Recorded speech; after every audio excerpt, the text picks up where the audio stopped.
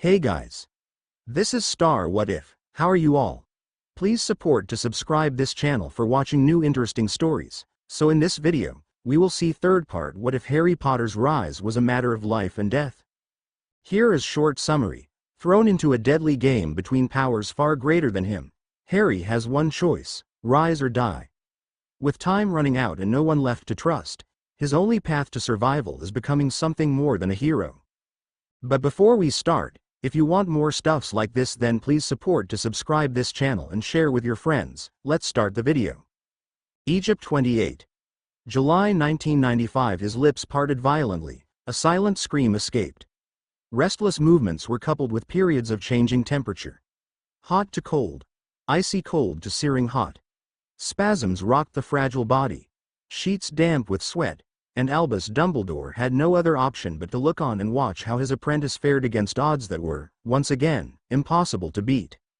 Partly illuminated by the fire of a lone torch, his expression was one of worry, maybe even self-loathing for having dragged the young boy into another deathly situation. It seemed to be his destiny. No, their destiny. How much could a man endure before he broke? How long could the boy last until he finally shattered? It was a burden too heavy to bear. A price too high to pay. Yet pay he had to, and the feeling of helplessness sent throngs of ice-cold rage through his aged blood.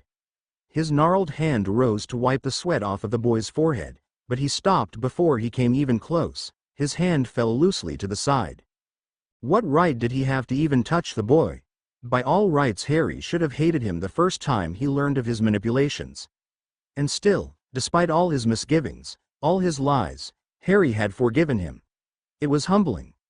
It was enough to change a man, and now, after some time had gone by, he reminisced and wondered why Fawkes had stayed with him through all of it. The temperature changed again and Albus nearly felt the heat radiating from the boy's body. He silently cursed himself for his foolishness. The signs had been there, lying visible right in front of his eyes, and like the blind old man he was, he had ignored them. Why had he even thought it was a good idea to bring the boy into the tomb? A tomb that had sent the experienced excavation team before them running in fright.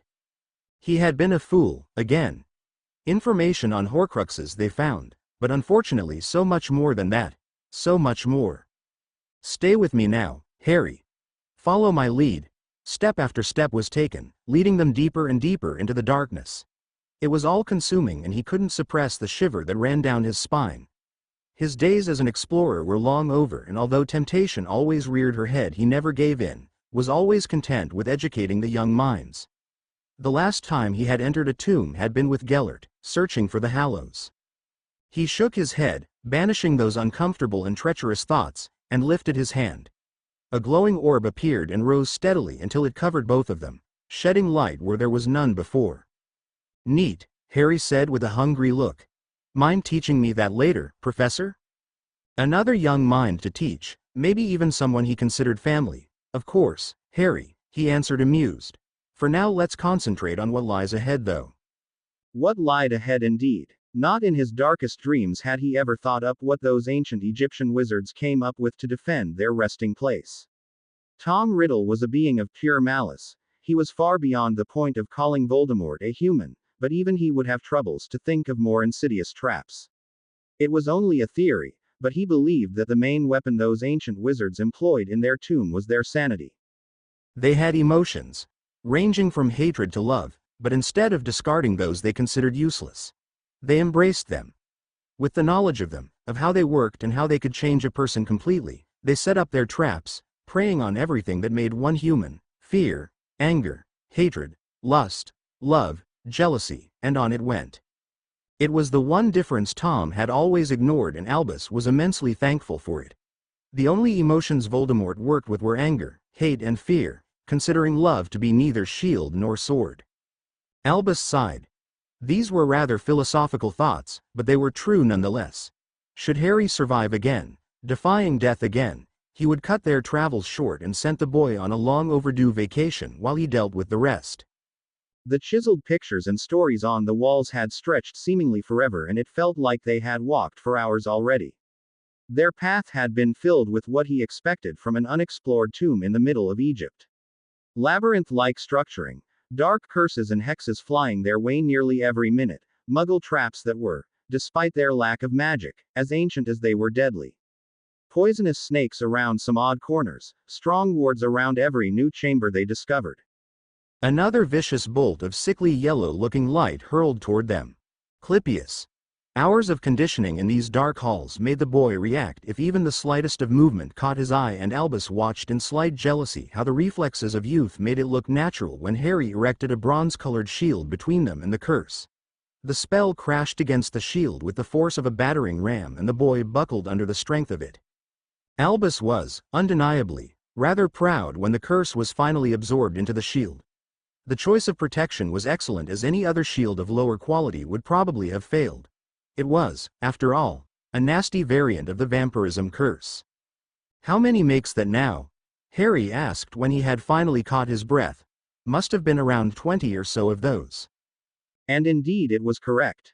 The deeper they went into the tomb, the darker the curses became, and a rush of pride surged through Albus as he watched his young apprentice. The boy looked worn, but alert, and after hours of fighting alongside him, he couldn't help but admire his tenacity and creativity. No trap managed to hold them for long, no snake reached them, each curse was batted away, shielded against, or dodged. "That seems about right, my boy. Now, we must be even more careful," he said, and gestured to the archway of stone in front of them. "This might be the entrance to another chamber, and I can sense the wards around it. If nothing else, experience should have taught us in the last few hours. Whatever lies behind this is more deadly than what lies behind us. Now," he added, "help me to unravel these wards, please." And so they wove their wands around the magic, disconnecting, guiding and reconnecting its strands, always careful not to wake the ancient protections in them. Normally he would have done it himself, as he had over a century more of experience than the young lad, but it had taken only half an hour into the tomb until they learned that a lone explorer would have a really hard time.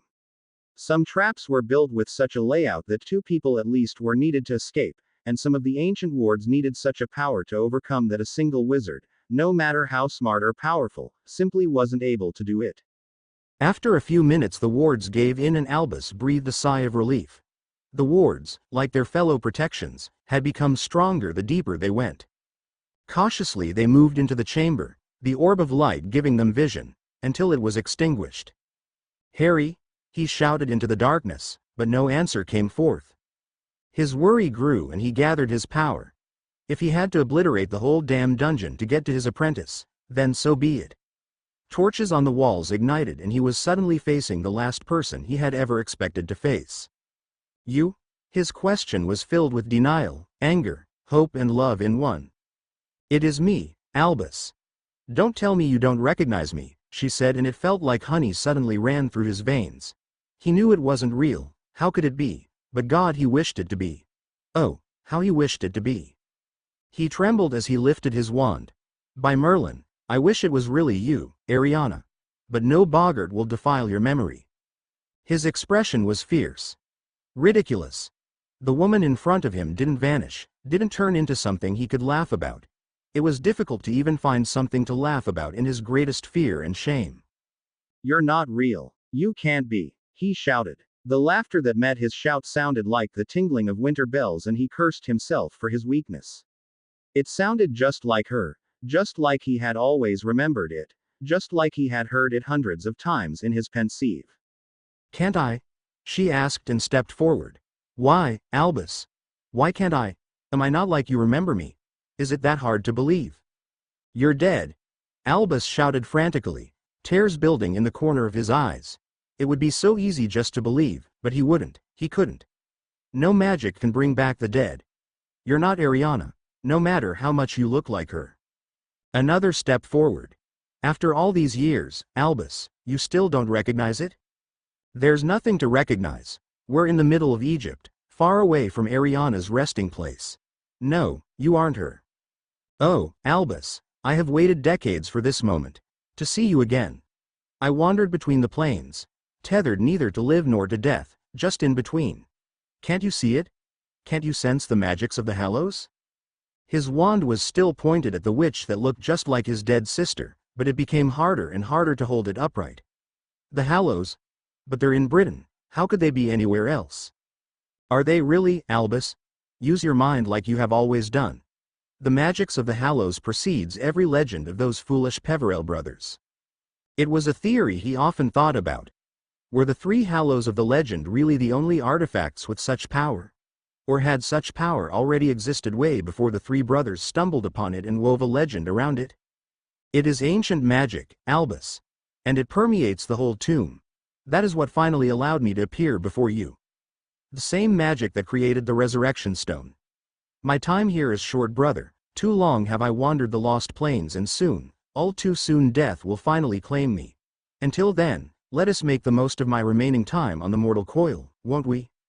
Her arms were wide open and she was but inches away from him. It was tempting, too tempting to describe it with mere words. His sister. Could it really be? Was it really possible? A scream of anguish escaped him, a cruel mixture between a cry and sobs, as his wand moved through the air, cutting through the figure of his sister relentlessly. Fountains of blood hit him, coloring his beard, his face and his robes in dark red.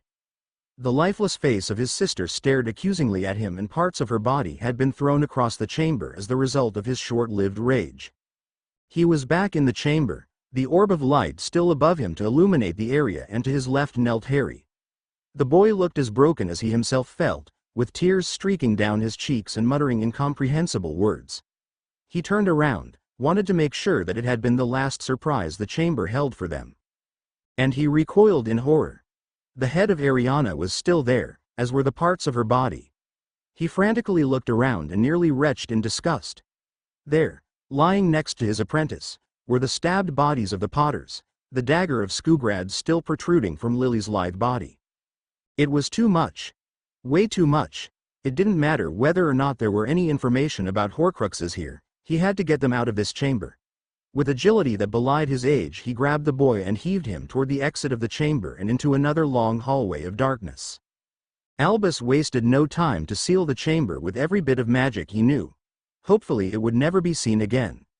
The face of Ariana still stared at him, and this time he knew for sure that it was his curse that killed her, and it nearly broke him. A lone tear escaped him as he thought about what had happened in the tomb. That particular chamber had been one of the most horrible ones, but there had been more, oh, so many more. Even darker curses, and fury and scores of other undead creatures awaited them. Mystical creatures, a basilisk, even an undead Noondu, they all became minor nuisances if compared to the horrors the other chambers unleashed on them. Preying on their emotions and fears, illusions were woven with cruel precision. Towering walls of fire threatened to consume them with each new step they took, and, after what seemed like weeks, his sense of reality started to blur. The line between sanity and insanity slowly vanished, until he himself wasn't even sure if he was truly who he always thought he was. All the simpler it was for the cruel magics to take hold of their minds. Many dead acquaintances were seen again, so many horrid memories relieved, and even though the boy, now lying in a bed moving restlessly, soldiered through with a will of iron that Albus admired, he was sure that Harry's experiences had been equally as horrendous, if not worse. You should rest, Professor. Although she doesn't show it, Mistress Baranab is worried about you, a young woman next to him said. He appreciated the sentiment, but there was no way he would leave the boy now, even if his inability to help drove him insane. I fear that rest won't come to me until Harry is out of danger, he answered and gently patted her shoulder.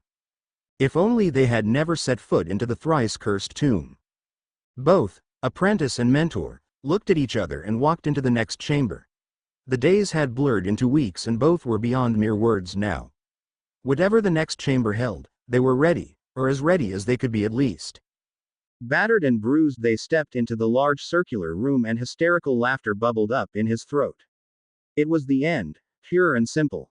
No other way but the one they had come from led out of the chamber, and in the middle, illuminated by dozens of torches, was a single sarcophagus. Too relieved to have finally reached the end, he failed to warn Harry, and in reckless abandon the boy stumbled up to the grave, eagerly shoving away the heavy stone lid that sealed it. A mistake that soon proved to be the biggest he had made yet. With incredible force they were flung away from it, crashing against the decorated walls of the chamber, and with unbelieving eyes, Albus watched how magic became visible without a spell.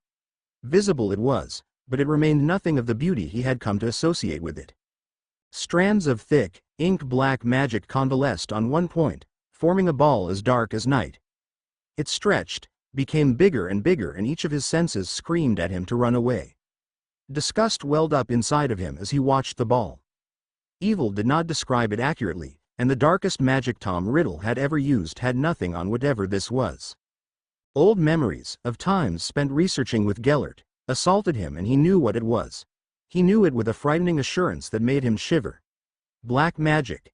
The art to summon demons and transcend the boundaries between worlds. He quickly got up and lifted his wand. A short look toward his apprentice revealed the boy to be unconscious. Good. This was magic far beyond him. Far beyond anyone that roams the mortal world, but he would be damned before he simply gave up and surrendered to the incoming darkness. The black ball shaped itself, and with a few well-placed spells he tried to disrupt the process, to no avail. The being that greeted him when the forming was complete was simply beyond his comprehension. It physically hurt just to look at it, and he knew instinctively that he was at a disadvantage. A severe one at that, for he did not dare to look the beast into the eyes. Too great was his fear to simply surrender himself to insanity, as it was the abyss that would stare right back at him. Labor solis, and the first words were spoken. The battle had been furious. The war between light and dark, white and black had been waged for hours. And although it had taken all of his knowledge, all of his power to drive the darkness back, hope had filled Albus' heart as he went toe-to-toe against the demon, throwing around the deadliest spells he knew of. With each hit the demon had taken, it had become smaller, until nothing but a tiny dot of black remained. It had been exactly in that moment, when Albus had been about to deal the finishing blow, that Harry had awakened, and the demon, seedy creature that it was, had immediately identified a possible way to escape. The black dot had raced across the chamber, and before he knew it, it had entered the mind of his apprentice. Albus had quickly taken his apprentice and the few scrolls that had been lying in the sarcophagus, and with a primal fury unseen in centuries, he had forcefully punched a hole through the wards around the chamber before apparating them out. And now he sat here, on the wooden chair next to the bed his apprentice was lying on. And the only question he had when he considered the mental battle the boy was fighting just now, was which color Harry's eyes would be when he finally woke up. Green for the innocence of youth that was Harry.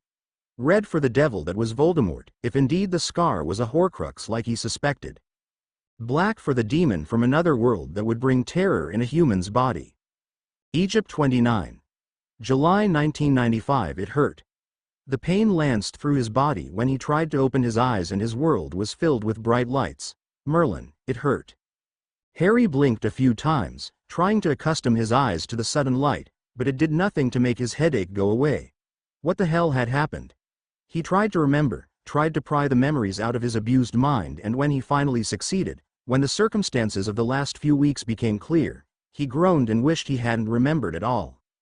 His hands went to the nightstand next to the bed in a desperate attempt to find his glasses, while he inwardly marveled at the softness of the silky bedsheets. Such comfort hadn't been possible in the days he had spent in the tomb with Dumbledore, and now, after surviving his latest encounter with darkness, he finally understood the saying that one should never take things for granted. What a fine mess he was in now. Honestly, he wondered how he had even managed to survive. The battle with both Riddle's soul and that of the demon hadn't given him much of a chance. And maybe his win had something to do with the pounding headache. Bloody hell, he muttered as he put up his glasses and rubbed the bridge of his nose. That hadn't been what he expected when they started their adventure in Egypt. No, that definitely hadn't been what he expected at all. Harry. The hesitant and wary question made him look up, and he was startled to see that Dumbledore holding him at one point. Well, the man had every right to be wary.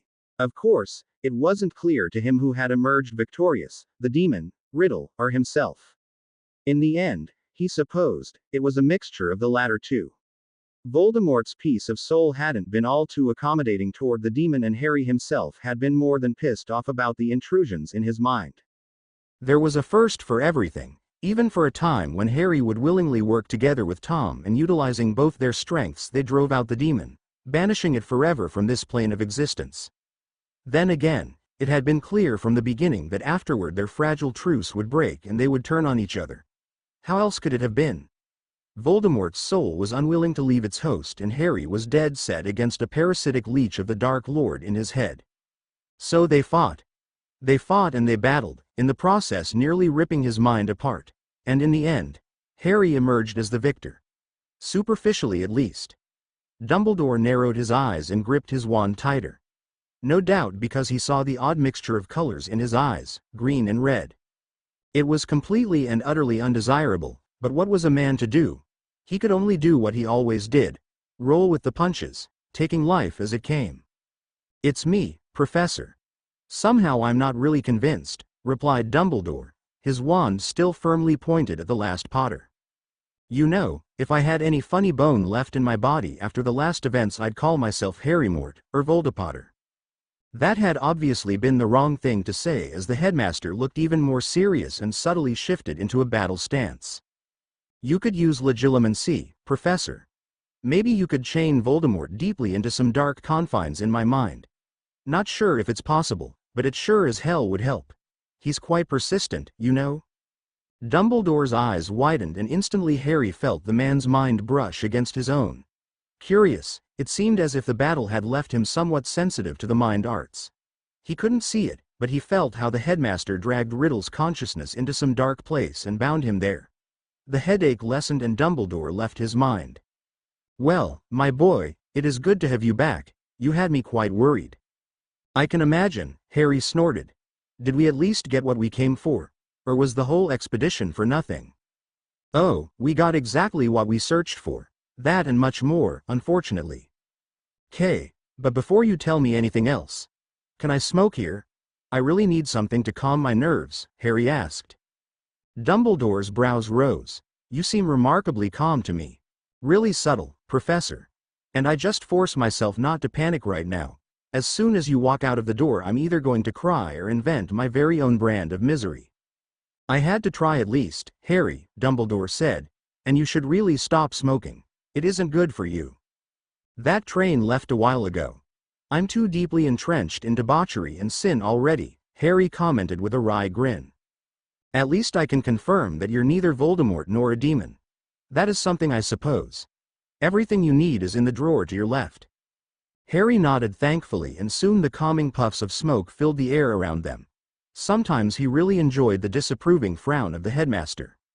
"Now, the scrolls we got from the tomb confirmed my suspicions," said Dumbledore. "And they also gave me some additional information about Horcruxes. Especially on how they are made and how they can be destroyed." "Destroyed? If the diary was a Horcrux too, then basilisk venom should work." "The venom is very corrosive, true, but it could have been a fluke. That wouldn't be the first time magic played a practical joke on us mere mortals after all. It's better to have some confirmation. Also, the instructions on how to make one gave me some interesting insight." "Oh." Another stream of smoke entangled itself with its brothers in the air. "Making a Horcrux splits the soul evenly. So, if we assume that the diary was Tom's first, then it was an even 50-50 split. The next one would have split the remaining 50 in half, and so on," Dumbledore explained. "I'm sure that is the main reason why the cruel but calm and collected Tom Riddle turned into an insane dark wizard with sudden bouts of rage." How can they be destroyed? Fiend fire, basilisk venom, or some rather obscure and ancient rituals? "Do we know how many he made?" Harry asked and furrowed his brow. This whole immortality thing didn't exactly make him feel warm and fuzzy inside. How depraved had a man to be, to use such extreme measures? "No, and that is the crux of the matter," Dumbledore answered, and Harry rolled his eyes. "If we knew how many he has, we could anticipate whether or not he is able to make another one. There comes a point when the remaining soul resists a further split. It is completely unheard of to even create a second one, but we already know that he did it. Most likely a third one as well. Maybe even more." Dumbledore shook his head. "And that brings us to the matter of your scar. I'm sure you have already guessed it. It's a Horcrux, a living one at that." "Not too sure how I feel about that," Harry answered. "Exactly, and it begs the question of how we can remove it. I have no idea, but there is someone who might know. Mind you, it is also possible that he doesn't even know what a Horcrux is, but the man in question is older than me and has a lot of experience with the darkness of the world. So our next destination is this mysterious person you know? Indeed, Dumbledore answered. But I fear it will be quite a long journey until we reach him. Where? Harry asked, not really happy about what his future held. Why, ancient China of course. The last few hours of their preparations made Harry feel conflicted. On one hand, he wanted nothing more than to leave this infernal country behind him. The bout of mortal combat with Voldemort and the demons saw to that. But on the other hand, he truly enjoyed his last moments with Kia, and the pleasure of her flesh made it hard to hate the country in its entirety. The headmaster, of course, was understanding and consoled him, but Harry had the sinking suspicion that the old man enjoyed his misery, now that he was out of life-threatening danger. China 03. August 1995. It was an interesting experience, wandering through the Chinese countryside, passing large fields of rice and also, in a bizarre contrast, gigantic modern buildings that dwarfed their English cousins in both size and magnitude. He knew, how could he not after living a large part of his life as a Muggle, that those buildings, which reached the sky and sometimes even seemed to break it, belonged to large companies, completely unaware of the magical world. Of course, he only saw them when they were traveling through one of the larger cities. The headmaster had insisted on sharing his knowledge about magical China, claiming that it just wasn't right to visit a country of such a rich and diverse culture without knowing anything about it, and what had followed that exclamation was a short, but definitely enlightening crash course in Chinese mythology and development, on the magical side at least. In matters concerning the Muggle side, the headmaster remained woefully ignorant, and Harry took great pleasure in making the older man marvel at the ingenuity of some inventions. Compound artimeter, you say? And it can cure, how did you call it, malaria? Questioned the headmaster as they passed another small village, this one looking far more rural and oddly out of place in modern times. Artemether, answered Harry. And yes, it cures malaria. Do wizards know it? Malaria? I can't say I ever heard of it, my boy. Maybe you could describe the symptoms. There might be another name for it. As far as I know there are several types of it. Not really sure. But I think fever and chills are symptoms. That's rather vague. There are many diseases with these symptoms. How does it come to be? I seem to remember that the Black Death in the 14th century was transmitted by rats, Dumbledore said. Horrible time that must have been.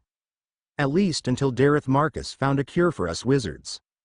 Harry resisted the urge to sigh. Why, oh why, couldn't Binns teach like this? I'm not sure about the details, but I think a mosquito transfers it. A mosquito? Ah, I think I know what you mean. Though I was under the assumption that Muggles called it swamp fever. Might be. Probably has a lot of names. True. Too true. Well, we call it Marickia's disease. Named after the magical brother of the mosquito. Tricky little devils they are, and it took ages to discover that their wings, then a major ingredient for a lot of potions, were what made wizards and witches around the globe ill. Marickias. Harry tested the word. Around the globe, huh? I guess that everyone used it in their potions. Definitely more widespread then as it was in the Muggle world. Indeed, but necessity is a harsh mistress, and before long Antonin Pharos developed the cure for it. That was around the 15th century if memory serves right. So the wings can be used now. Can't say I ever saw them in class with Snape, Harry said, and instantly recognized his mistake. Hesitantly he turned to his mentor and groaned when he saw the blasted twinkle on full power. Professor Snape, I mean. Good of you to remember, my boy.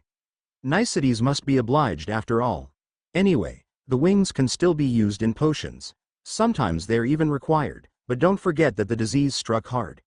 Even now, after centuries have passed, people fear the consequences of using them. Dumbledore stroked his beard and nodded thoughtfully. It isn't rational behavior, of course, but fear seldom makes us think logically. Somehow Harry had the feeling that the discussion wasn't so much about the disease anymore. At least people didn't ban their use out of fear. That's something. HMPF, Dumbledore wrinkled his nose. They tried. I can remember at least 3 different movements to pass laws of that kind through the Wizengamot in my tenure. Then again, Marickia's wings only regulate a small part of a potion's potency, so the tries remained just that, tries. The headmaster suddenly stopped and looked over to Harry. How do you even know about this compound artemether? That seems to be rather advanced knowledge. Harry shrugged. Wasn't much to do during school breaks. Without someone hounding you, the library can actually be a pleasant place. If the headmaster caught his veiled reference to Hermione, he didn't comment on it. Instead, both resumed their discussion about magical china which, if Dumbledore was to be believed, was one of the major shakers in the IWC due to its size. Magical settlements quite similar to Hogsmeade were spread throughout the whole country with a central hub that made Diagon Alley look very small in comparison, situated in Beijing. And although Harry wasn't really into herbology, he did enjoy their brief stay on a farm that looked deceptively like one that grew rice when, in fact, it was used to grow all manners of different magical plants. They traveled for 2 more days, partly gathering information and partly sightseeing, until the lush green slowly changed into snow white and the valleys were replaced by hills and mountains. His feet had started to hurt days ago when they were still traversing the many fields, but unfortunately their usual means of magical transportation didn't really work. "Why don't we just flow through the country?" Harry asked. "We know nothing here, Harry." "So, where would we flow to?" came the quick reply from his headmaster that shot down his genius idea completely. "What about apparating?" Harry tried again. His feet were killing him. "It's incredibly dangerous to apparate if you don't have the exact coordinates, have been to the place before, or have a line of sight to your destination. We could easily plant ourselves into a wall that way. And that's the least deadly possibility. Why don't we apparate from one point to another in our line of sight then?" "Well, my boy, if you have the magical power to do so over a large amount of time, be my guest. I, however, value my yet undamaged magic too much for it." And another possibility was shot down by the great Dumbledore. Harry wasn't finished, however, not by a long shot. He hurt, was cranky, and by Merlin, he would find a way. He thought about it a bit more and got an idea. With a triumphant grin he turned to the headmaster. "Then let's call Hedwig and Fawkes. I'm sure they could take us." "We could try, but do you think Hedwig has been to the place we want to go?" "I don't think Fawkes has ever been there, so they probably can't take us. Phoenixes, as powerful as they might be, must have been to the place they want to flash to." "And the chamber?" "I don't think Fawkes was there before," Harry answered. "True, but you were there, Harry. In that case, Fawkes honed in on your magical signature and not the place you were at." Well, there was one last possibility, and Harry would be damned before he didn't have tried everything. "Can't you make a portkey, Professor?" "MHH. I could make one," Dumbledore answered, but Harry had a bad feeling about it. The twinkling was too bright for it to be anything good. Then again, my friend is rather paranoid and the whole place is warded against incoming portkeys. And the hope came crashing down, just as he expected. He really should have known. "So we can only travel by foot.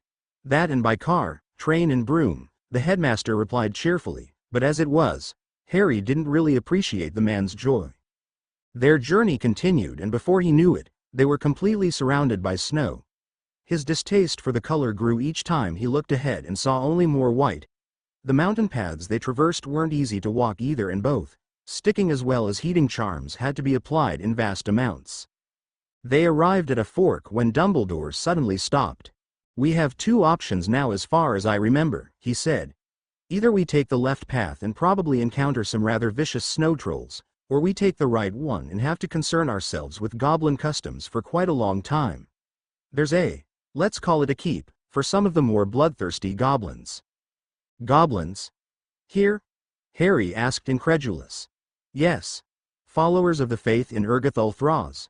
The paragon for every goblin that belongs to the warrior caste." "Why don't we go to the keep then?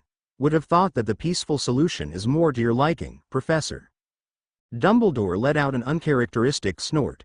"Followers of Thraz peaceful? I think they would rope you into an arena fight somehow, if only to humiliate a human." "Arena fight? MHH. The bi-monthly tournament to crown the strongest goblin starts soon. Naturally, many of the participants train hard for it, and often they can be found in the lesser arenas to prepare themselves.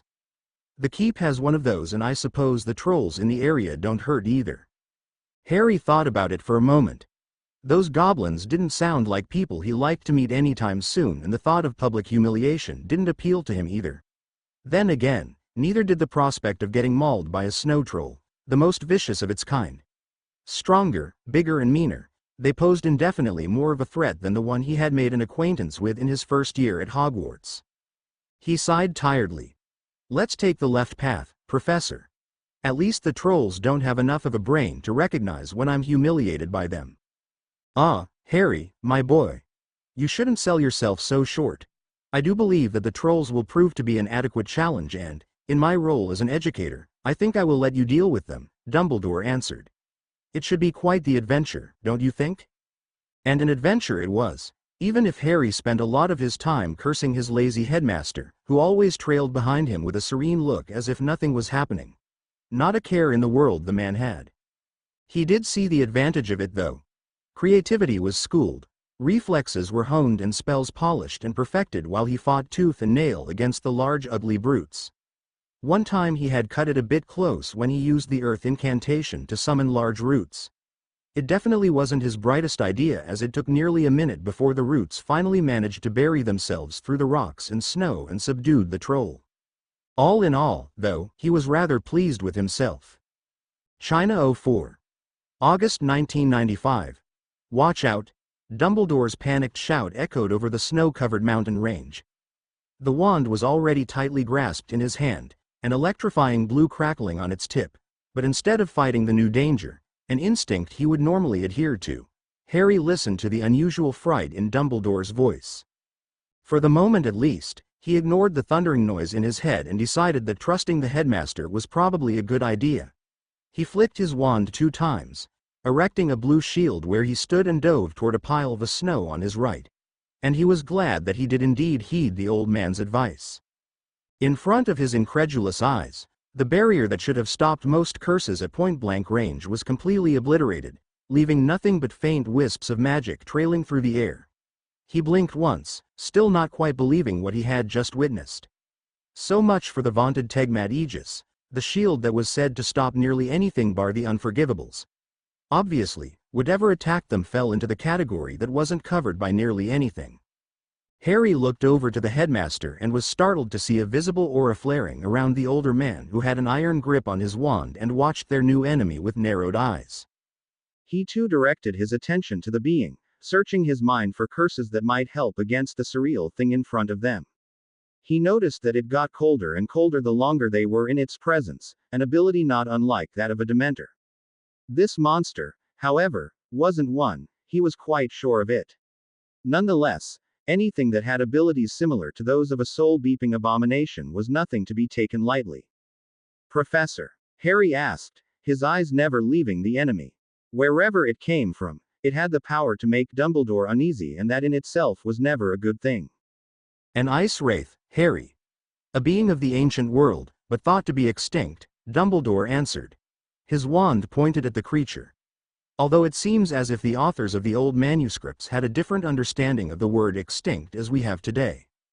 Ice wraith, huh? Well, the solution is fairly easy, I think. Incendio.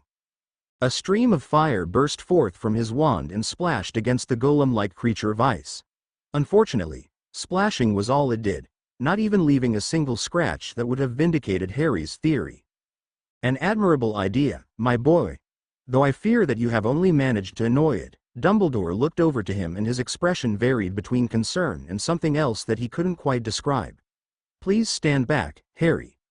You have learned much, but there are things you are not yet ready to face. But, no, please do as I say. I ask this not as your headmaster, but as your friend. I can't fight if I have to worry about your safety. The protest died on his lips and he had to jump away quickly, when another beam of white light rushed in his direction. The ice wraith, it seemed, had enough of their idle chatter and decided to intervene. Harry backed up a few feet more and clutched his wand like a lifeline. Staying out of the fight would prove difficult, he knew, as the noise in his head still hadn't receded and the drums of war hammered louder with each step he took backward. Thank you. He heard the faint whisper of the headmaster and watched helplessly as the first spells were cast. Dumbledore sidestepped the with bolt that was shot at him and the explosion that followed as it struck the mountains behind him nearly threw Harry of his feet. 2 lances of ice flew through the air and were banished hard enough into the rocks that small spiderwebs went out from their points of impact. Just what the hell had he gotten himself into, when he agreed to accompany the headmaster on his travels? The older man's wand swished through the air and he transfigured pebbles into very familiar-looking stone warriors. 3 of them, bigger than his single one had been, without incantation, without proper wand movement. He had thought that the gap between himself and powerful wizards like Dumbledore and Voldemort had shortened somewhat, that he would only need a little more time to bridge it entirely. And obviously he was proven wrong on every account right now. Then again, Dumbledore was a master of transfiguration just as Voldemort was a master of the dark arts. Maybe he just needed to find his own niche to rival them and their usage in their respective fields. It was a thought for another time. Another explosion rocked the area, 2 of the mighty guardians already having been reduced to debris, and the noise of a third one was replaced by a metallic sound, as if someone had hit a gong. Dumbledore's hastily erected barrier had crumbled as soon as the magic hit, but once again, the headmaster was left without a scratch. A part of Harry, he might even call it his Slytherin side, watched the proceeding with critical eyes. It was detached from his worry for the headmaster and completely focused on the practical aspects of the battle he was watching. Many ignorant wizards would call it the burden of age when Dumbledore's shield came crashing down. They would delude themselves by thinking that the headmaster was finally starting to show weakness after more than a century of being at the top in terms of magical prowess. Harry, though, knew better. True, the shield crumbled under the onslaught, but it didn't escape him that Dumbledore had seemingly no injuries afterward. No, the answer was something else, something much more frightening, and the sheep of Britain would wet themselves if they ever recognized what Harry had just seen. The headmaster didn't become weaker with old age, but stronger, but that wasn't correctly formulated either. The man's magic had probably lessened a bit over the decades, but what he gained in that time was, in Harry's opinion, even more valuable than the lost amount of magic. The answer was simple, so simple in fact that it probably escaped the majority of wizards and witches in the UK. Experience. Over a century of it at Dumbledore's fingertips, and there weren't many people that could say the same. Oh, there were other people in that age range, of course, but what use were 100 years of knowledge and experience in household charms when pitted against the decades that the headmaster had spent in wars all over the world? Dumbledore had told him of the common misconception that many harbored. The belief that he had only been an active fighter during the wars with Grindelwald and Voldemort. And only a few knew that he too was once a battle mage, that he spent years running from country to country, stopping dark uprisings and battling in many magical wars, always fighting for what he believed to be right. And it was with a startling clarity that Harry realized what it meant. The shield hadn't failed, hadn't crumbled because the magic crashing against it had overpowered Dumbledore. No, the shield faded because the headmaster hadn't put 1 ounce of magic more into it than was necessary to stay safe. Not 1 ounce of magic was wasted, not one measly bit. 3 new warriors joined the fray, once again transfigured silently, and Harry's mind boggled at the concept of maintaining such an amount of transfiguration and charms. And that for seemingly no other reason, but to occupy the creature. The Guardians were shattered left and right, but it gave Dumbledore the time to pursue other venues of attack. 1 warrior was completely obliterated by a streak of light, another was nailed to the rocks next to Harry, by dozens of ice spears. He shuddered to think that this could have been him. Torrents of fire and arcs of lightning escaped the headmaster's wand, once again accomplishing nothing. The cold had become biting over the last few seconds, and he barely noticed that the wraiths seemed to inhale an unholy amount of air, not even stopping to bat away the many guardians around it. It was also the first time since the fight had started that he heard Dumbledore's voice. "Anchor yourself, Harry," the man shouted frantically, but Harry's confusion must have shown. "Transfigure your boots into slabs of stone and erect the hardest shield you can manage." He didn't understand the commands, but that wasn't important at the moment. Not much existed in this world that could make the headmaster panic like this. Harry flicked his wand, and instantly his brown dragon hide boots changed into ridiculously big chunks of stone, making it impossible for him to move. Thorax Duris. All his magical power was funneled into the shield that quickly took on a silvery sheen. Hopefully it would be able to withstand whatever had frightened the headmaster to such a degree. He looked over to Dumbledore and saw that the man had done the same to his feet, but chose another shield. A shield he didn't recognize, so it was probably very old, or very powerful, or both. Seconds went by and the strain of holding the thorax shield upright became worrying, especially because nothing seemed to happen after all.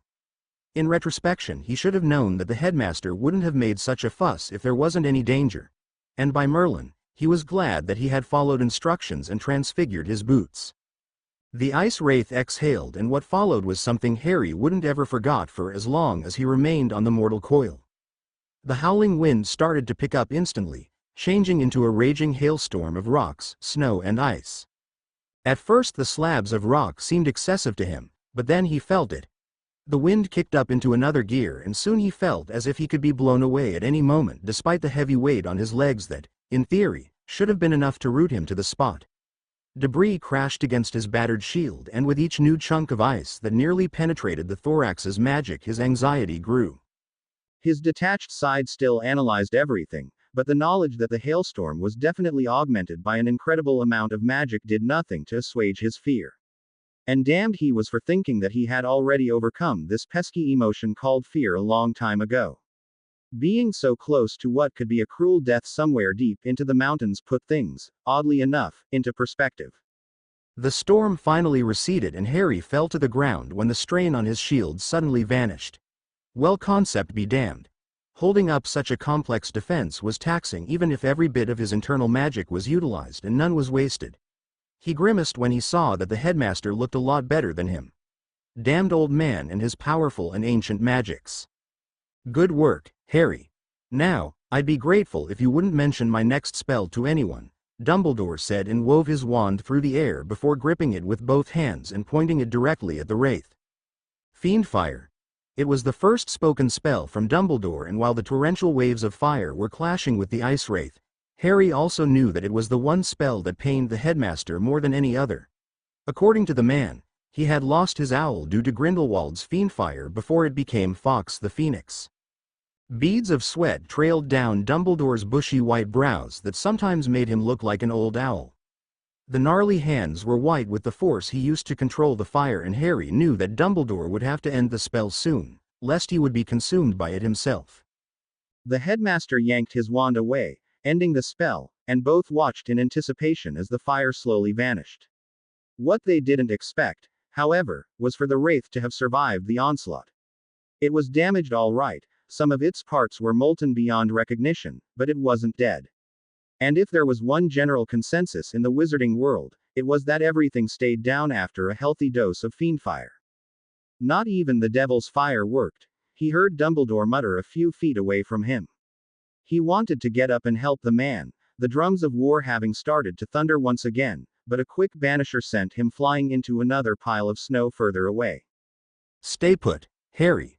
I've got one last idea, and if that doesn't work, then we call Fawkes and Hedwig, and retreat in all haste.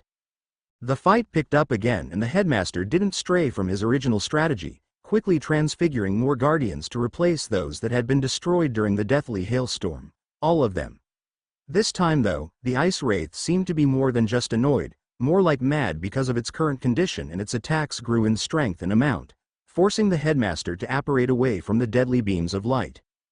In a short lull during the fight, which the wraith used to destroy several warriors, the headmaster apparated to a heightened position and pointed his wand directly toward the sky. The incantation that followed was vaguely familiar, and Harry knew that whatever the headmaster intended to do, it wouldn't be pretty. Father of fire, God of the flames, I beseech thee, grant me thy power. Let them, thy enemies, be burned to ash under thy fiery gaze. Dumbledore closed his eyes. The wand still pointed at the sky. Pugnus ad patris, fulgur ardeo. He slashed his wand downward until it pointed at the wraith, but nothing happened, and for a short moment Harry entertained the thought that maybe the headmaster had botched up the spell. Then again, he never took Latin classes and didn't know what fulgur ardeo meant. Soon he noticed a whistling sound that grew louder and louder with each second that went by, until it became a screeching that made him wish to be deaf already. Too late did he notice its fall from the sky, and he had only a lonely second to admire the fiery boulder before it smashed into the wraith. The resulting explosion blasted him and his rock slab boots into another pile of snow. It must have been the third or fourth pile of snow he had landed in during the last 15 minutes. He struggled to get up and observed the results in wonderment, the small red part in his eyes gleaming eerily. Where the nearly unbeatable ice wraith had stood, was now a crater of smoldering, molten rock. The only place in the vicinity without any snow.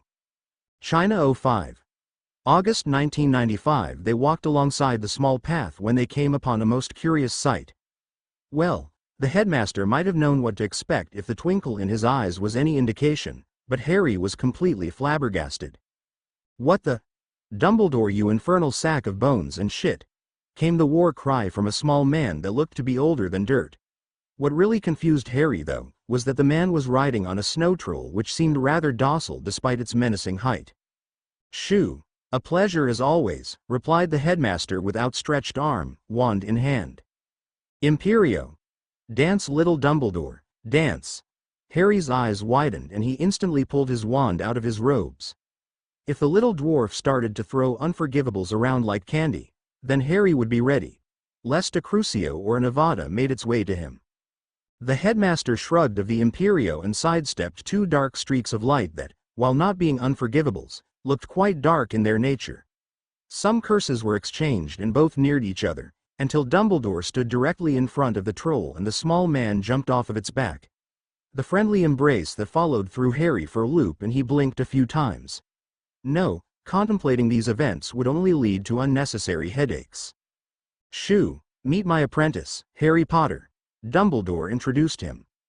The small man with more wrinkles than his head had hairs looked at him and his penetrating gaze was more than just uncomfortable. Somehow, Harry felt rather abused just by being looked at. "Fey, bone of the father, flesh of the servant and blood of the foe. Dark wizards these days have no imagination."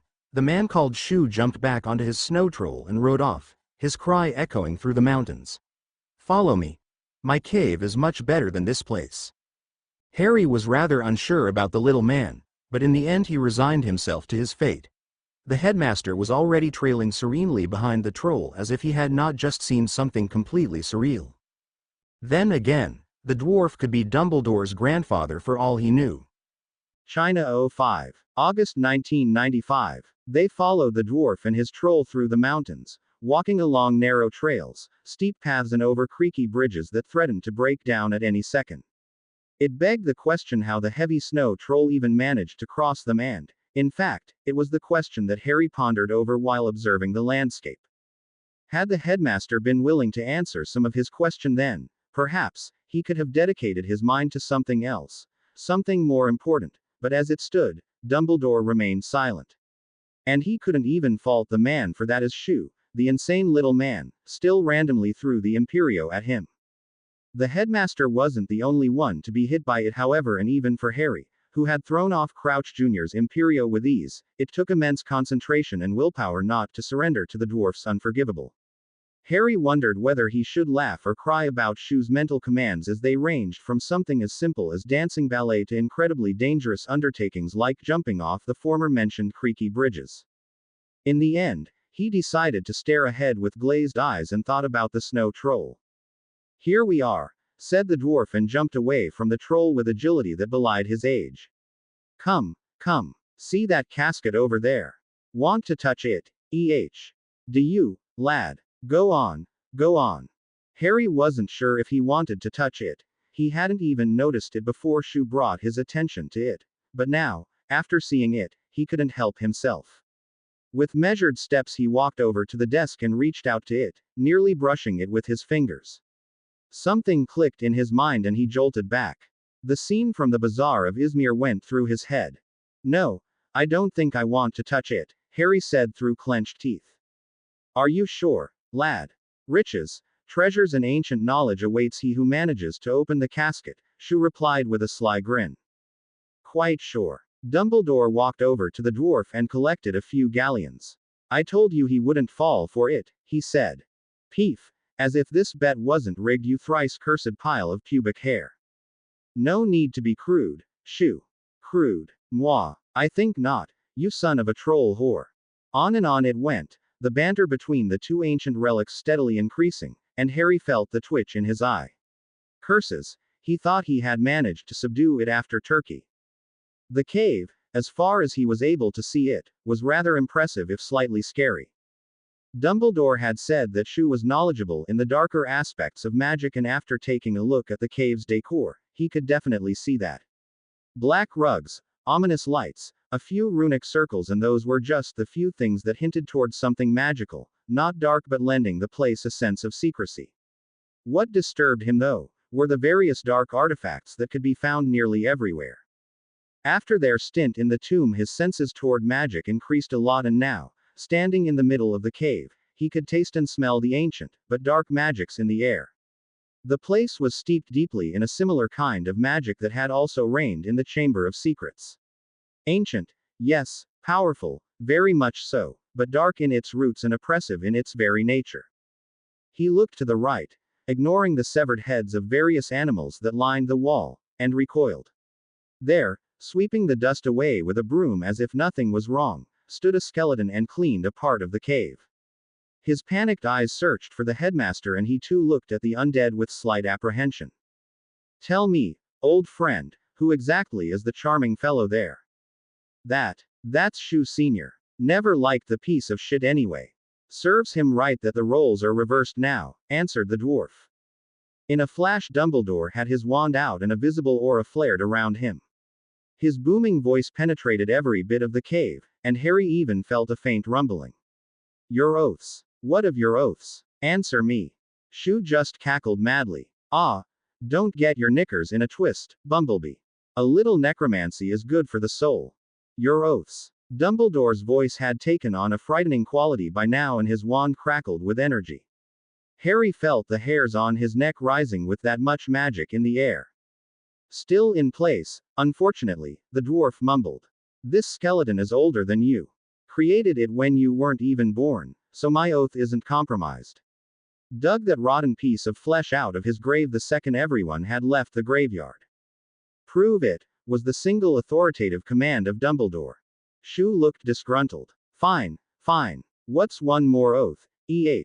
I, Shu, the former greatest Dark Lord of the Eastern Hemisphere, swear on my magic that my oaths to one Albus too many names Dumbledore are still in place and working. Harry's eyes widened with the proclamation of Shu, and instantly his own wand jumped into his hand. A second Dark Lord in his life. Couldn't he ever get a break? That was a rather weird oath, Professor, Harry said suspiciously. Dumbledore sighed in relief and lowered his wand. The wording may be interesting, but magic is about intent, and especially for oaths doesn't have to be too precise. Magic will recognize who was meant, and if he had lied, then he would be a squib right now. You can pocket your wand, Harry. What was that all about anyway? A Dark Lord. The headmaster watched as Shu made his way over to a lectern, sulking about the unfairness of it all, and conjured himself and Harry chairs. The last Potter was still a bit uncomfortable in the presence of a former Dark Lord and sat rather stiffly, but after a few drags on his trusted pipe he started to relax a bit. In 1921 there were whispers about a Dark Lord that held China, Japan and Korea in a stranglehold, even making his way toward large parts of eastern Russia. It were only whispers, because his control over these countries was rumored to be great enough to quell any kind of rebellion. And, naturally, the Confederation started to investigate those rumors, soon getting solid facts. Harry started to see where this was going, and he didn't like it. Not one bit. So they send you. Were you even in the IWC at that point, Professor? In the IWC? No, but in a guild that was under direct control of it. I told you about war mages, Harry, he said. They sent a contingent to liberate the countries, but you have to understand that a mission of such a scale was impossible out in the open. As a result, we operated hidden, and after 2 years we finally found a lead toward the Dark Lord, Shu. So you battled him. Correct, but that is also the point where official reports of the IWC and reality start to differ. To the IWC and the world, Shu is dead.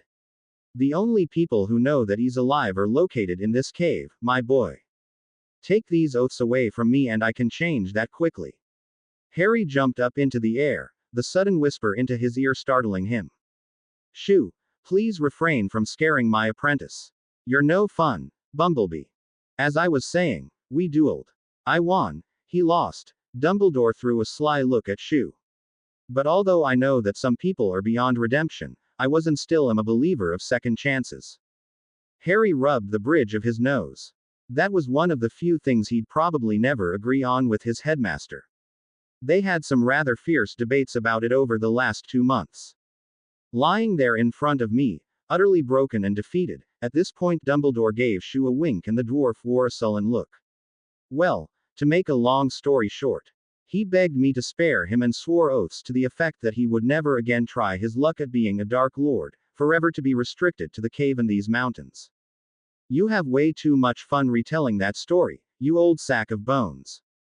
It is merely the truth, Shu. Nothing more, nothing less.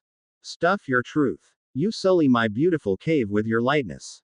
Tell me what you want and then leave, grumbled the dwarf. Very well. Dumbledore nodded. Have you heard of the term Horcrux? The dwarf whistled and smiled appreciatively. Wow, haven't heard of those in ages. Rather nice stuff, I think. You know, I considered to make one myself, but found it to be too much of a hassle. Dumbledore frowned and narrowed his eyes. So you know of it. That is worrisome, but also quite handy considering the situation. Spit it out. What situation? Harry here is a Horcrux, or at least something similar. I don't know whether Tom managed to complete the ritual before he was banished, but the fact remains, something of his soul is stuck in Harry. So you want me to get it out of the boy? He asked, an unholy glint in his eyes. Yes, you will be compensated of course. Shu cackled again. Compensated? Have you lost your mind? What use is money here? No, I'll do it for free this once. That's awfully altruistic of you, Dumbledore said suspiciously. Altruistic? I think you misunderstand my intentions, Bumblebee. The dwarf rubbed his hands together. Working on a living Horcrux. My, how fascinating. The study alone should prove to be quite exciting. Harry had listened to the conversation with unveiled interest, but when they got to the part of letting the former Dark Lord experiment on him he nearly choked on his pipe. China 13. August 1995. I hope you know what you are doing, Shu, Dumbledore said and watched over the proceeding with a keen eye. Should Harry come to any harm? What will you do then, asked the dwarf mockingly as he painted the 8th circle of blood around Harry. Think you scare me? Nothing of the usual kindness remained in the headmaster and 2 steely chips of blue stared the dwarf down. Have you forgotten who bound you to this place? I can just as easily demand your life as I had granted it those many years ago. Rubbish. Don't get full of yourself, Bumblebee. You never were one for killing. Shu would have spoken more, but the wand at his neck made him reconsider. Maybe, just maybe, Dumbledore had changed since the last time they met. It doesn't matter anyhow. I'm finished, Shu answered and rose from his kneeling position to observe his work. 9 circles of ancient runes, a bizarre mixture of Egyptian, Chinese and Norse symbols, written in the blood of the victim. The unassuming book that would serve as future vessel for the Horcrux positioned exactly on the 7th circle. The arithmetic calculations were precise, the runes a work of art. And in the middle of it all, at the epicenter of the blood ritual sat Harry Potter, looking frightened and wishing that he was anywhere but there. Is this really the only way, Professor? He asked. Dumbledore looked sad as he nodded. Unfortunately it is, my boy. There is another possibility, a theory of mine. What is it? Harry asked, desperate to find another solution. To let Voldemort hit you with another killing curse might rip the Horcrux out of you. This is only speculation though, so it isn't safe. And even if it was I wouldn't let you do it. Harry looked resigned and it was Shu who broke the uncomfortable silence. Enough of these damned light emotions. I'll do it now and then you will leave. The dwarf didn't draw his wand and instead went over to a corner of his cave, coming back with a black staff. Black, engraved with red lines that resembled blood, and with various dark knick-knacks hanging from its tip. Dark feathers, cursed teeth, the tail of a serpent. Dumbledore stepped back and Shu hammered the end of his staff onto the 1st circle, the point where he had begun to draw it, days ago. Harsh-sounding words left his mouth, but Harry didn't know what they meant, didn't want to know. His blood flashed in a deep green light. And all Harry knew was darkness. Darkness and pain. China 16. August 1995. The archaic ritual to transfer the Horcrux into another object was, as far as he understood it at least, rather anticlimactic and uninteresting. Sure, it went deep into arcane arts he hadn't even a hope of recognizing and it would probably prove to be perfect for an academic discussion. Not to forget the light show that accompanied the procedure. Still, for something that was supposed to remove the darkest and most vile magic from him, Harry felt rather disappointed. No great battles in his mind with Riddle, no strenuous quest to retain his sanity, just blackness, blackness and pain. One should never forget the pain which was, quite amazingly, the only thing up to par with the immense amount of preparation and calculation that had gone into the ritual. It was better this way, Harry assumed, quite frustrated with his own feelings of disappointment. Was he already so entranced by the wish for battle that he practically lusted after a deadly fight with Voldemort? Controlling his urges to fight had shot to the top of his to-do list rather quickly after the last 2 months. Rushing headstrong into every battle without even once stopping to think brought obvious consequences with it after all. A thought for another time, and Harry despised how large the pile of discarded thoughts had grown since the end of his 4th year. Events were happening so fast that he simply had no time to catch up with his musings, and he spent the small amount of time that he had either learning, traveling, or unconscious. The world was moving at a ferocious pace, and somehow, despite his struggles, he found himself unable to catch up. Soon, when he was once again back on British soil, he would take the time and sit down to ponder all the questions that for the moment remained stockpiled in his mind. And that without the use or any knowledge of occlumency. It was time he needed. Time to gather his thoughts, make plans, to train, to prepare for the upcoming storm. But, unfortunately, time was the only thing the headmaster couldn't grant him. His suggestion of using a time turner was shot down quickly, as not even Dumbledore had managed to acquire one for himself without the Ministry noticing. Well, calling it the Ministry might be a bit far-fetched, as it was really the Department of Mystery that regulated them, and regulate them they did with vigor. Every turn had to be written down in a special charmed journal, every use of it was recorded by the department, and it had cost Dumbledore nearly all of his favors and goodwill among the department's members to overlook the disastrous use of it in his 3rd year. Now they weren't willing to lend another one to anyone else but their own, not even to an exemplary student and with impeccable track record.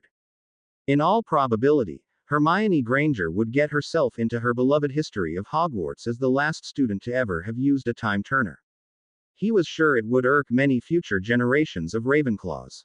Anyway, Sirius had been worth it, and he wouldn't change it even after knowing the consequences, a view that Dumbledore supported him in.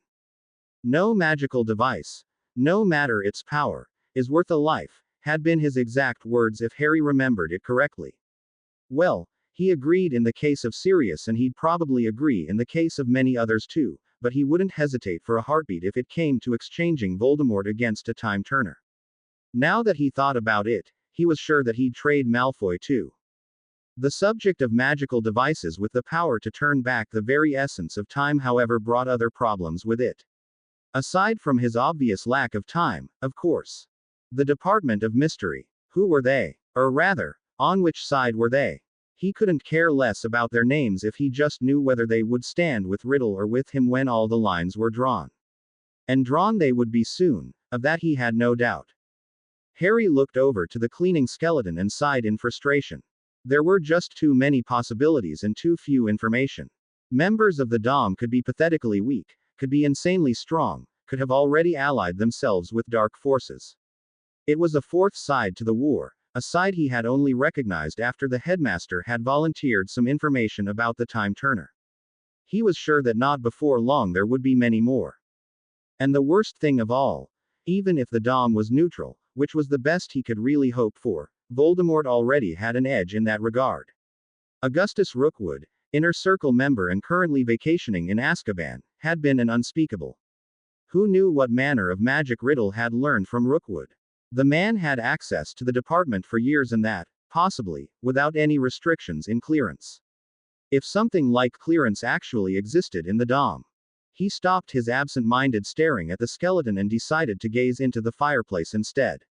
Much more relaxing and less frightening, even if after over a century no rotten flesh remained on it and the bones were white and clean. Damned it, he should use the short reprieve he had to organize his thoughts and make plans. The problem was that there were just too many angles to consider, and each time he tried to think of possible solutions, other problems crept up. 4 sides to the war. The headmaster and himself, the Ministry, the Dom and Voldemort. And even that was incredibly short-sighted, he knew. There were other magical races that had to be taken into account. Goblins for one. Vila, although they could also fall under the category of wizards and witches, different packs of werewolves, even merfolk, centaurs, vampires and giants could play a potential role. It was maddening and the lack of information did nothing but aid his headache. How large was the headmaster's side? 10 people, 20 people, more. Was it enough to combat Voldemort? And what kind of war were they even facing? Was it open battle with large numbers, or was it cloak and dagger business? Too many questions with no answers forthcoming. Way too many. He did the only thing he could and used the time to categorize everything he knew. Goblins were a rather unfriendly race and lured by the shine of many galleons their loyalty can easily be called into question. If one had their loyalty at all, that is. After hours of continuous search for bits and pieces about rare artifacts, it was unavoidable to stumble about a fair bit on goblin history and culture, so he would easily agree, when asked if he had a rudimentary understanding of the race, even if the rudimentary understanding might as well be considered a mastery among most wizards. They had their upsides though. The warrior caste was fierce and everyone who had their allegiance, or at least their temporary help, was nearly untouchable. Well, not untouchable, but definitely insanely secure. A handy skill in magical architecture was also a part of their arsenal that would prove to be beneficial in a war. But how would one go about gaining their goodwill? Many galleons were one way, but it would only be a very shaky foundation of trust and he would have to compete with the likes of the Malfoys, the Knots and many more rich nobles. And that in fiscal matters which were, simply put, beyond him. The mere thought of not made his blood boil. Harry was sure that if the blighter had enough gold to bribe his way out of Azkaban then it was nearly impossible to be victorious in this matter. Ron's brother, Bill if he recalled it right, worked at Gringotts. Then again, he was sure that the headmaster had already considered this angle and what was a lone human able to do, to gain an alliance with a race that spanned over the whole globe. He could only hope that they would remain neutral, and that frustrated him to no end. Giants and vampires were a no-go altogether. Sure, they could send emissaries to secure their neutrality, but it probably wouldn't help. Those races were aligned to the dark through their very nature and even if a few examples of goodness existed, they were very rare. The acute bigotry didn't help either. Werewolves were a bit different in that regard as their alignment to darkness would only come about once a month and in every other aspect of their lives they were like wizards and witches. But the ministry, once again, made it impossible to earn much favor with them, and the only way for him was through Moony. Another point the headmaster had surely considered. No, the only side he might, and that was a very tentative might, be able to help with were Vila's. It begged the question of how high Fleur and her family were in their hierarchy and if they were even susceptible to his ideas. He would pen a letter as soon as possible, he decided. You seem preoccupied, Harry. Dumbledore's voice came from his left and he saw the man conjure himself a chair and sit down next to him. What ails your mind like this? The war, Harry answered with a sigh. Maybe it was good that the headmaster had interrupted his thoughts, before he attempted to sort through the cesspool that called itself politics among wizards.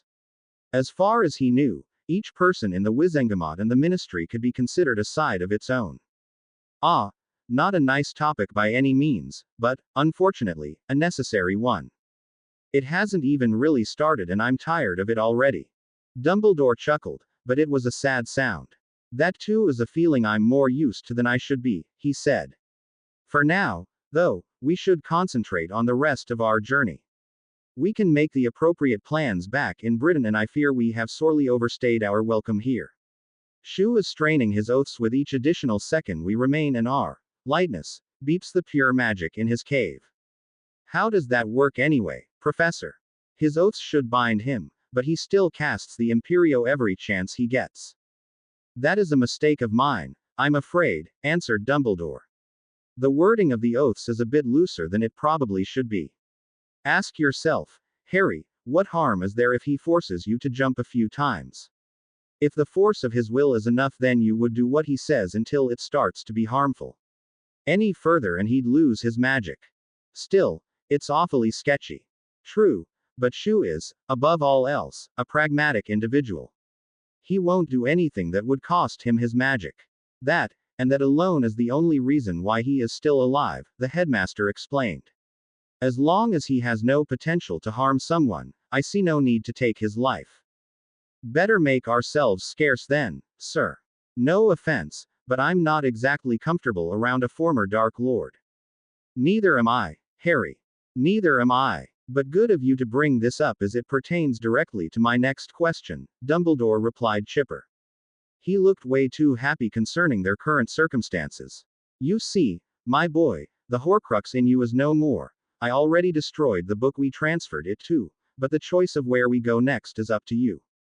Harry arched his eyebrows skeptically. That wasn't exactly what he had expected. My choice.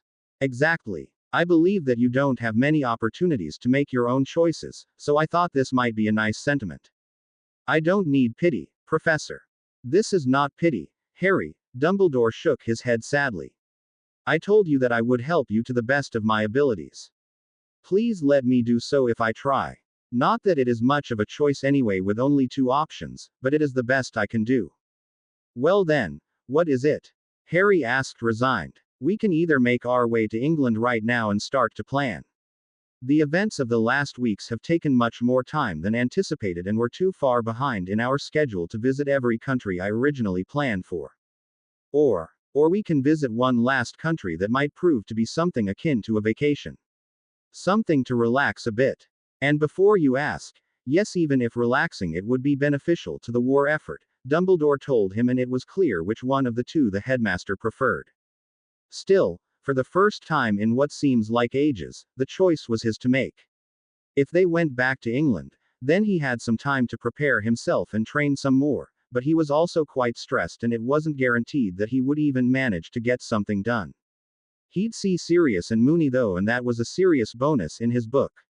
Then again, the vacation probably wouldn't last long with his luck, so what were a few more days? Ah, what the hell, he thought. In for the Canute, in for the galleon. Vacation, sir, Harry answered at last. Wonderful, my boy. I suggest you get ready then, Dumbledore said and flicked his wand to an old fork. The portkey will activate in about 15 minutes. The place is beautiful, that much I can promise you. Caribbean 16. August 1995. White sand shifted underneath his boots, the swooshing noise of waves was audible behind him, and he felt a gentle breeze caressing his cloak, making it sway slightly. He turned around, observing the turquoise-colored water and noticed the many palm trees surrounding them. Yes, Harry thought. The headmaster definitely hadn't exaggerated the beauty of their destination. He knelt down and grabbed a fistful of sand. Warm to the touch. And, for the first time in many days, he grinned in childish exuberance. No Dark Lords to fight, neither current nor former. No dangerous monster to slay. It looked like a vacation. A refreshing thought if there ever was one, and Harry swore to himself that he would make the most of it. Beautiful, is it not, my boy? Yes, Harry answered, still somewhat speechless. Let me transfigure our robes into something more appropriate, Dumbledore said and swished his wand. The heavy brown cloaks that were essential to survive in the harsh mountains of China vanished, and the equally thick clothes of fur beneath them changed. There, that should work. Harry looked over to the headmaster who had chosen a rather colorful shirt for himself, and all of his mental fortitude was spent to keep his eye from twitching. It was an ugly habit he had developed during their journey, a habit he intended to shed as soon as possible. As obnoxious as the colors were, he would have accepted the headmaster's outfit for himself. Much easier in fact than what he currently wore. It didn't matter though, he knew. Dumbledore could be quite stubborn about things like that, and he doubted the transfiguration would be reversed or improved. He quickly tugged his large white shirt into his freshly acquired leather pants and stepped up the headmaster, who watched him with dry amusement. At least he still wore his boots. Smile, Harry. One could think you don't like your new wardrobe, Dumbledore said and his eyes glittered. Do you really want an answer to that, Professor? Don't be so sour, my boy.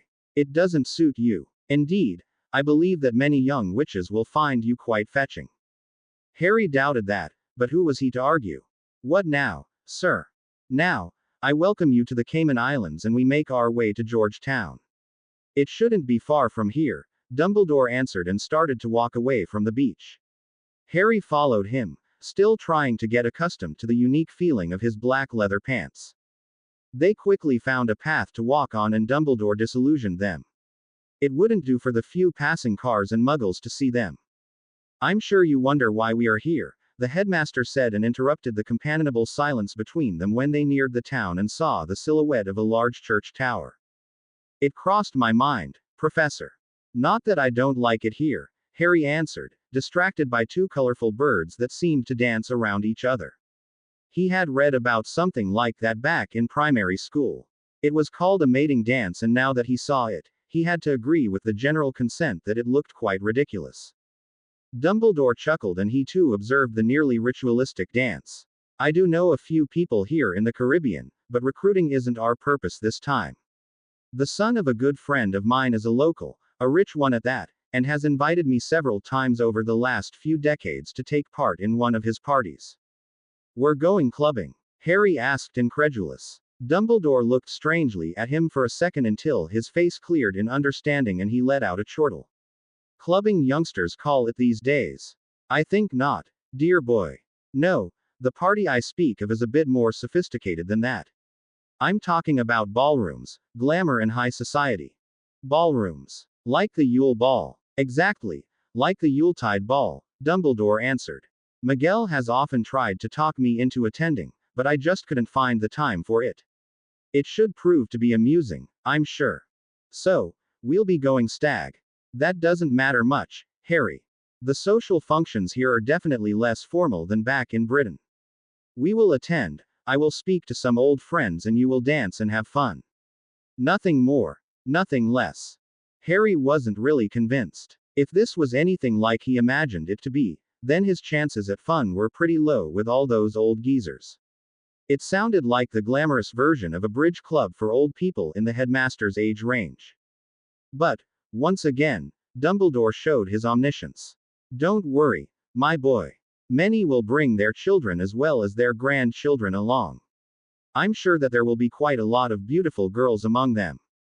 The headmaster really knew what buttons he had to push, Harry thought. "Do we need dress robes?" "No, only a light coat. Nothing too heavy. I will conjure them for us when needed. Remember, this will be a wizarding event, and like their brothers in England, the wizards here haven't had much advancement in fashion. You'll be quite all right. If you say so." "I know so, Harry," Dumbledore replied. "Anyway, tomorrow you will have time to relax a bit, and the day afterward we will begin our last quest of this journey." And what would that be?" "Telling you now would spoil the surprise, wouldn't it? You will see soon enough, my boy. The pants are too tight. They fit just perfectly, dear. The shirt is too loose. It looks simply marvelous. But, oh dearie, the embroidery is really well done. Befitting of your social status, I should say. At least I have my boots. Dreadful things. But they will have to do.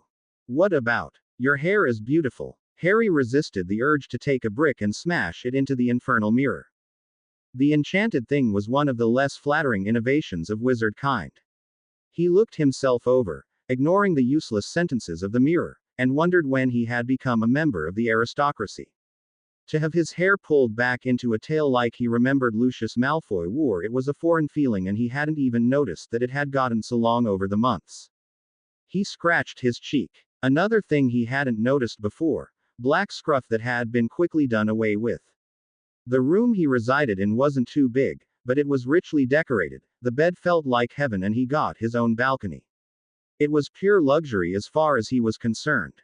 Earlier in the day they had arrived in Georgetown, a beautiful city by any means, and the headmaster had led them to one of the many Victorian palaces that didn't even remotely look out of place amongst all the others. He had felt it soon enough though, as many wards of different nature washed over him. No, Muggles would never venture close to this place on their own. The compulsion wards were quite strong. Miguel, the son of Dumbledore's friend who looked as old as McGonagall, had greeted them at the doors and had quickly led them into the incredible mansion. Marble as far as the eye could see, old and valuable portraits from great persons throughout the ages lining the walls. He even saw one or two of Hogwarts' headmasters, finely chiseled effigies of Miguel's great-grandparents who had built the mansion in the first place, chandeliers made of gold and crystal, and so much more. Heck, they even had an indoor fountain. Tempus, he whispered, not bothering with silent magic. It was 1 hour before midnight. Harry sighed and gave himself a last look in the mirror. He should probably go now, before the headmaster resorted to bringing him in by force. At least Dumbledore had told him that they had nothing like an announcer. The party should be in full swing by now, and it should be manageable to slip in unnoticed. Before he opened the door, however, he tried to clear his mind a last time of all unnecessary thoughts. He had to be at his best this evening. It was an absolute no-go to blunder around like a fool, like Cornelius Fudge would probably have done. The door closed behind him with a soft click and he made his way down the corridor, already seeing some people mingle around. The party seemed to stretch over the whole property. Nonetheless, he could already feel his frustration grow after only 10 seconds out of his room. Relaxation my ass, he thought and suppressed a snort. The few people that he had walked by didn't even bother to acknowledge him, holding their noses high into the air. One or two old ladies gave him an appreciative once-over that sent shivers down his spine, and the hushed giggles he heard weren't helping either. There were only two options as far as he was concerned. Either the evening started to shape up, or the headmaster would be in for one hell of a duel tomorrow. The old man might have more knowledge under his belt, but Harry had taken notes on the spell that destroyed the Ice Wraith, and if it worked on a being of such magnitude, then it would work on Dumbledore too. He walked nonchalant through the large double doors of the ballroom and was momentarily blinded by all the gaudiness. Everyone wore only the finest clothes, which looked good on some, on others it didn't, and all of them wore pieces of jewelry that signified their status among society, be it rings, chains, necklaces, or something else. Inwardly, he groaned. He felt really out of place with his small, never-melting ice shard as earring, courtesy of the Wraith. At least his jewelry was enchanted to detect most poisons in his food and drinks. He grabbed a glass of wine from the tablet of a house elf and held it exactly like Elise had taught him, gracing the elf with a small smile. The poor creature looked completely flabbergasted.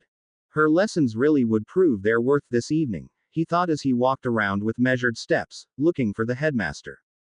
The search proved to be futile and he resigned himself to leaning against one of the many marble pillars, observing the room for anything of interest. A group of old men, probably the age of Professor Flitwick, stood around a single table, conversing in hushed whispers. He couldn't hear what they said, and didn't bother with it any further. To his right, he watched a scene that made him smile. A middle-aged witch introduced her young daughter to the son of another wizard. They couldn't have been older than 7 or 8 years. His smile vanished, however, when he noticed the woman's greedy eyes settle on the lordship ring of the man. That, he thought despicably, were blood politics at its best. Already, he could see the marriage contract forming, and it made him furious to see 2 children callously used as bargain chips. They didn't even know what was going on, happy to have found a playmate their age to pass the time. He couldn't watch it any longer, lest his anger boiled over and he made a scene. His narrowed eyes, the green glacier chips of fury alone, were out of place in this setting that should be all about laughing, dancing and having fun. His gaze trailed over to the many dancing couples who enjoyed the music played by charmed instruments. A woman that looked vaguely familiar danced with a rather portly man and he had to hold back a whistle in appreciation. It was rather bizarre, he thought. The man was sweating heavily and didn't look handsome by any means, and yet he danced with a woman of ethereal beauty. Long, slender legs, black locks cascading down her back, ruby red lips and eyes that, while not as green as his own, were nonetheless captivating. A light sheen of sweat made her cleavage all the more alluring, and her well-tanned skin only added to the exotic look. Nevertheless, the woman looked familiar and it disturbed him that he couldn't place her. She must have felt him watching her, causing her to look up, and her eyes widened, barely perceptible, in recognition. The dance continued, but he felt her observing him just as intently as he had done seconds ago. He sipped from his glass, noticing that she had started to lead, position herself and her dance partner so that she had a good view of him. Not that he showed it, but the stare made him uncomfortable. Just who was this woman? The music faded out slowly, and before the instruments could start up another song, the woman excused himself from her partner and made his way over to him. It was a hard exercise in control not to stare as the tight green dress stretched with each step. She could definitely work part-time as a seductress, that much was clear to him. Mr. Potter, a pleasure. How rare though to see you at such an event, the dark-skinned beauty said, and like he had been drilled to do by Elise, he bowed a bit and brushed his lips over her knuckles. The pleasure is mine, Lady Zabini, Abilene Zabini. I believe you know my son. He attends Hogwarts, she said, and despite his attempts to control himself, his eyes narrowed. Memories of the dark night when he had lost Hedwig flew through his mind. That must be why she looked familiar. Blaise, despite being a boy, had a rather effeminate look and his facial structure resembled that of his mother quite closely. He remembered something else though. Something about her and 6 husbands of which 5 had died rather mysteriously. If she was indeed a Black Widow, then he could definitely see why men fell over themselves to marry her. There was no question that she was an incredible beauty, even surpassing Fleur in looks. And that meant something. Yes, I'm familiar with your son, Lady Zabini, he answered and straightened himself to look her in the eyes, and not somewhere else below. He couldn't decide whether she looked put out, or sad as she replied. Oh, I hear some animosity. I should really talk with my son and husband soon. Harry arched an eyebrow in a manner he had subtly copied from the greasy bat of the dungeons, and Lady Zabini explained.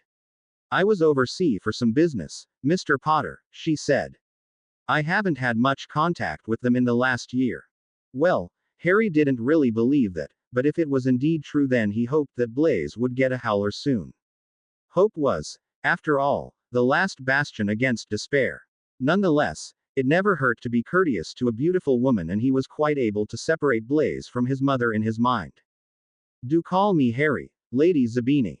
Blaise and I aren't on the most amiable terms, but that is a result of house separation, nothing more, he said. It wasn't necessarily the truth, but it had to do. He didn't dare to utter anything about Malfoy or not. Who knew what kind of alliances were in place between the families of Slytherin? Very well then, Harry. But I insist that you call me Abilene. It is only right, she said, her eyes glinting temptingly in the dimly lit room. Of course, Abilene, he replied and took another glass of wine from a house elf. This time he didn't smile at it, didn't nod in acknowledgement. No, he couldn't allow himself to show any weakness in front of this woman that might as well be a shark for all the danger she presented. If it came to dancing, and he was sure that would be the next point on her agenda, he had to be cautious and extremely wary, lest he would become ensnared in her web of seduction and temptation. She could, potentially, truly be unaware of the happenings in Britain, only wanting a friendly chat and a dance, but he wouldn't let such nice thoughts lower his defenses. He hadn't survived until now by being careless. Well, that wasn't really true, but at least it applied to his 4th year and the following months. So, after some whimsical chatting and draining his glass, he offered her his arm and led her to the dance floor, mindful of each step and each consequence his moves would have. Elise would be proud, he surmised. They danced, first slow, then a bit faster, then slow again, and each second was a constant battle between his primal urges to ravage the incredible hot woman in front of him and being extremely cautious. He whirled her around, and she came to rest in his arms once again. You are an incredible dancer, Harry. I wouldn't have thought it possible, her enticing lips said, but the smoldering green eyes spoke differently. Harry controlled his blush, willing it not to show on his face or anywhere it could be noticed, and answered in an equal fashion, his voice sounding deeper than it had ever done before. Hard work, Abilene. Hard work and the opportunity to dance with beautiful women. Quite the charmer, Harry, she answered, twirling around him. Her dress hugging her body perfectly, her cleavage inviting him to rest his head on her breasts. But no, he couldn't allow himself to do the same as he had done with Fleur. Those were other circumstances and to do so here would be a fatal faux pas. It was utterly maddening. He knew that she observed him, observed his behavior. How could she not? And after the 5th song, she finally excused herself and he was, once again, left to his own devices. He breathed a sigh of relief. This dance, which would have been enjoyable with anyone else, had been more hard work than he would have thought possible. She was a shark indeed. Another glass of wine found itself in his hands as he finally spied the headmaster, who stood among a group of old men and argued fiercely about some transfiguration theories. Dumbledore bowed out of the discussion, and soon both found themselves in the shadows of an alcove, observing the party. "I hope you had fun so far, my boy," Harry groaned. "Fun. It is exhausting, more so than battling through old tombs and encountering wraiths." "Most things that we consider fun are exhausting," Dumbledore replied with an amused glint in his eyes, and Harry knew instantly what the lecherous old man talked about. It seemed as if the headmaster had one or two, or more, glasses of wine himself. It wasn't usual for him to speak about such things so openly. "Definitely, but I just danced with Abeline Zabini and I can't decide if I found it pleasurable or frightening." "Truly, Lady Zabini?" the headmaster asked curiously. "Well, I heard that she was in the area conducting business, but I wouldn't have thought you would meet her," he said. "What is your opinion of her?" "She's dangerous. Insanely so," Harry answered. "Is she allied with—" "Who knows?" Dumbledore interrupted him with a sharp glance. "But you are right. She is a dangerous witch in more than one aspect of life. I feel completely out of my depth. Some of those people look at me as if I wasn't worth the floor they stand on," Harry said, frustrated. The last time people had looked at him like that had been with the Dursleys. Not a pleasant memory by any means. "You know, Harry, we are but mere paupers in their eyes. Their wealth is so substantial that we look like beggars in comparison. The only reason we are invited is because of our social standing." Harry's next words were somewhat insensitive, but he didn't care anymore. "Even yours, Professor. I would have thought that as the headmaster," he trailed off. "War, Harry, war," the headmaster whispered, not wanting to be overheard. It was, according to Elise, immensely impolite to erect privacy wards in the home of another person. "The wars I fought in have brought the Dumbledore's wealth to its knees. Much like the Potters, I believe. My family's. Oh yes, Potters have a rather long tradition of fighting against Dark Lords. Your father against Voldemort, your grandfather against Grindelwald, his grandfather against Horatius the Black, and many more," Dumbledore explained. "I'd say that your family vault and your trust fund harbor enough gold to last you for another 10 years, but then you would have to work for yourself." "Family vault? Never heard of it," Harry replied, confused. "Oh yes, you should definitely check it out as soon as you reach your majority at 17. The grimoire would further your studies quite a bit, I believe." "At 17. If there is something of my parents." "I understand, Harry. Believe me, I do," Dumbledore sighed. "But only the lord of the family is able to enter the vault, and your ascension to lordship is at 17. Before then, the goblins won't grant you entrance," he said. "Now, let's mingle again. The night is young, after all." And Harry was left standing in the shady alcove and pondering his family. Despite the issue of looking like a spoiled brat if he brought his meager political capital to bear against the goblins, he also knew that he shouldn't aggravate them if he wanted the race to stay neutral in the coming conflict. That might have been the reason why Dumbledore hadn't told him about it before. To know that deep in the caverns of Gringotts were heirlooms of his family that he was unable to access, it hurt. More than he would care to admit. He shook his head, banishing the sad thoughts into the deepest confines of his mind. The party would last for several more hours and he couldn't afford to show weakness. Caribbean 17. August 1995. It was early in the morning. Very early, and the sun was slowly starting to rise atop the hills while the cacophony of many tropical birds echoed throughout the mansion. Harry, though, didn't care one bit about anything of that. His shirt was carelessly thrown into a corner and his leather pants were dropped to his ankles. With heavy thrusts he buried himself deeply into the firmly behind in front of him, one hand eagerly kneading soft flesh while the other ran through beautiful brown tresses. Her screams of pleasure were delicious, and the musky scent of say permeated the whole room. That was until, with a loud bang, the door flew open and crashed against the wall. A furious-looking man stood on the doorstep with his wand in hand and ready to curse him at any second. "What are you doing with my daughter?" he screamed, and already Harry could hear other people coming out of their rooms to look what the commotion was about. He took but a second to take stock of the situation, in one smooth motion pulling out of the lovely Marianne, and dove behind the bed, reaching for his wand. The Tegmat Aegis came not 1 second too late, as a rather dark curse smashed into his shield. Yes, he thought, this man meant business. Another curse battered his shield, but he didn't care. It only took 2 seconds to pull up his pants, not bothering with the unbuckled belt at the moment, and he quickly apparated away. Thank Merlin, that Dumbledore had taught him how to do so. After the feeling of being squeezed through a tube, uncomfortable, but something he got used to, he landed on the beach and let himself fall into the sand, laughing hysterically. He had no shirt, but damned, he was alive, and that was all that counted in the end. Dumbledore had been right. The evening had been fun. Said old man appeared next to him with a nearly inaudible pop, wearing a purple sleeping robe. And, oh boy, the headmaster looked rather constipated and very, very put out with him. The noise ceased, and for a minute both looked at each other, until Harry couldn't hold it anymore and, once again, broke out in gales of laughter. You know, my boy, that you just shattered any possibility you had to build an alliance with Lord Hernandez.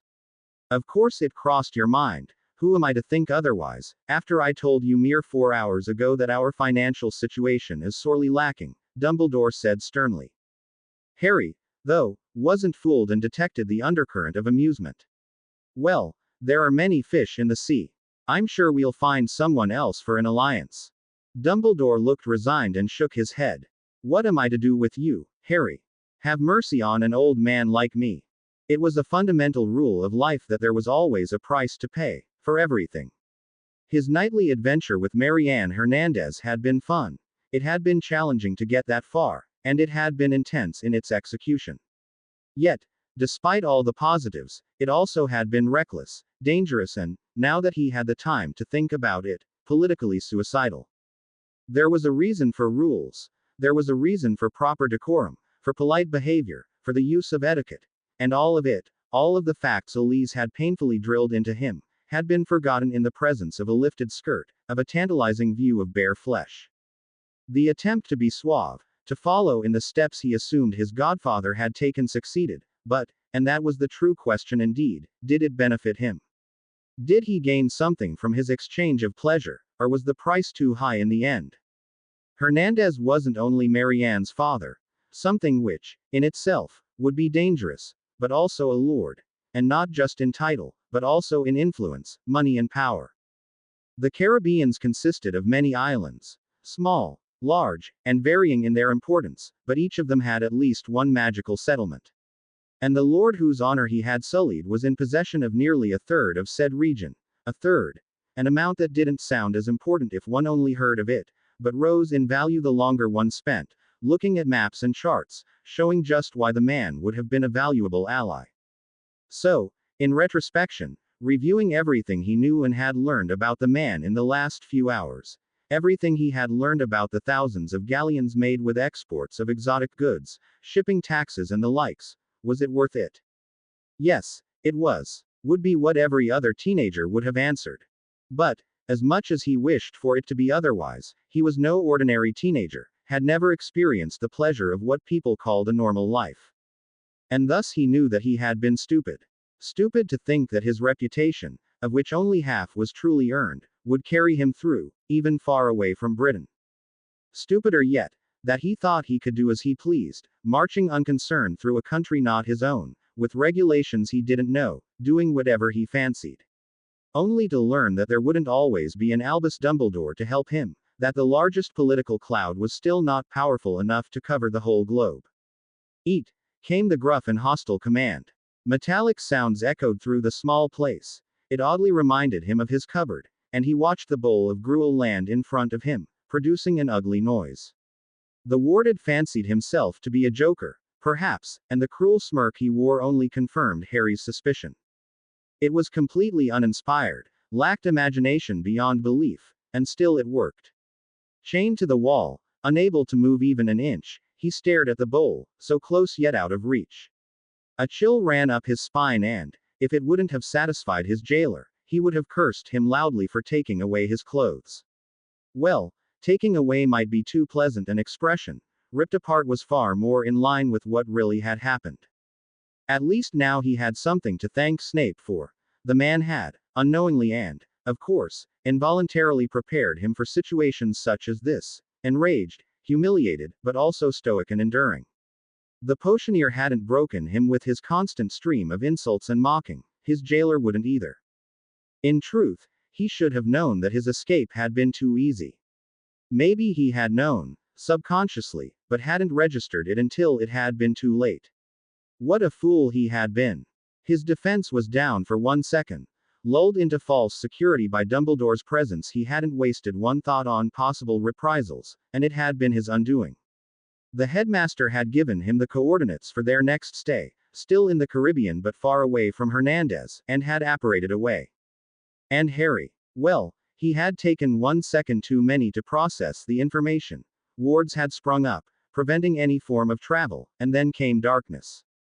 His first bout of consciousness afterward had come when they stripped him of his robes, but it was quickly noticed and another blow to the head left him, once again, in Morpheus' tender grasp. His second rise to glorious awareness had been 2 hours ago and, honestly, he wished that darkness would claim him once more. It wasn't even the cruelty, or the indignity of his position, but the pure boredom that made his incarceration an exercise in endurance. Not to say anything about his gloating captor who took great pleasure in informing him of the folly of his actions. Honestly, as if he didn't know that himself now. Lord Hernandez will visit soon, the guard snickered. Better make sure you don't misplace your dick this time. It was crude, but, unfortunately, rather accurate. Harry Jr. was after all the reason why he was currently chained to a wall. He looked over to the jailer, but remained silent. Responding, no matter which way, would only lead to pain. Click. Ah, there it was. The outer door opened and in stepped the man Harry had hoped to avoid for the foreseeable future. Hernandez, clothed in rich robes and hung with golden ornaments, looked every part the lord he was, and his gray unforgiving eyes wasted no time to observe the cell, instead focusing directly on him. I wonder, Hernandez whispered, rolling up his sleeves. The golden bracelets on his wrists jingled. Did you know just whose daughter you touched? Smack, and the sound echoed in his ears. Still, he remained silent, trying not to show any weakness. It wasn't even as if he couldn't understand the man. Maybe, in the deepest, darkest part of his subconscious, he even felt as if he deserved the punishment. Then again, the part had to be pretty masochistic and he didn't like the idea of associating himself with it. Did you really think you'd get away with it? Silence. Smack, and his head snapped to the side, colliding uncomfortably with the wall behind him. His ice shard earring glinted in the darkness and the unforgiving lord took notice of it. Oh, my, he muttered gleefully. What do we have here? With one tug, Hernandez ripped the shard out of Harry's earlobe and watched in satisfaction how the blood started to pour out. He threw the trinket, of which he had no further knowledge, to the side and stepped back. Well, it doesn't matter now. Have a nice day, boy who lived, he sneered and left the cell. Harry doubted that the man had any intention to let him live, but he also doubted that the headmaster would just leave him to die here. No, Dumbledore was probably already in the process of freeing him. Nonetheless, though, it left a bitter taste in his mouth. Being rescued wasn't all too pleasant for his pride, especially when the situation could have been avoided in the first place. And, again, he cursed his own stupidity. 5 hours of boredom later, the wall next to him exploded in a shower of debris and his jailer was stunned with a well-aimed stupefy. The maddening colorful robe that emerged from the hole in the wall was truly a sight for sore eyes. Caribbean 20. August 1995. There were many unexplainable things in the world and he knew that it wasn't just the wizarding world that was susceptible. Sure, nearly every supernatural occurrence that befell the Muggle world could be attributed to magic. Greek gods, many beliefs of various religions, sudden disasters like earthquakes, floods and volcanic eruptions, but wizards, for all their faults, were surprisingly efficient when it came to recording their history. Sometimes details were omitted to prevent the masses from learning dark secrets, sometimes it was to save the face and reputation of someone. History was written by the winner after all. But, even if lies were interwoven in many a tale, one could theoretically always count on wizards to write and preserve the events of past times in a pristine fashion. Wizards and magical beings alike were proud of their history, as was their right. Recordings existed about everything, from the lowliest farmer to the richest merchant, from the proudest and mightiest of kings to the most insidious and feared dark lords, from the common man to the noble elite. He was, despite what he showed the rest of the world, interested in history and the tales of long-forgotten worlds. Myths fascinated him. Legends made him want to discover the grain of truth in them. Yet, even though he knew that one day he too would be nothing more than a fairy tale told to sleepy children, he dearly wished that at least this time the wizarding world would make a mistake in their diligent recordings, never to report in their history books what had been written about him by the international newspaper he just had read. Indeed, he was nearly feverish with hope that this too would someday be nothing more than a long-forgotten tale, never to be heard of again. Harry Potter, man-horror seeker of true love. Dumbledore read out loudly and Harry buried his head in his hands. The headmaster was lounging in a recliner with the newspaper propped up on his lap, obviously deeply amused by what he read. He had foregone his usually heavy robes and wore, to Harry's great surprise, extremely colorful shorts, a map of London's underground poking out beneath them. The milky white and old-looking legs weren't something Harry liked to dwell on, however. "I usually tan myself in the nude. One of Germany's many nudist beaches is the perfect place for such an endeavor," Dumbledore had said, and for several hours Harry's deepest wish had been to flee to a country far, far away from the man. "As expected, Lord Hernandez has approached the press claiming that you defiled his daughter." Dumbledore chuckled and took a healthy sip from his tumbler filled with cold and soothing alcohol. "Not surprising after your sudden escape, I have to say. What interests me more, however, is that his daughter spoke up in a different publication and claimed that you loved her, that you would return to her someday. Ah, the tales of true love are always refreshing to an old man like me." He groaned and Dumbledore smiled way too cheerfully for his happiness to be true. "Harry, my boy, you sure are popular." The worst part was that he couldn't even fault the headmaster for rubbing it in. He had acted rash, blinded by his lust and, in the end, bollocksed up what could have been a very important alliance. Then again, how was he to know that Marianne had been Lord Hernandez's daughter? Beautiful white sand shifted beneath his feet, when Harry started to run in circles. "You know, I still can't believe that you're taking this so lightly, Professor." He frowned and looked up to his mentor. "Why, Hernandez would have been a powerful ally. You said so yourself. I'd be furious if I was you." "Do you want me to be furious?" Dumbledore sighed and folded the newspaper.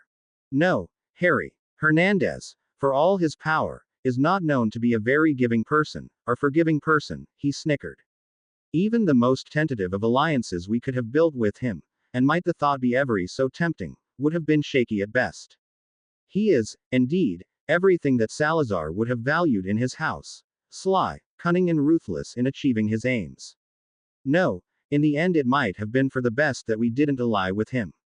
"I can accept that, I guess," Harry said, but the frown on his face still wasn't gone. "You know, Professor, I really wonder what alliances we do have. Besides the obvious, of which many aren't as clearly visible as you think, I might add, there are a few," Dumbledore replied and sighed again, as if he had come to a decision. The headmaster rose from his recliner and stepped up to Harry. He flicked his wand and instantly a table with a map of Great Britain appeared.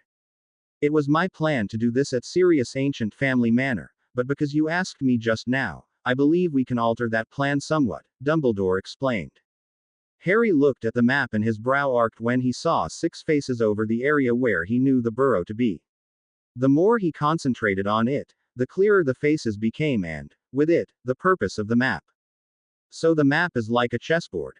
Harry asked. "Not entirely. It is, as you have already guessed, a map that details everyone vital to the war effort, but there are many more features to it," was the answer. Harry looked again, observing the map, and saw some places with a red question mark above them. "Those are possible hideouts for Tom's follower.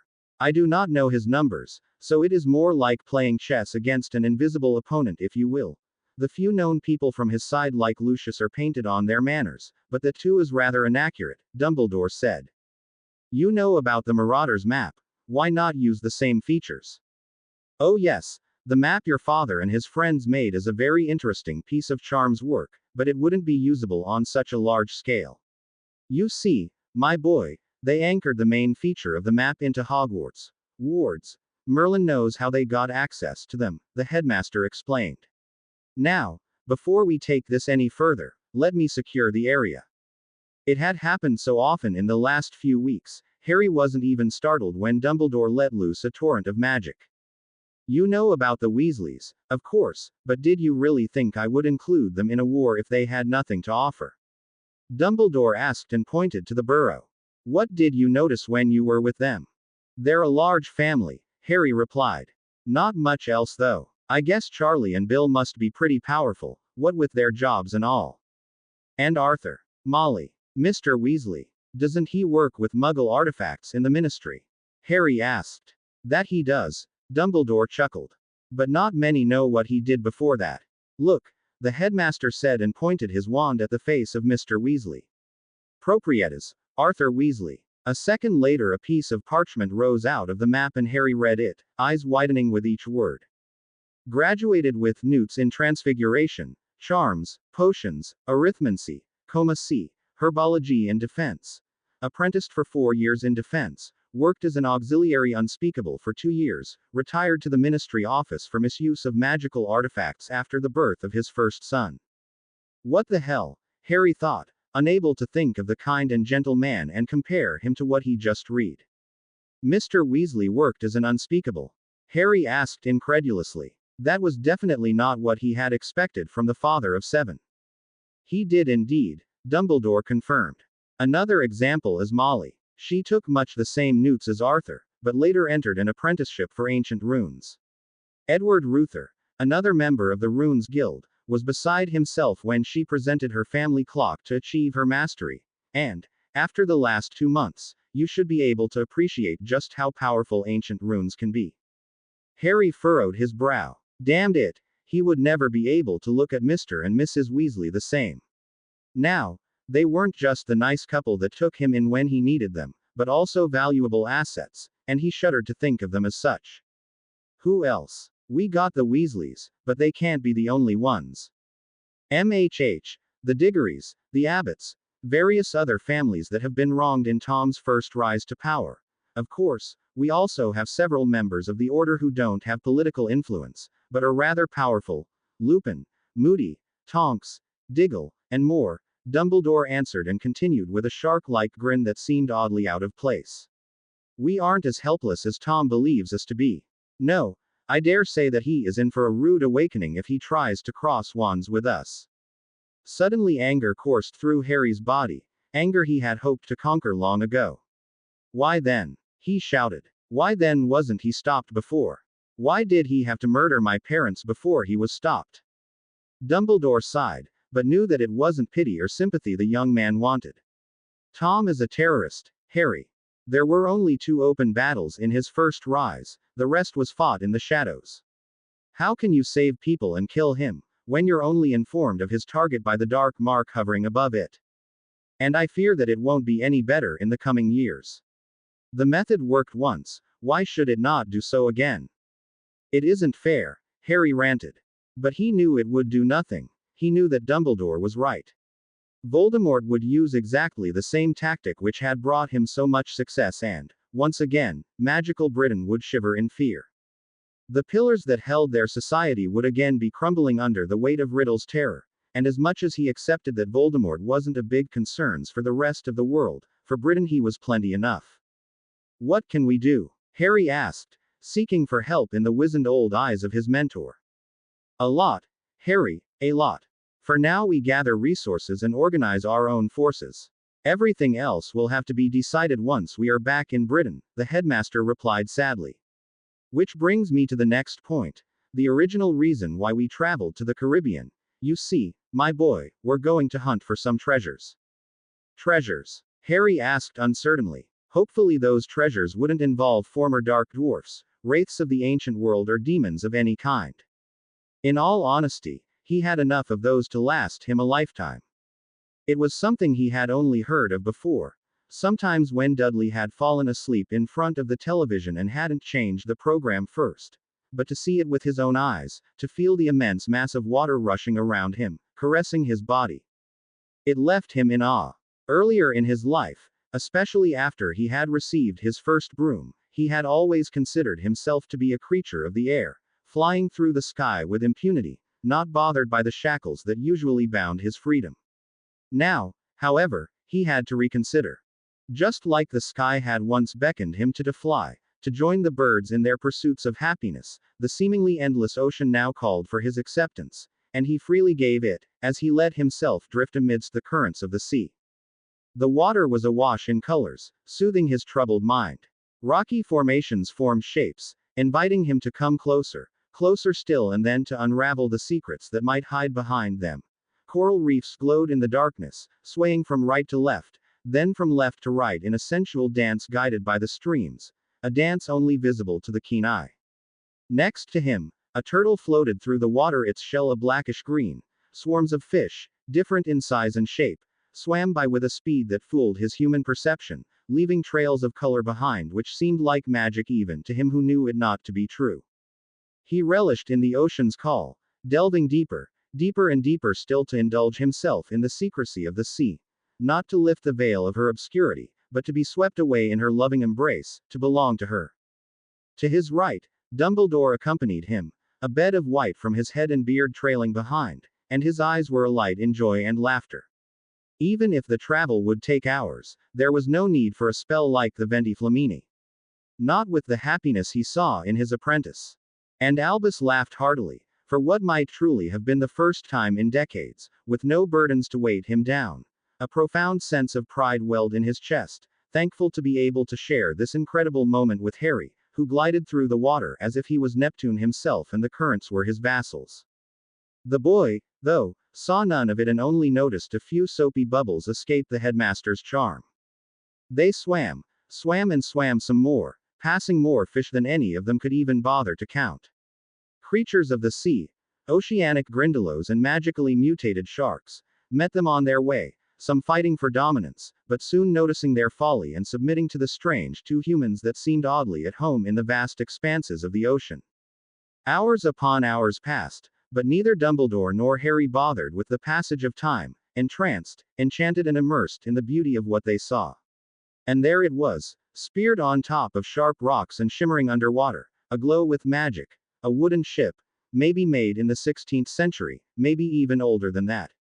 Its main mast was broken down, the remains of it forever lost in the deep darkness that still beckoned him to explore it. He looked over to his mentor and received a serious nod from him. They had found it, just where the old written tales had said it would be, and soon they would see if the rest of the legends were true too. Vast amounts of gold, maybe even riches beyond measure. It was slightly scary to think about the wealth that could be hidden behind the large wooden frame. They swam to the upper deck and Harry felt tendrils of magic reaching out from the headmaster, probing the ship's innate power for useful information. He felt nothing beyond that though, as he was sadly still not on the man's level if it came to magical probing, and his questioning glances were ignored artfully. After a while, he saw his mentor opening his eyes and grimacing slightly. Dumbledore motioned for Harry to follow him and both made their way to a wooden door which, even to his inferior senses, pulsed with an unknown power. He watched with interest how the headmaster pulled out his wand and jabbed it at the door. Nothing happened, but Dumbledore didn't give up and with his third try the door sprung open, curiously enough not letting any water inside. The visible strands of magic that had converged around the man during his attempts dissipated and soon vanished back into the currents. Both stepped over the threshold and into the narrow wooden hallway behind it. Harry had barely set a foot inside, when the charm that allowed him to breathe underwater was lifted. He turned to the headmaster. Wow, he breathed out, unable to properly formulate his thoughts. The whole journey seemed so surreal to him. Wow indeed, my boy, Dumbledore replied and turned back, frowning at the door that led out into the ocean. Powerful magic is at work here, Harry. Old, ancient even, and very, very powerful. I do not think this will be as easy as we have previously thought. You mean the door? Harry asked and he too turned back to it. What's up with that anyway? There's not even a drop of water in here, he muttered in confusion. Dumbledore shot a purple light at the door and a complex warding matrix suddenly reared its head, coming to life looking like a barrier. That is what I talked about, Harry. I recognized the wards when I tried to break them outside, even if it took me 3 tries to see it. Now it seems harmless. Only the function of holding out the water is intact, but had we attempted to enter without unraveling them beforehand, our flesh would have been stripped from our bones, he explained and smiled slightly when he saw the queasy look his apprentice was giving the door. Rather gruesome, is it not? The flesh-peeling ward belongs to the Parkinson family, probably buried deep in their grimoire. I encountered it once when I made a home visit to Ariath Parkinson in 1897. So this ship belongs to one of Pansy's ancestors, huh, stated Harry. He definitely had no lost love for the girl, but to have proved just how deeply her family was steeped in the dark arts made him a bit uneasy. Well, I guess we better search the ship and get what we came for. Not so fast, my boy, Dumbledore said and gently grabbed Harry's shoulder. I will leave any further encounter in this ship to you, but please do not be hasty. Tread with caution every step of the way, or it might just be your last. That the headmaster had been right was easy to ascertain. When Harry took 2 steps into the narrow corridor, Dumbledore hot on his heels, wand ready to help should his apprentice be unable to deal with the darker magics that protected the interior of the ship from intruders. Harry, after many painful lessons learned in the tomb, was hesitant to step 1 inch further without making sure that nothing life-threatening would be activated by doing so. He wove his wand in the patterns the headmaster had shown him during their grueling days beneath Egyptian sand and extended his senses as far as he was able to. His ability to sense magic and, furthermore, to make sure of its intent and origin was a newfound skill that still needed days upon days of sharpening and honing, but even with his, at best, rudimentary understanding of it, the amount of magic that sprung out to him was nothing short of staggering. He carefully took a step back and looked over to Dumbledore, receiving a smile that clearly challenged him to try his best. Harry tried to organize the influx of feelings and sensations that battered his mind and, very slowly, he managed to get a rather accurate picture, as if history itself was written out and documented in the magic he sensed. The curses were old, the magic used was dark with shades of gray, but nothing he couldn't potentially beat. The web of traps was elaborate and he decided to break the minor curses first, hopefully without disturbing the ward net and triggering the lethal protections. This wasn't a job for pure power, but something that had to be achieved with delicate wand work. No, bulldozing through the enchantments and wards would lead to a cascade of magical power that had the power to wipe both himself and the headmaster out of existence. Exalvo Parvis, he muttered and watched, fascinated how his wand connected with the magic of a minor ward. He had to tighten the grip on his wand, because it suddenly felt heavier than before, the weight of the added magic had settled on it. Carefully regulating the power he channeled through his wand, Harry disentangled the strands of blue-colored magic, probably tied into a ward that would transfigured something, or someone, without touching anything else of the large web consisting of many different colors. Soon, a feet-long strand of blue magic was wrapped around his wand and, after extracting it from the tangle, Harry looked on as it dissipated into nothing. Well, that's one, he said. One less, about 26 to go, Dumbledore confirmed with a smile that looked benevolent, but, from the angle Harry looked at it, could also be interpreted as sadistic. Maybe it was just his imagination, but the next words definitely didn't fill him with assurance. Now, do not idle. There is still much to do for you. And, wasn't that the truth? 3 more minor wards were dissolved, but those were the easiest of the protections in the ship. The traps got more difficult with each step, increasing in their potency to kill them and in their complexity. During their search through the ship they found themselves in places like the cook's chamber, the cargo area, the sleeping quarters, each of them telling a different story and, to the great consternation of an exhausted Harry Potter, each of them with different sets of protection. Whoever had sailed under the flag of Pansy's ancestor, they surely had taken their defense seriously. Not even the abysmal quarters that Dumbledore recognized as the dwellings of house elves were free of magic. 26 wards had been a rather generous estimation and, after hours of taking them down and evading traps, they stood in the captain's cabin, filled with various sailor knick-knacks and instruments not unlike those that Dumbledore housed in his office. The headmaster himself examined a rather large map. Curious, he muttered, and his half-moon spectacles slipped a bit downward. According to this map, the ship had been on a course far away from where we are now. I guess something happened, sir, Harry answered. What I want to know is why we didn't see any skeletons. I would have thought the crew died when the ship sunk. Dumbledore looked at him queerly and shook his head. Those were wizards, Harry. I am sure that they apparated to safety as soon as the ship was damaged. No wizard would die through something as mundane as a sinking ship. Out of habit, Harry extended his senses again, hoping to catch another revelation that might help them. What he found, however, wasn't what he had expected. A small casket that reeked of magic and enchantments, of protective intent for its content and deadly intentions for those who dared to open it. He became bored though, as it took Dumbledore the better part of an hour to unravel the protections until, with a snapping noise, the casket sprang open and revealed a golden amulet encrusted with beautiful gems. Now that looks more like a treasure, he thought giddily while the headmaster probed the jewelry with his wand. It's a portkey, Dumbledore said at last and furrowed his brow. Its destination, however, is unclear, which certainly does not inspire much confidence in taking it. Harry groaned. Somehow he just knew where this was going. Professor, I suggest we use it, but remain very careful, Dumbledore replied cheerfully. And sometimes Harry hated it when he was right. Crunch. The sickening, yet oddly satisfying sound of a dragon-hide boot, meeting with the head of someone, or something. He staggered back, whirled around, an incantation left his lips, and torrents of fire erupted from his wand, unyielding and menacing, burning its way through swaths of enemies.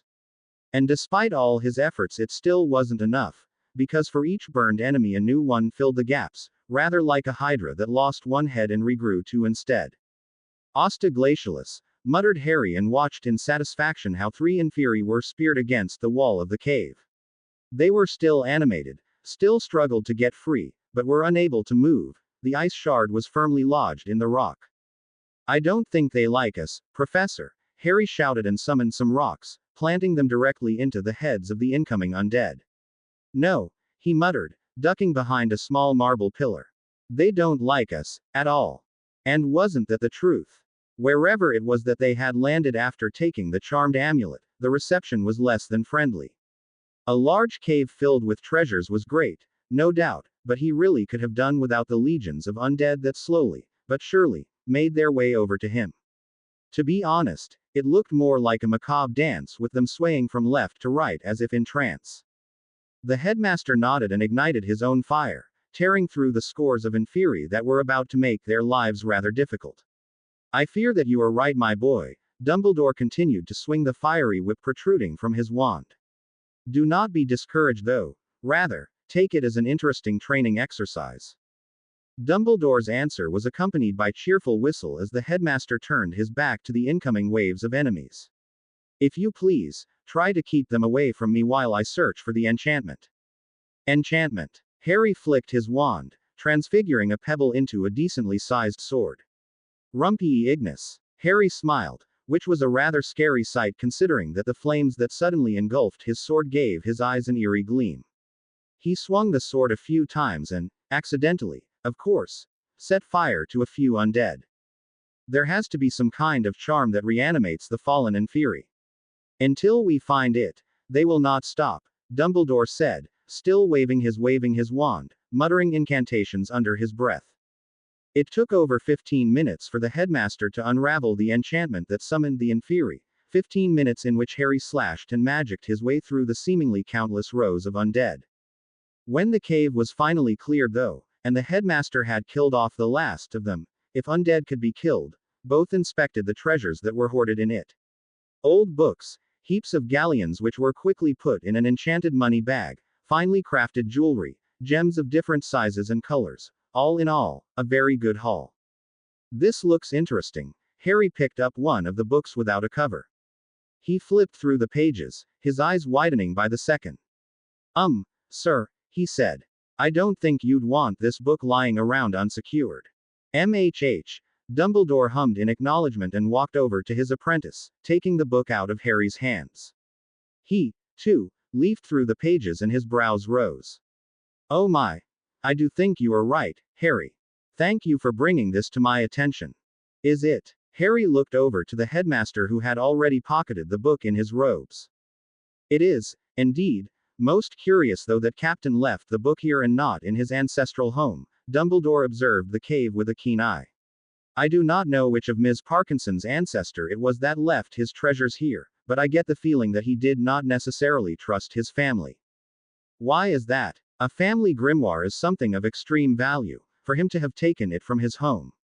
I doubt that his family was happy about it.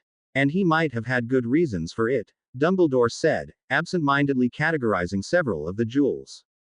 Well, he was still as nasty as they come. Harry frowned and thought about the few things he had seen in the book. Some of those spells were incredibly dark.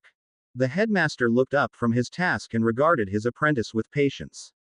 You should know by now, Harry, that nothing is ever as it seems. Dark does not equal evil.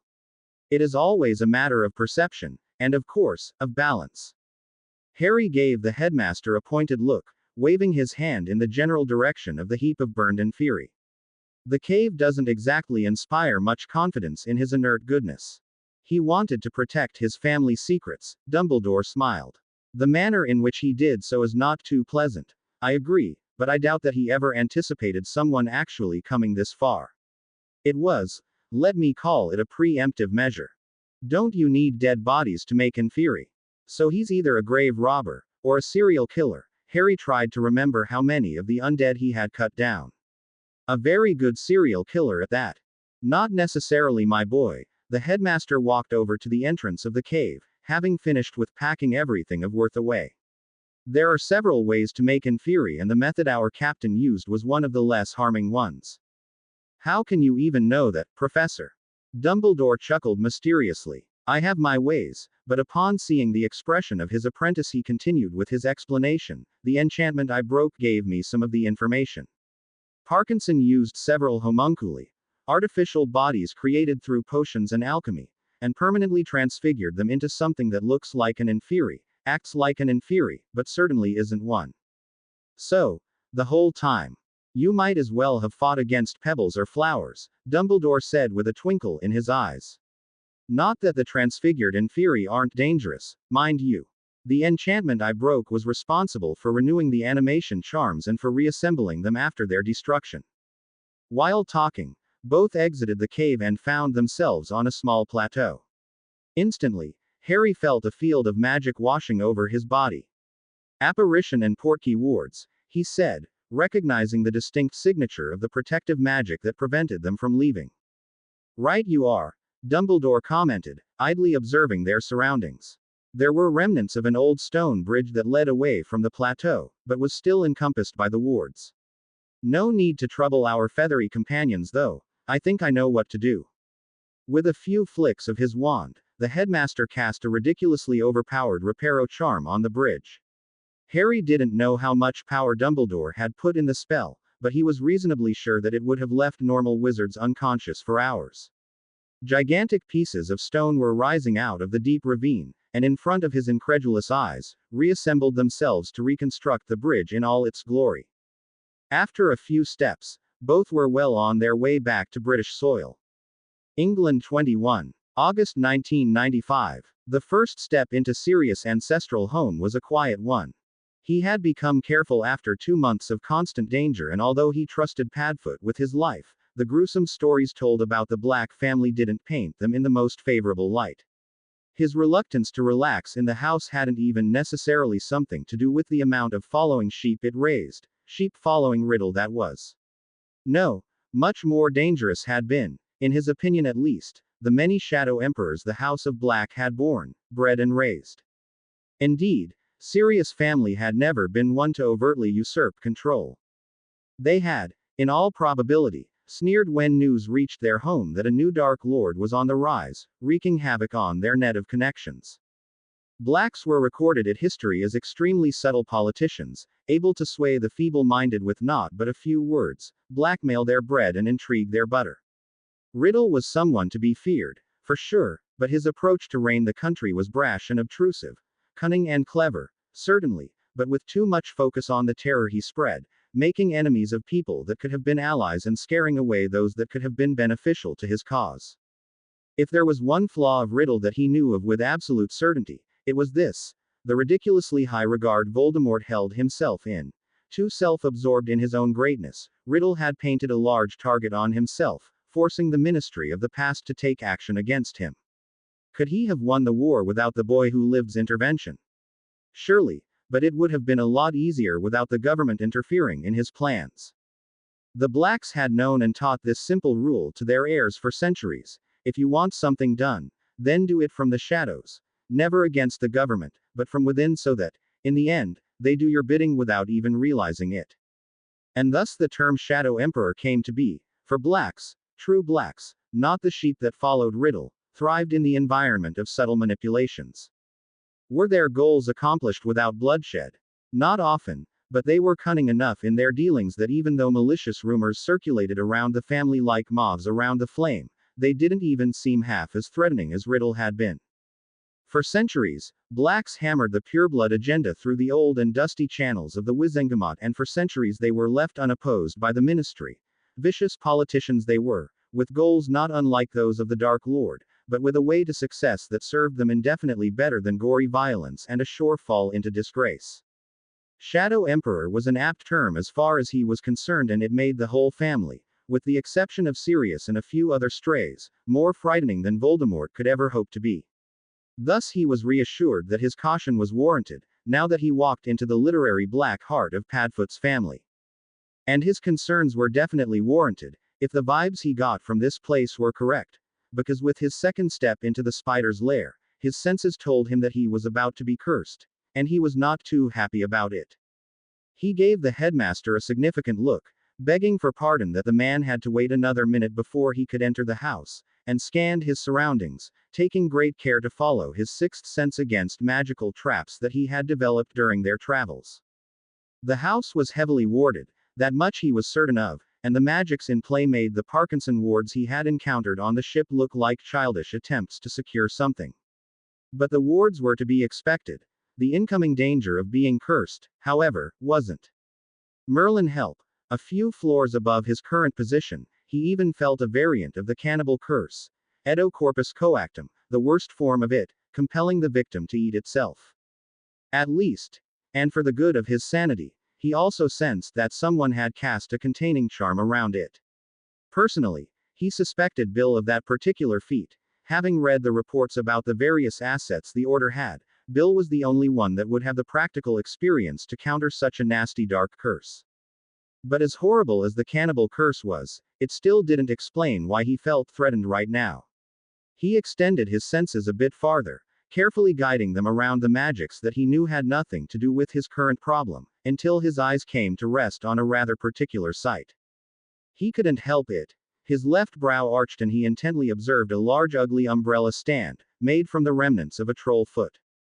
It was a rather tasteless bit of decor, and it baffled him that something like that even made it into the inventory of the House of Black. Even more curious was the fact that the charmed umbrella stand only shot a tripping jinx, which shouldn't have triggered such a response from him. The magic of the charm should have been incredibly easy to unravel. Why then was it still there? He didn't even entertain the thought that the resistance standing against Riddle was incapable to do it. That would call everything into question he had learned from Dumbledore's incredible map. Harry pulled out his wand, casting several identification spells on the umbrella stand. Something else had to be the reason for his reaction, and if his superficial scan didn't reveal anything, then he simply had to dig deeper. He would get his answers, one way or another. What in Maeve's name? The information he got from his spell was so absurd that he didn't dare to believe it. Another 2 scans followed, but both of them revealed the same, and, to his everlasting shame, he somehow felt pranked by whoever placed the troll foot there. Professor, he said, directing his incredulous gaze to the headmaster.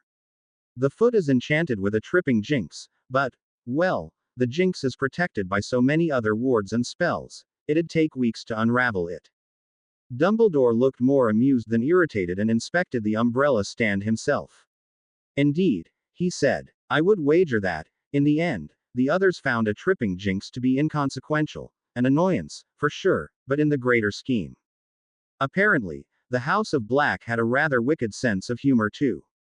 He shot the Trollfoot a dark look, shielded his own feet with a few well-placed protection charms and stepped farther into the house, thoroughly annoyed by the false alarm. The rest of the entrance hallway wasn't pleasant either, especially the mounted elven heads he saw on the wall. Dark, dusty, and inhabitable was the motto of Sirius' home as far as he could tell. A portrait, magically sealed within its curtains, garnered his attention, but he felt it better to let that one rest in peace. There probably was a reason why it was covered. The large double doors across the portrait were, apparently, the end of their short horror trip. With a grin aimed at the headmaster, Harry disillusioned himself, opened them a bit and slipped inside. Dumbledore, seemingly content with letting Harry do his thing, followed suit and added a few charms that would make it even harder for the people inside to notice them. And there he was, standing bowed over a large table littered with parchment and maps. Sirius, Godfather extraordinaire, furrowed his brow. He looked indefinitely better than he had at the end of Harry's third year. Well-groomed and with robes befitting of his status, he seemed to be well on his way to recovery. "Do you think it will work?" Sirius asked, looking up to the other occupants of the room. A tall dark-skinned man dressed in the usual Auror garb answered him. "I think so," he said and rose from his stool. The man walked over to Sirius and pointed to a location on one of the maps. "It's directly across. We should be able to see if something suspicious happens." "Kingsley is right," another voice, this time female sounding, stated. "I'm a pureblood. It shouldn't be too difficult.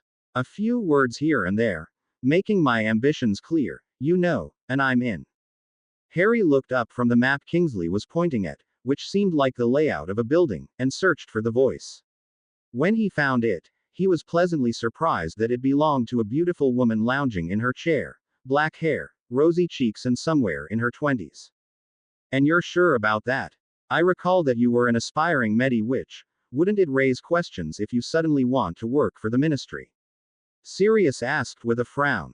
It was obvious that he was quite concerned about the woman. "Nah," she waved her hand dismissively. "I want to work for Mungos eventually. True, but all I did since I left Hogwarts was studying books and living off of my inheritance. Aside from my name, no one in the ministry should know me." "MHH. Good. That will do. Are we certain that she'll get the right job?" "As certain as we can be," answered Kingsley. "Arthur told us that Pickney fired his last assistant because he was a half-blood. He's rumored to have quite the filthy mind you, so a pretty pureblood woman should be accepted instantly." "Pickney is a swine," interrupted the voice of a person that hadn't been in the room before. "Had the misfortune of working with him once. Blighter is a bigot all right, had his hands all over me. Wonder what his wife would say to that." The newcomer, another young woman with rainbow-colored hair, stepped out of an adjacent bathroom and wrinkled her nose in disgust. "Absolutely hate the guy," she said. "Tonks is right, you know, Hestia," commented Sirius. "If you're really going to work there, then you have to make sure that the guy can't lay a finger on you." Kingsley poured himself a cup of coffee and seemed unperturbed. "Wouldn't worry about that," he said. "Pickney can only get away with it if his assistants or half-bloods are muggleborns. Purebloods with even remote political influence are safe. He knows that. Hestia won't have to deal with this problem." "Well, then we'll do it, I guess," said Sirius. His face had become less intense after learning that this Pickney would know his limits. "Try to get into Broom Control and observe the Flow Network Authority office whenever you can," he continued. "We don't need information about everyone, but if you see a suspected sheep of Voldemort, then try to warn us as fast as possible." She nodded and emptied the content of her cup. "Will do." Hestia rose from her chair and walked out of the room, presumably to get into this Broom Control, whatever that was. To be truthful, Harry was quite mesmerized by her swaying hips, completely unintentionally, of course. It was certainly interesting to observe the dynamics between the different members. There seemed to exist a level of trust that surprised him, and he was glad that Padfoot had finally found some people he could talk with, people that didn't want him dead. Dumbledore chose that moment as the right one to reveal himself and Harry, letting the illusions around them fade. "Exceptional work, Sirius." But Sirius paid the headmaster no mind. his eyes searching frantically for someone else, and it took but a second for him and his godson to embrace each other. Padfoot, Harry whispered, his voice thick with emotion. It had only been 2 months since he last saw his godfather, but at that time it had only been in the man's animagus form. Now, however, he finally got to see him as a person. And he was happy, incredibly happy about it. Hey, kiddo, Sirius answered, holding on to Harry as if he could vanish any second. Good to have you here. Merlin, I missed you. England 24. August 1995. He put down his mug, folded the Prophet and sighed. It had been 4 days since he arrived at Grimmauld Place and much, way too much, had happened in this small span of time. His meetings with the various members of the Order had been enlightening, for sure, but it had also been exhausting, especially because it took a lot of time to convince some of them that his own membership was warranted. Tonks, as he had learned to call her, was a delightful woman, not just in looks, but also in her whole manner, and although she was several years older than him, her behavior was more in line with the Weasley twins than anyone else. Appreciable, really.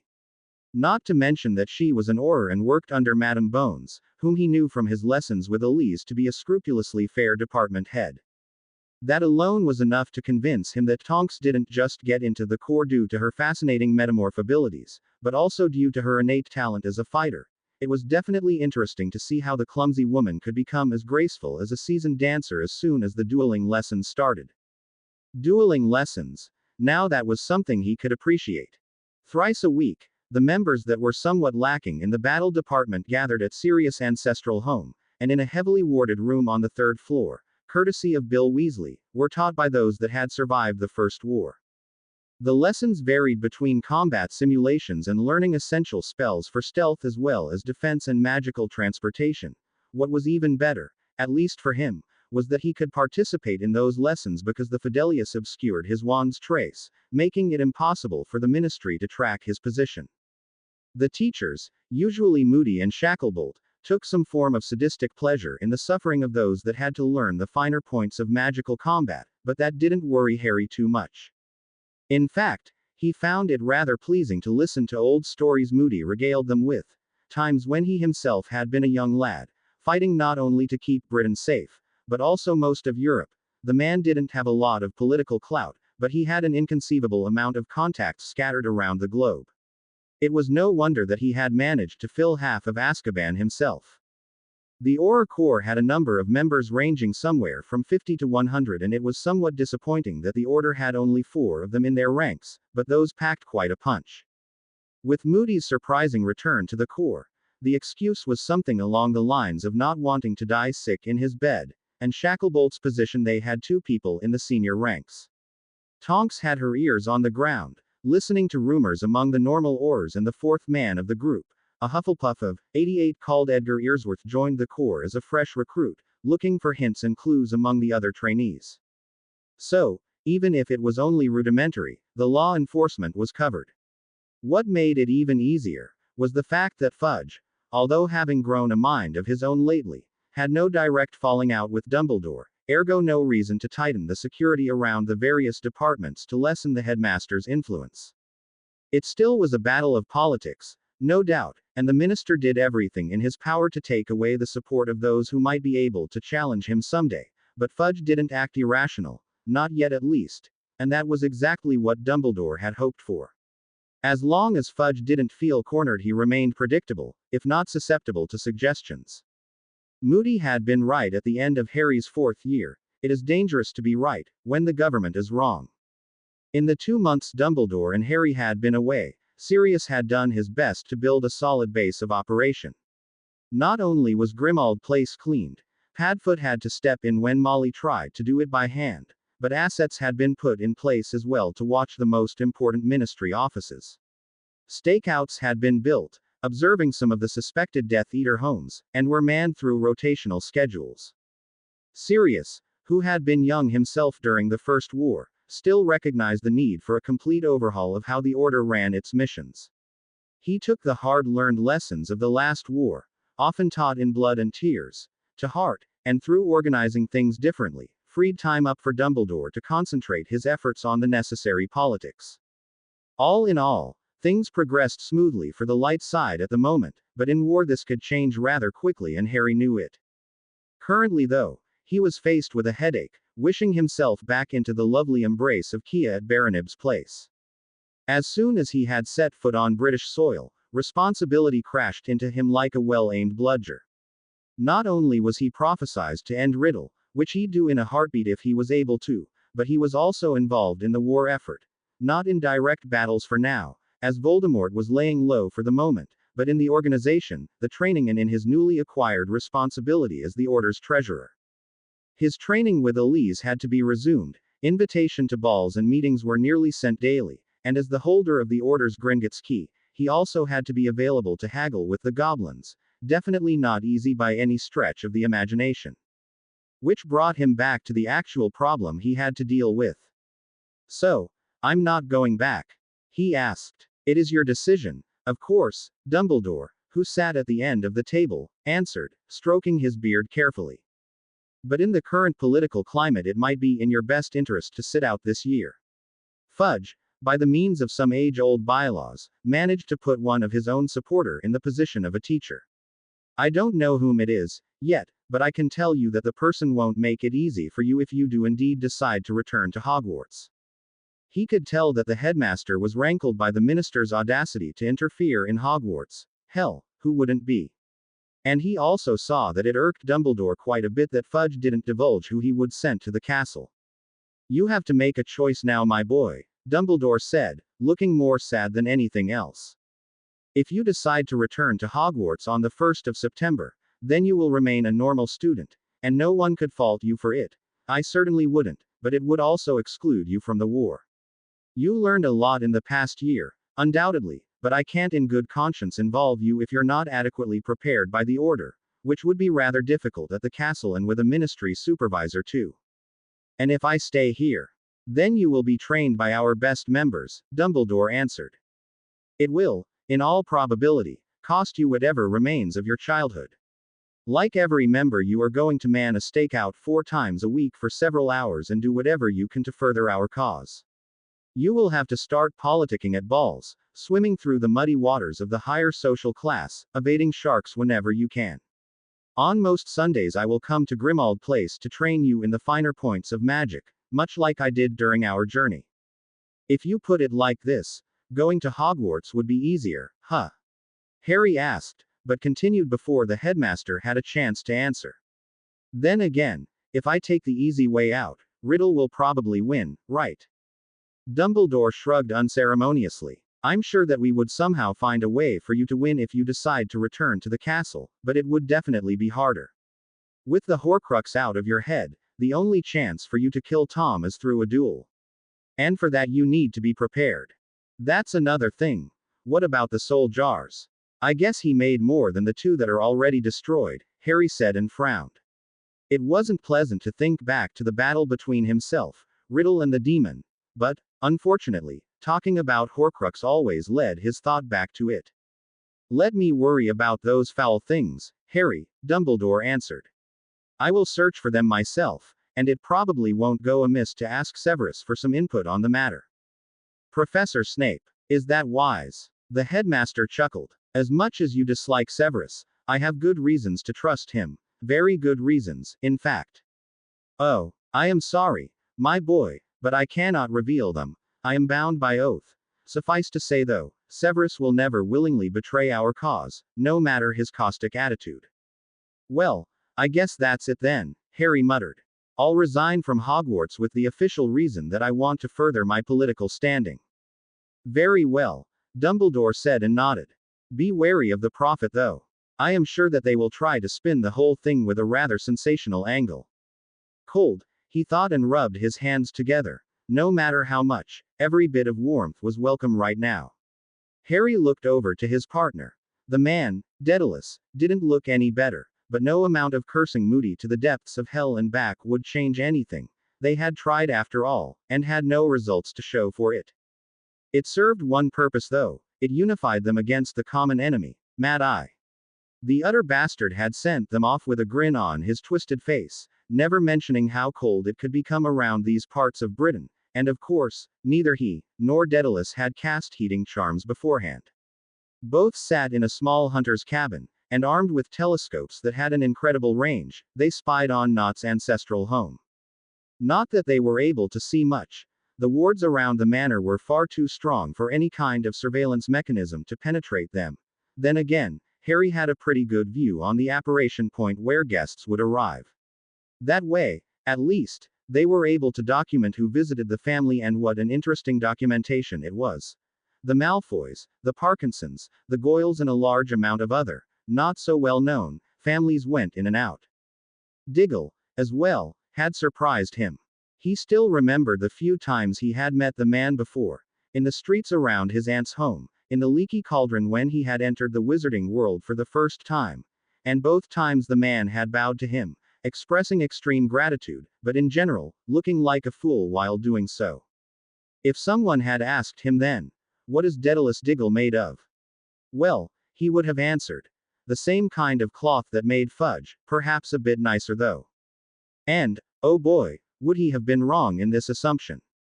The man was no fighter, that much was clear. He had seen Daedalus fumble with his wand, floundering with even the weakest of the spells they learned. But fighting wasn't everything in a war, not by a long shot. Daedalus Diggle might have been his name, but it wasn't who he was. Rather, like a carefully constructed facade, it was what he wanted everyone else to see, a deception that went on for years even before Harry had been born. That, his charming if somewhat incompetent nature, and his position as head of the Obliviator headquarters, put him into a prime position to spy for the Order. He was unable to fight probably, but hell if there ever was a man more competent in surveillance charms and obliviation. You think Voldemort's in there?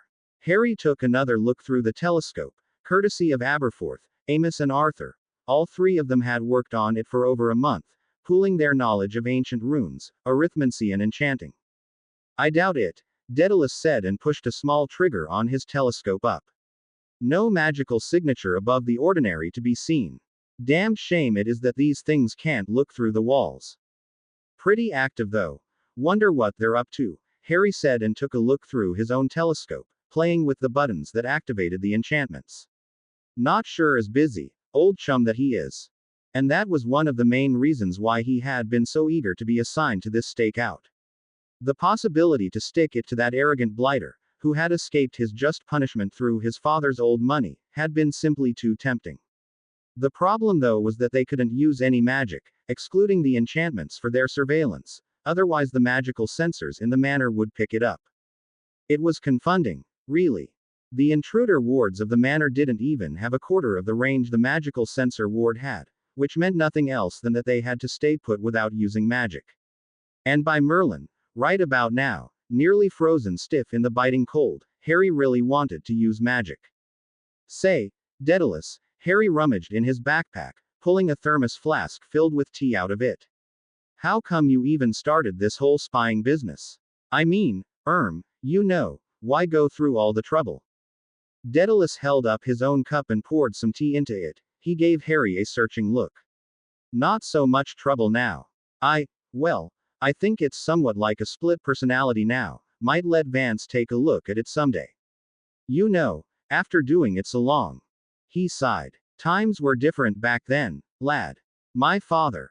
Well, he had been a spy against Grindelwald, and damned it, the old man even survived the whole thing. Daedalus took a sip from his cup and furrowed his brows.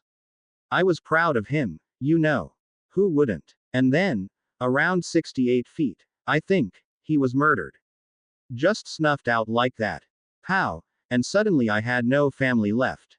Riddle. Bastard came himself to off my father. And I like to think that the blighter needed a lot of dark rituals to regain his full body after the fight. The scene. You know. Where they found the body, it was completely destroyed. A mile in every direction. Not one tree to be seen. Afterward Riddle lied low for half a year. I like to think that's because of my father. Harry listened attentively, as Daedalus told him about his father. And by Merlin, Diggle Sr. must have been a serious badass. It was a shame that he didn't have the chance to meet him. On some level he could even connect Daedalus. Both were orphans, or rather, had been made orphans. So you did it to fight against Riddle? Fight. No, no. You've seen me with a wand, lad, haven't you? He said and scratched his cheek. I'm no fighter like my father was, but I think I inherited his penchant for spying, and that was what I did, you know. Was in my 5th year at Hogwarts when it happened. Took 2 years to fashion myself a new identity that wouldn't be questioned. Diggle sat up a bit straighter, massaging his cramped legs. Dumbledore's no fool though. Saw right through me, he did. Should have known.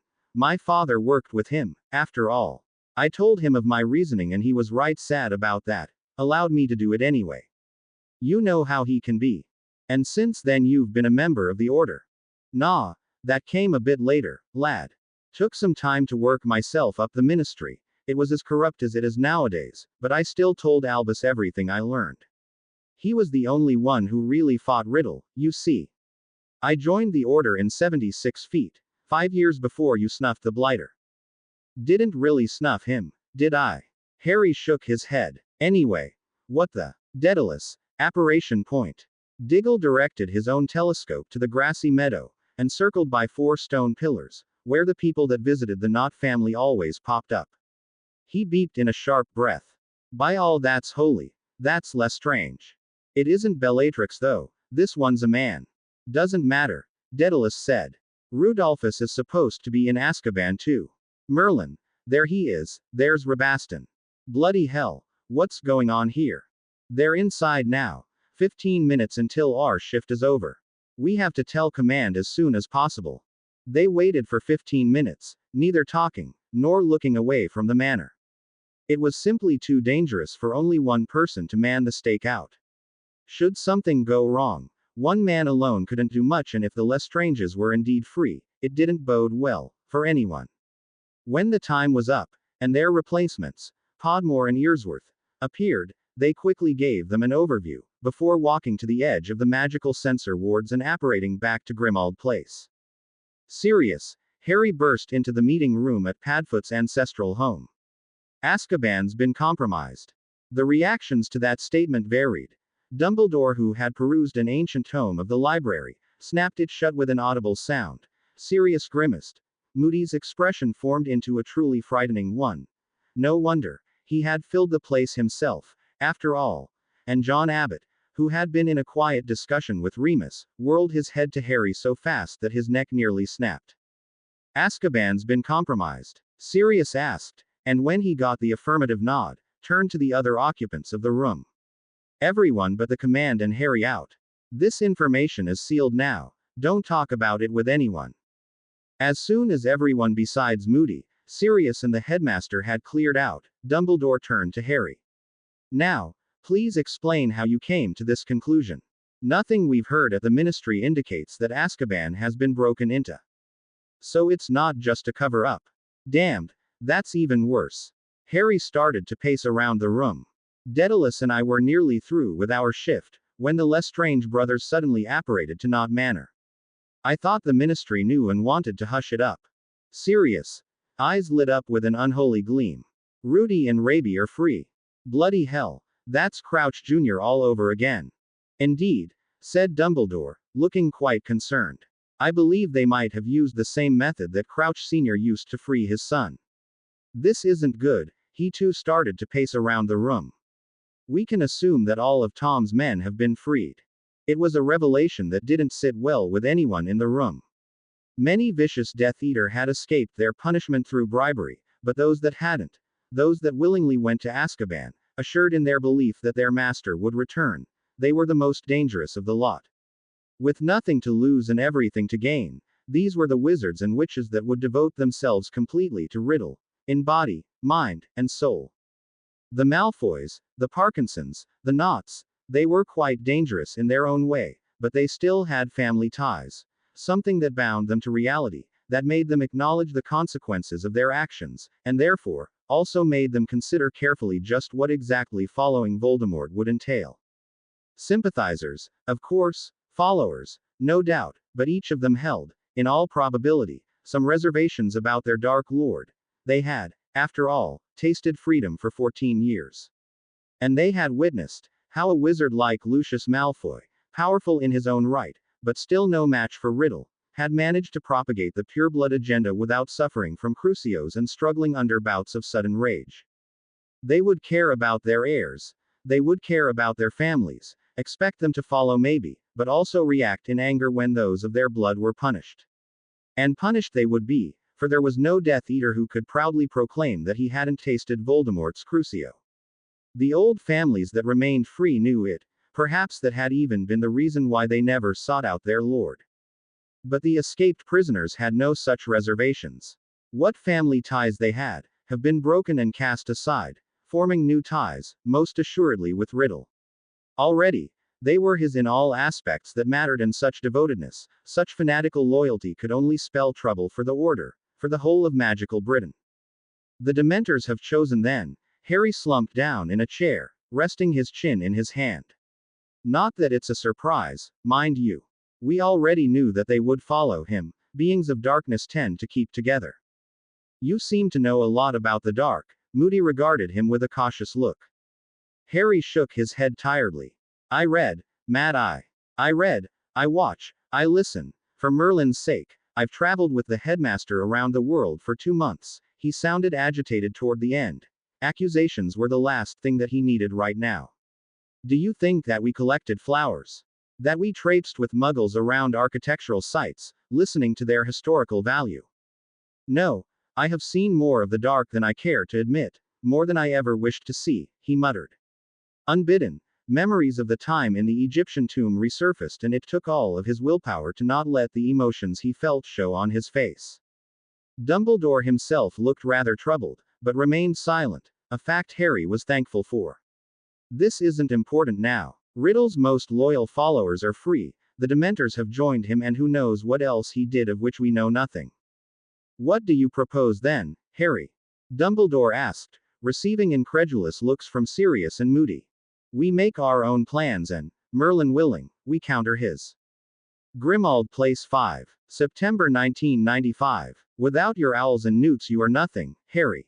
You have political capital, but it won't amount to anything if others regard you as a slacking fool, Elise had said, her ruby-red lips parted in a patronizing smile. And worst of all, he couldn't fault her for it, couldn't rage about the injustice of it all. She was right, it was as simple as that, and Harry chided himself for not considering the consequences of leaving Hogwarts. Magical adulthood, at least the officially recognized form of it, was bestowed upon those who had either sat their newts at school, or had reached the age of 17, aside from some legal matters like emancipation, of course. I confess myself to be confused, dear boy. Surely you must have thought about the implications, Dumbledore had said, his blue eyes sparkling with mischief. And again, Harry wanted to rant, wanted to accuse the headmaster of withholding information, and he couldn't, because he knew that it was his fault. He should have thought about it, should have known better. Hadn't that been one of the points of their journey? Hadn't it been to open his eyes, to take off his blinders? For all his supposed maturity, he had shown a remarkable lack of forethought when he simply agreed with the headmaster, not bothering to evaluate all the facts. You've got to admit, he got you good, Harry. It was a bit rash to agree instantly, sure, though I can't help but feel that Dumbledore pranked you, Remus had said, a gentle smile playing on his lips. And this time, Harry didn't want to accuse anyone of anything. Rather, he wanted nothing more than to crawl into his room. He knew, of course, that the headmaster had a penchant for mischief, often tinted with humor that seemed otherworldly. It was one of the reasons why many thought him to be a barmy old codger, although nothing was farther from the truth. Moony had graciously offered his help, mentioning that both James and Lily had received very good marks in their exams, a motivation that made it all the easier to accept his fate. He did what? Ha! That's just too good. Never knew the old man had it in him, Sirius had shouted gleefully, informing everyone in the room of his plight. And Harry swore revenge, replying with faked smiles to the few people who offered to help him if he needed a tutor. He was thankful, who wouldn't be if several masters of their craft offered their expertise and knowledge, but the thought that he had been so thoroughly tricked rankled him, more than he'd care to admit. It wouldn't happen this day, neither would it happen in the week afterward, but someday, Harry swore himself, he would get Dumbledore back for it. He was quite patient when he needed to be, and as it was said, revenge was a dish best served cold. 2 stirs clockwise. Yes, just like this. Now, add the powdered snake fangs. Slowly, Harry, slowly, not too quickly. Never rush a potion, that's important, she said. Remain calm while brewing and follow the instructions. I promise, nothing will happen then. Emmeline leaned over his shoulder, peering into the cauldron, an orange-tinted liquid bubbling noisily within. Why add the fangs slowly though? She looked at him, her black locks slightly stroking his cheek. A golden necklace fell out of her blouse. Doesn't really matter for the easier potions, but it's a good habit to have. Some of the more difficult brews can become quite volatile, and if you unknowingly made a mistake along the way, adding new ingredients too fast is bad for your health, she said. Doing it slowly gives you the time to gauge the potion's reaction. Makes sense, I guess. Harry remembered what he had to do next and stirred 4 times counterclockwise. I just don't understand potions, you know. And every time I try to find out more about it, I read books that say different things. Hell, one tells me that a longer simmering time increases potency, and the next book completely contradicts it. It's maddening. Language, Harry, and do concentrate on the potion please, she said, rebuking him lightly. As to the potency issue, well, it varies from potion to potion. That's probably why the books offer different advice. For the well-known brews it's common knowledge how long they have to simmer, but lesser-known potions require a lot of experimenting. She reached over and handed him a jar of frog eyes. There, now add 2 of those, they'll counteract the acidity of the betony you used earlier.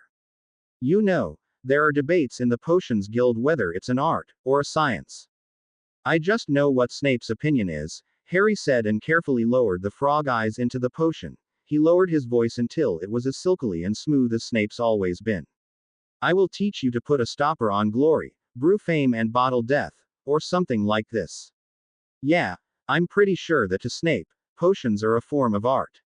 Well, can't blame him, it's his craft. Oh, hush you. Severus is a proud man. Of course he considers his work to be art, her cheeks had reddened slightly.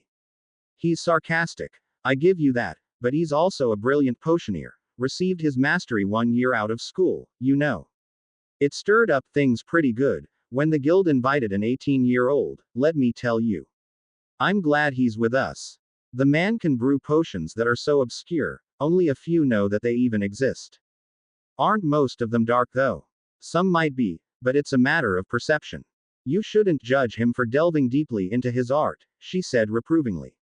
In fact, Remus profits from it quite frequently. Some of the ingredients for the Wolfsbane potion are pretty borderline, that's the reason why it's so expensive. The ingredients are rather hard to get, thus they cost more than the usual fare. Well, there was nothing really he could say to that bit of information. How could he say something against Snape knowing dark potions, when one of them helped Moony to conquer his inner wolf on nights of the full moon? He looked over to Emmeline, admiring her adult curves, her long tresses of black hair. Her face hinted towards something aristocratic, and Harry nearly sicked up into his potion. Although he doubted that she meant to be so obvious about it, the undercurrent of their conversation was quite clear to him. And he didn't understand it, couldn't grasp how a gentle soul, a beautiful woman like her, could be enamored with Snape of all people. Ah, it's nearly finished. I'll have to get to the hospital now, my shift starts soon.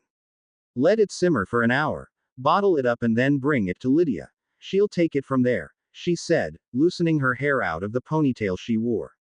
Emmeline uttered a quick goodbye, and ran out of the door, obviously in a hurry, probably because she daydreamed a bit too much about Snape. Harry sighed, looking over the lab to see if everything was in order.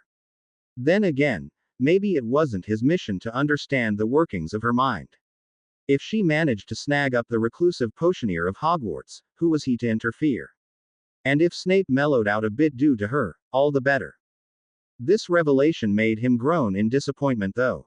Emmeline Vance was an attractive woman, extremely so, and now he couldn't even fantasize about her without the threat of thoughts about Snape looming around the next corner in his mind. Sometimes, life as Harry Potter beeped. Grimmauld Place 14. October 1995. They stood in a room bereft of furniture, but littered with conjured rocks of all possible sizes. Behind a shimmering barrier, courtesy of the one and only Moody, several spectators had assembled to observe the upcoming spectacle. It was an idea of Sirius that had got the ball rolling, and now, a few times a week, Moody had two members of the Order duel each other in a fight with nearly no rules. Only complete decapitation and the most vile spells of the dark arts were forbidden, and that left plenty of room for interpretation. Originally, Dumbledore had been rather adverse to allowing it, but after a few heated discussions, even he had to admit that it might be a good idea, and that the experience that would be gained in these duels might be important to the Order. So now it was Harry's time to duel, to show the Order that his membership was warranted. Not that many people questioned it, but there were a few who had concerns, and he would do everything in his power to quell those concerns. It weren't them though that irked him, rather it was the general consensus of the Order. Many, if not all, acknowledged his value, but still saw him as a schoolboy that would hardly make a difference in a fight. And now he had the possibility to show them just how wrong they were. Thundering and thumping, in a cacophony of pure unadulterated violence, the drums of war hammered in his ears, egging him on, louder and more vicious than they had ever done before. He wouldn't cage them, wouldn't allow himself to chain them for this duel, but he also knew that he had to be careful. Complete decapitation left room for argument, true, but he couldn't take things too far. Every member of the Order was needed in the fight against Riddle. He bounced lightly on his feet, wand tightly grasped in his hand, and gave his opponent a cold and indifferent look. John Abbott, he remembered from what he had read on Dumbledore's map. He was the father of Hannah, a Hufflepuff classmate of his, former classmate that was, and he was rather adept at offensive and defensive magic. From rumors and gossip around the headquarters, he also knew that the man had wanted to enlist with the Auror Corps, but was denied because his knowledge in potions was far worse than Harry's could have ever been, and that was saying something. He certainly was no prodigy in the art. John seemed to be unnerved by the look, and Harry changed his expression, a feral grin tugging at his lips. It didn't matter though, it was time to duel. Harry sprung into action, waving his wand in the direction of a rock and sent it sailing toward Abbott at high speed. Weaving from left to right, avoiding retaliatory spell fire, he used the precious second John took to deal with the boulder to transfigure himself a few nifty helpers. 2 boars, a flock of birds and 3 gorillas stormed toward the clearly surprised man, who slowly but surely shed his opinion that the boy who lived would be easy pickings. The man was no slouch though, and although he didn't make it into the Corps because of his potion skills, he still had all the other qualifications needed to be an Auror. With a few flicks of his wand, the animals were gruesomely nailed to the floor and the birds exploded into a shower of red and gore. Abbott sidestepped the incoming Reducto and apparated out of the way, when another boulder was about to trash him. Harry had anticipated it though and did the same, apparating to a spot only a few feet to Abbott's left. He let loose a torrent of cutting and bone-shattering curses, drawing a few gasps and sighs of relief, when John managed to hastily erect a purple barrier that stopped them. He knew it, could even taste and smell it, how the man got annoyed from being pushed around, by a teenager of all things. His anticipation rose, the time to play was over. In a flurry of motion, Abbott threw a torrent of curses, jinxes and hexes at him, some cast silently, others muttered in a soft, nearly inaudible incantation. And Harry enjoyed it, applying defensive measures he had been taught by the headmaster in the last few weeks. Before the man had mentioned it, he never knew that arithmancy tied deeply into defensive magic, but after several explanations and examples, Harry believed it. Believed it, and learned his fair share of the science with the help of Mr. Weasley. The arithmetic makeup of spells was the most important information though, and it was what he learned first, even if other fields of the craft sounded appealing too. If one knew how a spell was made up, knew how it looked broken down into numbers, it was easy to gauge exactly how much power was needed to bat away the curse with one's wand. It had to be exact though, because too much power led to a volatile reaction, resulting in a magical explosion, which wasn't desirable at all, not so close to himself, and too little would do nothing, letting the curse slip through. He batted away the hexes, parried the curses and used both his magical senses to identify the incoming spells, and his newly found arithmetical capability to rally against the outpour of magic that Abbott rained down on him. It didn't always work. Not when he had no idea what spell just flew his way, but in those instances he simply shielded, or dodged, whichever was preferable at that time.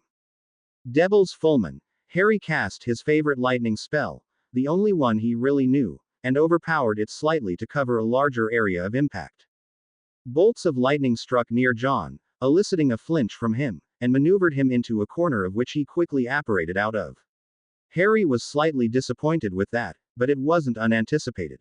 He whirled around, when his sixth sense started to tingle, and ducked not a second too late before a rock crashed into the wall behind him. Tegmatus, he whispered, conjuring the vaunted Tegmat Aegis to cover his sides, hoping that it would serve him better than it did against the Ice Wraith.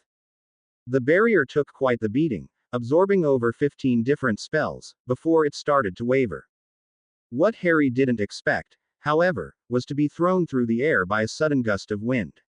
He reacted quickly, waving his wand to apply cushion charms to the wall, and to battle the foreign magic of Abbott that tried to transfigure part of the wall into something.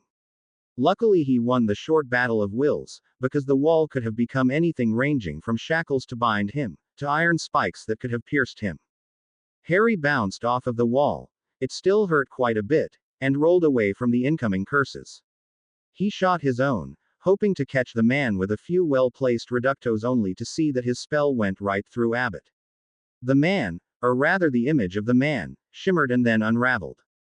Great, now he's using illusionary magic, he thought in annoyance, but also with excitement. He hadn't had such a good fight since the fake Moody dueled him, and the few bandits Dumbledore and him had encountered in the desert had barely been able to cast the few spells that they knew. He supposed that it was the difference between people like Lucius Malfoy and other inner circle Death Eaters, and lowly thugs, dabbling in the dark arts. Lucy and his friends hadn't stopped after learning the Unforgivables, and as a consequence, became that more dangerous because they knew a lot more and were able to fight a lot better. Thugs like the ones he had encountered in Egypt felt superior because they managed the Unforgivables, but it was truly a folly. In their superiority they learned nothing else, fashioning themselves to be invincible with the power the Imperio, the Crucio, and the Avada Kedavra gave them. John Abbott, he concluded, was an excellent opponent. He looked around the battlefield, searching for signs that pointed toward the man, but found nothing. But there would never be someone who could accuse the boy who lived of being uncreative. Abbott didn't want to play by his rules, that didn't mean he had to be taken by surprise when the man finally decided to show himself. Harry transfigured a middle-sized rock into many small pebbles, and after infusing them with his magic, embedding them with his will, made them swirl around his body like a protective cocoon. He was clearly visible through the pebbles, no part of him really covered, but each curse fired at him would be intercepted by one of the small stones flying around him. John showed himself and fired a spell at him, believing the stones to be nothing more than petty showmanship. The curse completely pulverized a small pebble, and Harry allowed himself to smirk. A smirk that vanished, when he felt something cut into his leg and he fell down, kneeling on the ground, the stones still hovering around him. He saw his bloody leg, not really comprehending the reason for it until he noticed a wicked-looking short sword stuck into the floor. Damn it, he cursed inwardly. Somehow, Abbott had transfigured it unnoticed by him, while testing his improvised defenses. Well, he wasn't finished, not by a long shot. If Abbott wanted to play a game of transfiguration, he would oblige him, it would be rude not to do so. Harry gathered all his mental fortitude, and with a long drawn-out motion, wove his wand through the air, attempting his first use of multiple transfiguration on such a scale. The pebbles around him morphed themselves into weapons of all kinds: daggers, swords, halberds, axes, arrows, maces, and hurled toward the startled man, who quickly tried to conjure a block of marble to ward them off. It didn't work like Abbott had expected though, and with a startling clarity, the man finally grasped Harry's strategy. Except for the very beginning of the duel, he had always been the one to attack, hurling curse after curse toward the boy. No, not really boy. The young man had used magic, sure, but it had been a carefully calculated amount, far less than what he had thrown around, just enough to remain safe. And now, John was utterly exhausted, his hair damp in perspiration and beads of sweat trailing down his brows. He looked over to Harry, and after seeing the glint in his eyes, knew his assumption to be the truth. The young man had played him like a flute. The marbled block he had tried to conjure was so disfigured that it wouldn't protect him for even a second, and he desperately called up the last remnants of his magic, transfiguring a small rock to his right into a hardened wooden wall that would, hopefully, save his life. The weapons crashed against the wall, wooden splinters flying into every direction, and he thanked Merlin and Morgana that he was still alive. That was, until he heard the last Potter incant a charm, carefully pronouncing every letter. Accio, Harry intoned softly, using the charm he had applied to his knife when he had carved runes into Hogwarts Foundation. The last remaining weapon, hovering just in front of him, was sharpened beyond belief, and after sending it toward Abbott, it stabbed through the weakened wooden wall with ease. Ah! A blood-curdling scream escaped the man. I give. Bloody hell. I give up. He screamed, and in that instance, the protection wards around the battlefield were lifted, and Vance, Lydia and Hestia ran over to the injured man, instantly casting several medical charms. He looked at the wounded man, and saw that the sword had struck him right between the ribs. Well, he was sure that the healers could fix him up. He had complete confidence in them. The drums of war died down, and he looked around the room, noticing that some of the spectators who weren't combatants for the order, wore rather queasy expressions. He saw no fear. That was a good thing, but that much gore might have been a bit much for them. His gaze roamed farther, observing the fighters of the order, and to his delight he saw that they respected him just a bit more after the duel. John wasn't the best warrior they could field, but he was certainly not the worst either. At last, his participation in the order's affairs was accepted, truly accepted. Potter, come here, Moody called, standing next to the still injured Abbott, who had been dosed with several pain-relieving potions. Time to evaluate your battle. Harry walked over to the pair, slightly limping because of the wound on his leg. It was curious, he thought. He had completely forgotten about it during the heat of the duel. Let's get on with it then, he said, and plopped himself down on the ground, next to John. You held yourself against a good fighter, Potter. That's something to be proud of, but you still took too long to evaluate all your options. There were several moments when a well-placed curse would have ended the duel quickly. Don't play with your enemy. Strike hard, strike fast, Moody said, waving his hand in the general direction of the battlefield that was still crackling with residual magic. Same goes for you, John. You underestimated him. Never do that, doesn't matter who the enemy is. You'll have to work on your strategic overview. You noticed far too late what Potter tried to do, he continued, before thumping them both on the shoulder and walking over to Shacklebolt, initiating a hushed conversation. Harry turned to John, offering the man a tentative grin. Well, that was some fight, huh? Pretty good way to relieve stress, I think. John laughed, and Harry let himself fall backward, wincing slightly because of his injured leg. Hopefully the healers were finished soon with Abbott. Grimmauld Place 21. November 1995. He looked out of the window, observing the falling snow. War, even one fought in the shadows, made people weary of it after a short while. All prideful thoughts vanished. All images of glorious battle were left behind, shattered in pieces, and the notion of death-defying maneuvers became ridiculous. It took only a few months until he was truly sick of it, hoping for an end to the madness that, unknowing to the general population of magical Britain, had engulfed them all. Harry felt the stress mounting with each passing day, and it didn't fill him with confidence that they weren't even in a real state of war, with only a few people knowing of Riddle's return. Soon, oh so very soon, the hammer would fall, and when it did, Britain would be left in turmoil, not just the magical part, but the mundane world too. And it made him sick, knowing that the atrocities he had already witnessed in the past few weeks would continue on a much larger scale. People were blind not to see the subtle clues Riddle had left already, but as he learned, fear was a potent reason for denial. Very potent, and very deadly. And for all their ignorance, all their seemingly inherent stupidity, none of them deserved to die.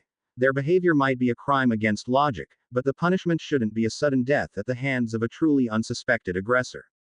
All the more was it vital to take away their blinders, if possible without alerting the minister of it. And all the more did it sting that the Order's campaign to subtly reveal Riddle's continued existence had failed. Just the mentioning of a resurgence of dark wizards had sent the people running to the ministry, seemingly none of them able to think for themselves, and in the end, all it did was alerting people like Fudge and Lucius of the fact that someone had tried to manipulate the papers. It resulted in nothing less than a complete takeover of the Prophet by Malfoy.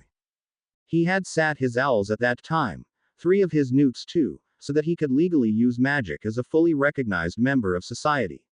It hadn't been easy, not too hard either. In fact, he'd been rather disappointed by the apparently exhausting exams.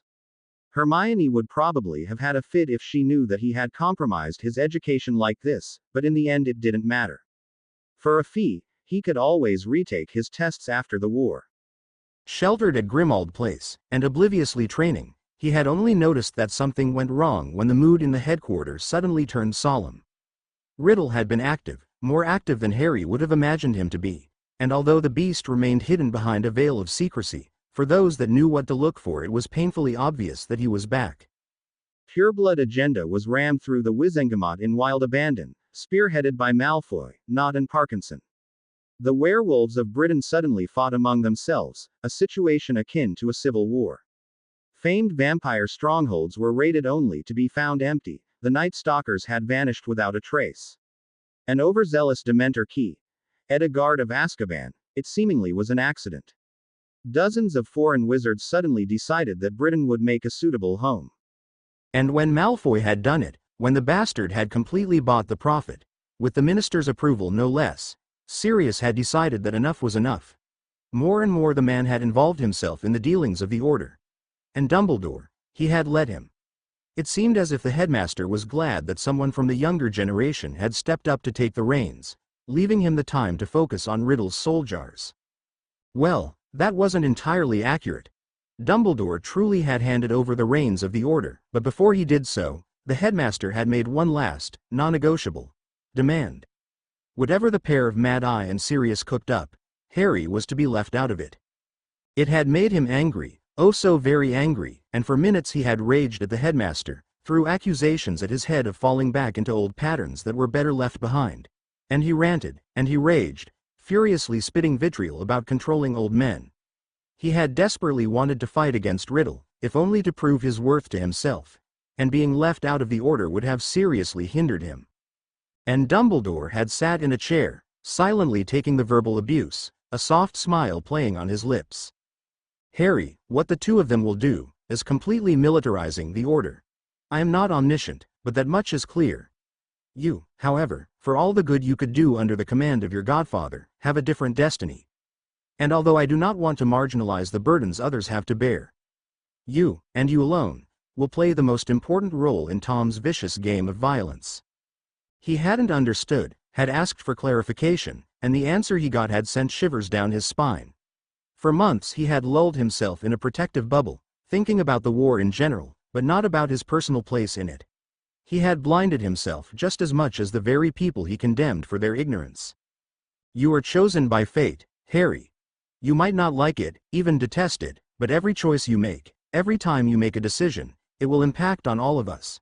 There are no choirs of holy angels and trumpets when a man's destiny is made known. The truth is silent, but no less important. In the end, you will be the one to fight Tom. The words had hit him like a bludgeon, and despite knowing that they were the truth, he had desperately argued against them. Maybe it is the nature of strong-willed men, that we do not take kindly to destiny, do not submit to fate. But even if you rebel against it with all your being, Tom will not. He will find you, no matter which place on earth you hide in, and he will attempt to destroy you. I swore to you, at the end of last year, that I would do anything to help you, to give you an edge, and I will uphold my oaths. How then? How could he learn what he needed to kill the beast, if he wasn't an official part of the very group that had sworn to defeat Riddle? And again, the headmaster had smiled, eyes glinting with pride, but also a small amount of mischief. The Order will become strong, I can feel it in the very air. But you will become even stronger. Sirius and Alistair will train up an incredible task force, soldiers that will stand united against the dark. Tom, however, is not a simple soldier and thus will not be defeated by one. Let me borrow some Muggle terms, Harry. You will need to be something else. A tank, a bastion, maybe a warhead even. I hate adulation for my achievements just as much as you, and I disgust me for saying it, but the adulation is merited in some ways, because despite the Order's strength, I am the only one who can teach you what you need to know. When we traversed Turkey, I told you that other countries weren't concerned about Tom. Maybe it was foolish to do so, even if it was the truth. Please, do not think him harmless because of that, or assume that he lacks in power, for I can assure you that is folly. Tom is cunning, shrewd and intelligent. He knows that he does not stand a chance against the might of other countries. They do not worry, because he leaves them alone, not because he is lacking as a wizard. Truly, there are very few people who can hope to match him. And for you to beat him, forgive my callous words, you need to rise above the rest. Dumbledore had given him a few minutes to recover from the impact of his words and then proceeded to lay all the cards on the table. No secrets, no omissions, a direct plan of action instead that detailed the next steps they'd take. The minister is, for all his faults, no fool. But he is corrupted, and when the old blood that bought him his election started to demand my retirement, he was quick to act, setting plans in motion that would achieve his aims, or rather the aims of Lucius. I am sure that by now you've heard quite the rumors about the newest defense teacher at Hogwarts. A delighting acquisition to the castle's staff, I assure you. Her sole purpose is to undermine me, and although I am certain that neither she nor the minister knows, it is Tom's attempt to weaken my support base without announcing his return too early. I am sure that Madame Umbridge would have succeeded to drive me out of the castle toward the end of the year, but that is also something which can be exploited and shows one of Tom's greatest faults. He thinks too highly of himself and too little of others. What I intend to do, Harry, is to take the bull by its horns. I will drive the dear lady to exclude me from the castle far earlier than Tom would have expected. When that happens, Tom, assured by the greatness of his plans, will not stop to think about my motives. He will feel confident, secure in the knowledge that he limited my influence greatly, and he will announce himself to the world, relishing in the terror his name unleashes. You know, Harry, terror, for all the horrors it entails, breeds resistance, against him, and against his ideals. And although Harry was quite pleased by the headmaster's plan to exploit one of Riddle's mistakes, he worried. What would happen if the target Riddle chose to demonstrate his power was the castle itself? Without Dumbledore and with the harsh restrictions of the Ministry, they wouldn't stand a chance. The castle will not fall. Have no doubt of that, my boy. Indeed, I believe Madame Umbridge will find that Hogwarts can be quite unaccommodating to those who oust a headmaster for nefarious reasons, and politics are, by nature, nearly always nefarious. The wards will be tied to me, and as long as I have not committed crimes against the castle's charter, nothing will change that.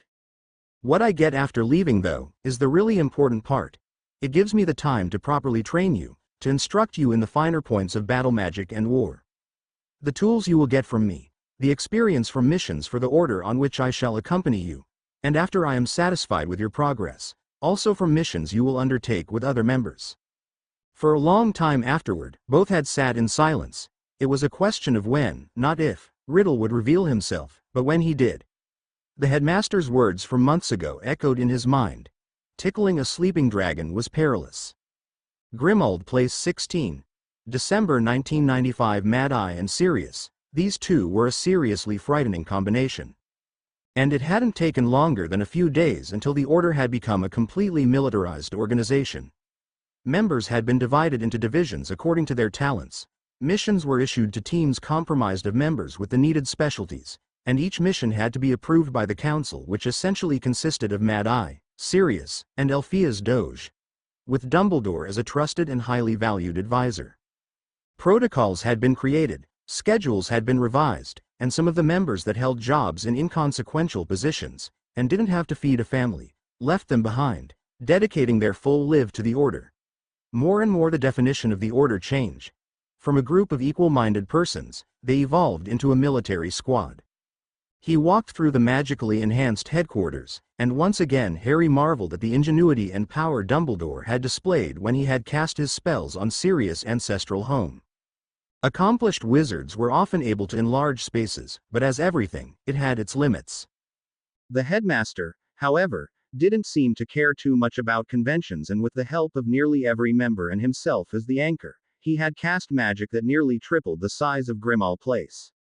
Hours of research, a mixture of charms, arithmancy, runes and ritual magic, and the sheer scale of what the man had done with the already large headquarter, it was enough to render anyone speechless. There was no doubt in his mind that Dumbledore had earned his title of the greatest wizard of modern age through other means than just defeating Grindelwald. The corridor seemingly stretched on forever, and many familiar faces greeted him. Teams with their missions, pairs who were scheduled to observe Death Eater hideouts, medical personnel, the list went on. And it wasn't the first time that Harry felt himself truly believing Dumbledore's words. They had a chance. They learned from their mistakes and Riddle won't have it as easy as last time when he terrorized Britain. When he was in primary school, he didn't have any friends. At Hogwarts he didn't have much contact with other persons either, the sole exception being Ron and Hermione. But here, well, it was a damn shame that it took a war for him to be social, but the camaraderie he suddenly found himself in with the other Order members, he loved it, enjoyed it, and wouldn't miss it for anything. People like Mad Eye, the crazy but strict grandfather type, who, despite Harry's age, accepted him as a capable fighter. Edgar, a brother in arms, who, despite his docile nature, could be truly ferocious when the situation required it. Tonks, who had been the first one to truly make the effort of befriending him. And Bill, the man who had started to teach him about life in a sense that neither Dumbledore, nor Sirius, could ever have done. He didn't fight for his own survival anymore, didn't fight just to spite the madman that had killed his parents, or to uphold the ridiculous beliefs society held in him. No, he had a better reason now. And although many of the people who didn't really know him would say that he had a self-sacrificing personality, it was now that he could truly say, "I'd take a killing curse for any of you." Although there were still some who weren't pleased by his membership, or rather the unusual form of his membership. Dumbledore had been true to his words and started to instruct Harry for hours on end. Some said it was favoritism, but for the moment, Dumbledore wasn't a headmaster and couldn't be accused of such. The first few missions with Dumbledore had been interesting.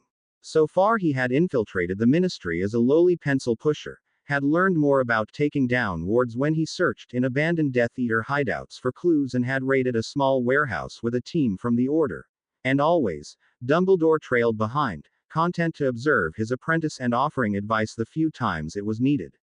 No matter what, Harry swore himself, he would be ready. Outskirts of Dumbledore's ancestral home 21. December 1995. A sword clipped his arm, blood oozed out of the slash wound, red, thick and distracting. He stepped back, batting 2 incoming spells away, but was tripped by a small mound of earth that had risen up behind him.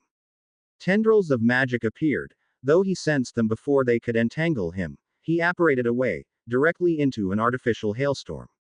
Orbis incendium, a harsh whisper, a ring of fire, the epicenter, Harry. Snow melted, his boots made squishy sounds with each move, but the hailstorm was averted. He blinked and readied his wand. His enemy was nowhere to be seen. That was unfortunate. Looking around, he saw nothing besides snow, snow-covered trees, and the silhouette of a house. Harry groaned, knowing what came next. Chains sprung up around him, shackling him to the muddy ground of his own creation. "Mind your footwork," the wizened man that held him at one point advised playfully. "Never lose sight of your surroundings. That is essential, my boy." The chains vanished and Dumbledore offered him his hand. A friendly tug later, and Harry stood, once again, on his own feet. "Easier said than done," he said. "How am I supposed to find you in a bloody blizzard? You only have but to look. It is as simple as that." The headmaster smiled, unperturbed by the youth's foul language. "And if your eyes fail you, then look elsewhere." That's cryptic. It is the truth. Eyes can be fooled by many things. Cloaks of invisibility, measures of obscuring, charms that befuddle the mind. Trust your other senses. Have I not taught you how to sense magic? Use it, and you will never be blind in our world. Harry grimaced. "I'd rather not remember that place. You know how I feel about it." The tomb was horrifying. True, Dumbledore swished his wand and conjured a table, 2 chairs and a tea set. Soon, a protective bubble and warming charms were applied too, and both sat down, in the middle of nowhere, surrounded by white snow and trees. "But it is better to face your fears than to run away," always looking over your shoulder. It's just. I understand, my boy. Believe me, I do. The headmaster sipped his tea. Teaching the arts of the mind is an intimate process, you know that. You have seen in my very mind what the tomb did to me, yet I am here, talking about it, facing what ails me. Ariana, Harry muttered. You're a stronger man than I, Albus. Dumbledore's eyes dimmed a bit, sadness clearly visible. Am I? I would not know. For all I have done, all the accolades the people shower me with, I never felt particularly strong. You know, strength is measured in more ways than just physical prowess or magical power. The headmaster took of his half-moon spectacles and rubbed his eyes. No, I never felt strong. Especially not in the last few years. Seeing witches and wizards die, especially those I watched growing up, seeing you in mortal peril, often of my own doing, and voluntarily or not. Truthfully, Harry, I feel rather weak these days. And weaker still when I think about the coming years. You had no fault in the tomb, Albus. No one could have known what we would face in there. His mind spun back to the horrors he had seen in the many chambers. The death of his parents, or at least what looked like his parents, at his own hand. I was eager to go in, to explore, it is just as much my fault. And you got us out. Don't forget, you got us out of there alive. Dumbledore hummed, but Harry couldn't tell if it was in agreement or not. You are a kind person, Harry. Something that has become exceedingly rare in our world. Maybe too kind for what lies ahead of us, but that's neither here nor there. What lies ahead of us, huh? Any news from the Order? We've been away for a few days. News? Not as such, no. The rumors we try to spread. They do not work, unfortunately. As much as the people love a good story, they would abhor the return of Tom and will not lend their ears to hear of our plight. Their plight, really. He is far from discreet, granted, but you have the perspective of someone who did not grow up during the last war. They did. They saw the horrors he unleashed, saw the terror he spread. And for them, the mere thought of his return equals the beginning of an apocalypse. It is sad, but I can't fault them. Who could? That makes it even worse, that Fudge isn't doing anything. Harry gripped his cup in frustration. If they want it or not, he is back. Nothing will change that. Nothing can change that. And without more Aurors, more safe houses, the apocalypse will come. Hell, it isn't right that the people just stick their heads in the sand. Dumbledore looked up from his own musings and arched his brows. That our dear minister does nothing as deplorable, true. But who are we to order civilians to fight? Those that excel in defense at Hogwarts usually become Aurors, hit wizards or something along these lines. They can fight, and they probably will fight once Tom shows himself. But the common wizard. Each of them can manage a disarming spell, maybe even a reducto. 20 of those and a shield will fall, no matter its strength. You know that, Albus. You are young, Harry. And often I find myself admiring your perspectives, Dumbledore said. But you did not see the utter carnage that Tom once unleashed. How many of those that learned the reducto at Hogwarts would still manage it after decades? With accuracy, mind you. Would you command a man to fight? A man who can't cast more than a simple Expelliarmus, and who has a wife, children, maybe even grandchildren. Could you order such men to their deaths, knowing that even if they take down a Death Eater by chance, 5 of them would perish? The headmaster shook his head. No, I do not think that is the answer to our problem. I refuse to believe it. What the civilians need, when all hell breaks loose, are means to escape. Preferably also places to escape to. Senseless death among our population will only embolden Tom and his followers, will strengthen them. Harry sighed. So we're back to square one? He asked. Great. Just great. Do not worry, my boy. Tom will reveal himself soon. I can feel it. For all his power, he never was particularly patient. And in the meantime, remember that every cloud has a silver lining. Dumbledore pulled a ring out of his robes and put it on the table. A bit gaudy, but not too ugly, Harry supposed. It was curious though, that the stone seemed to missing. As that, it is, Dumbledore answered. The ring of Salazar Slytherin, handed down from one male heir to the next. I found it in the house where Tom's uncle lived.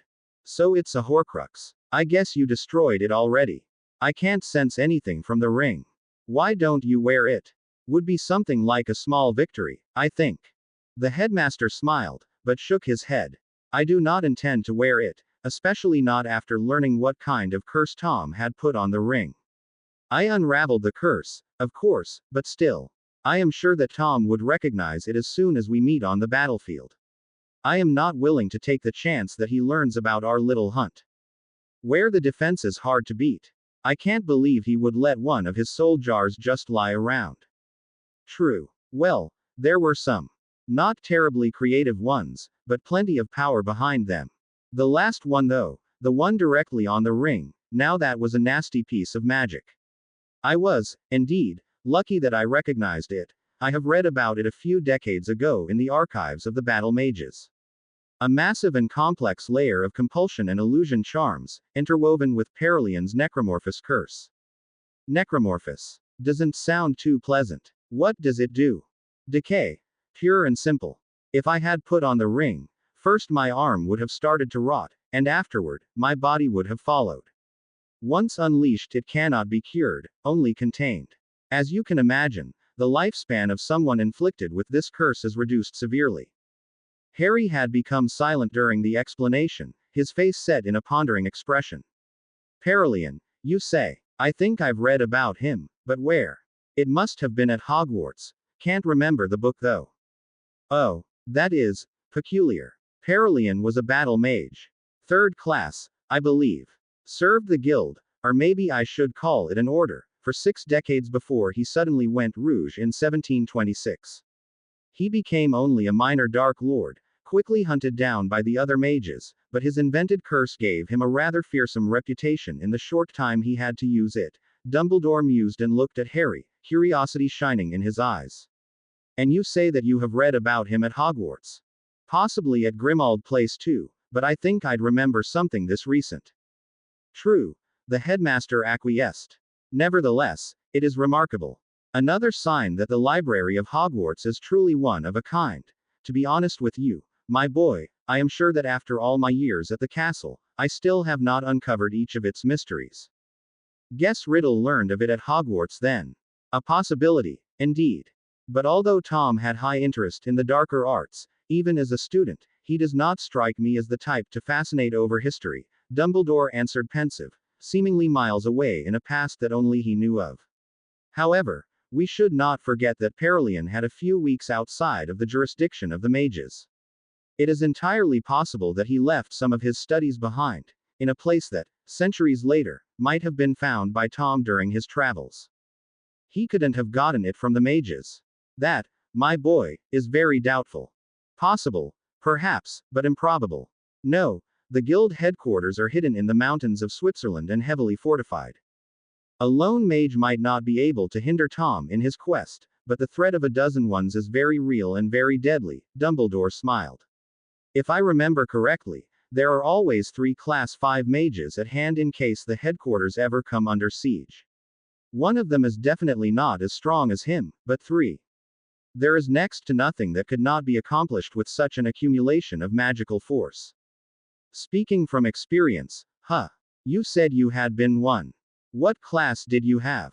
Me. I was only a lowly Class 2 mage. There are strict rules in place to keep order.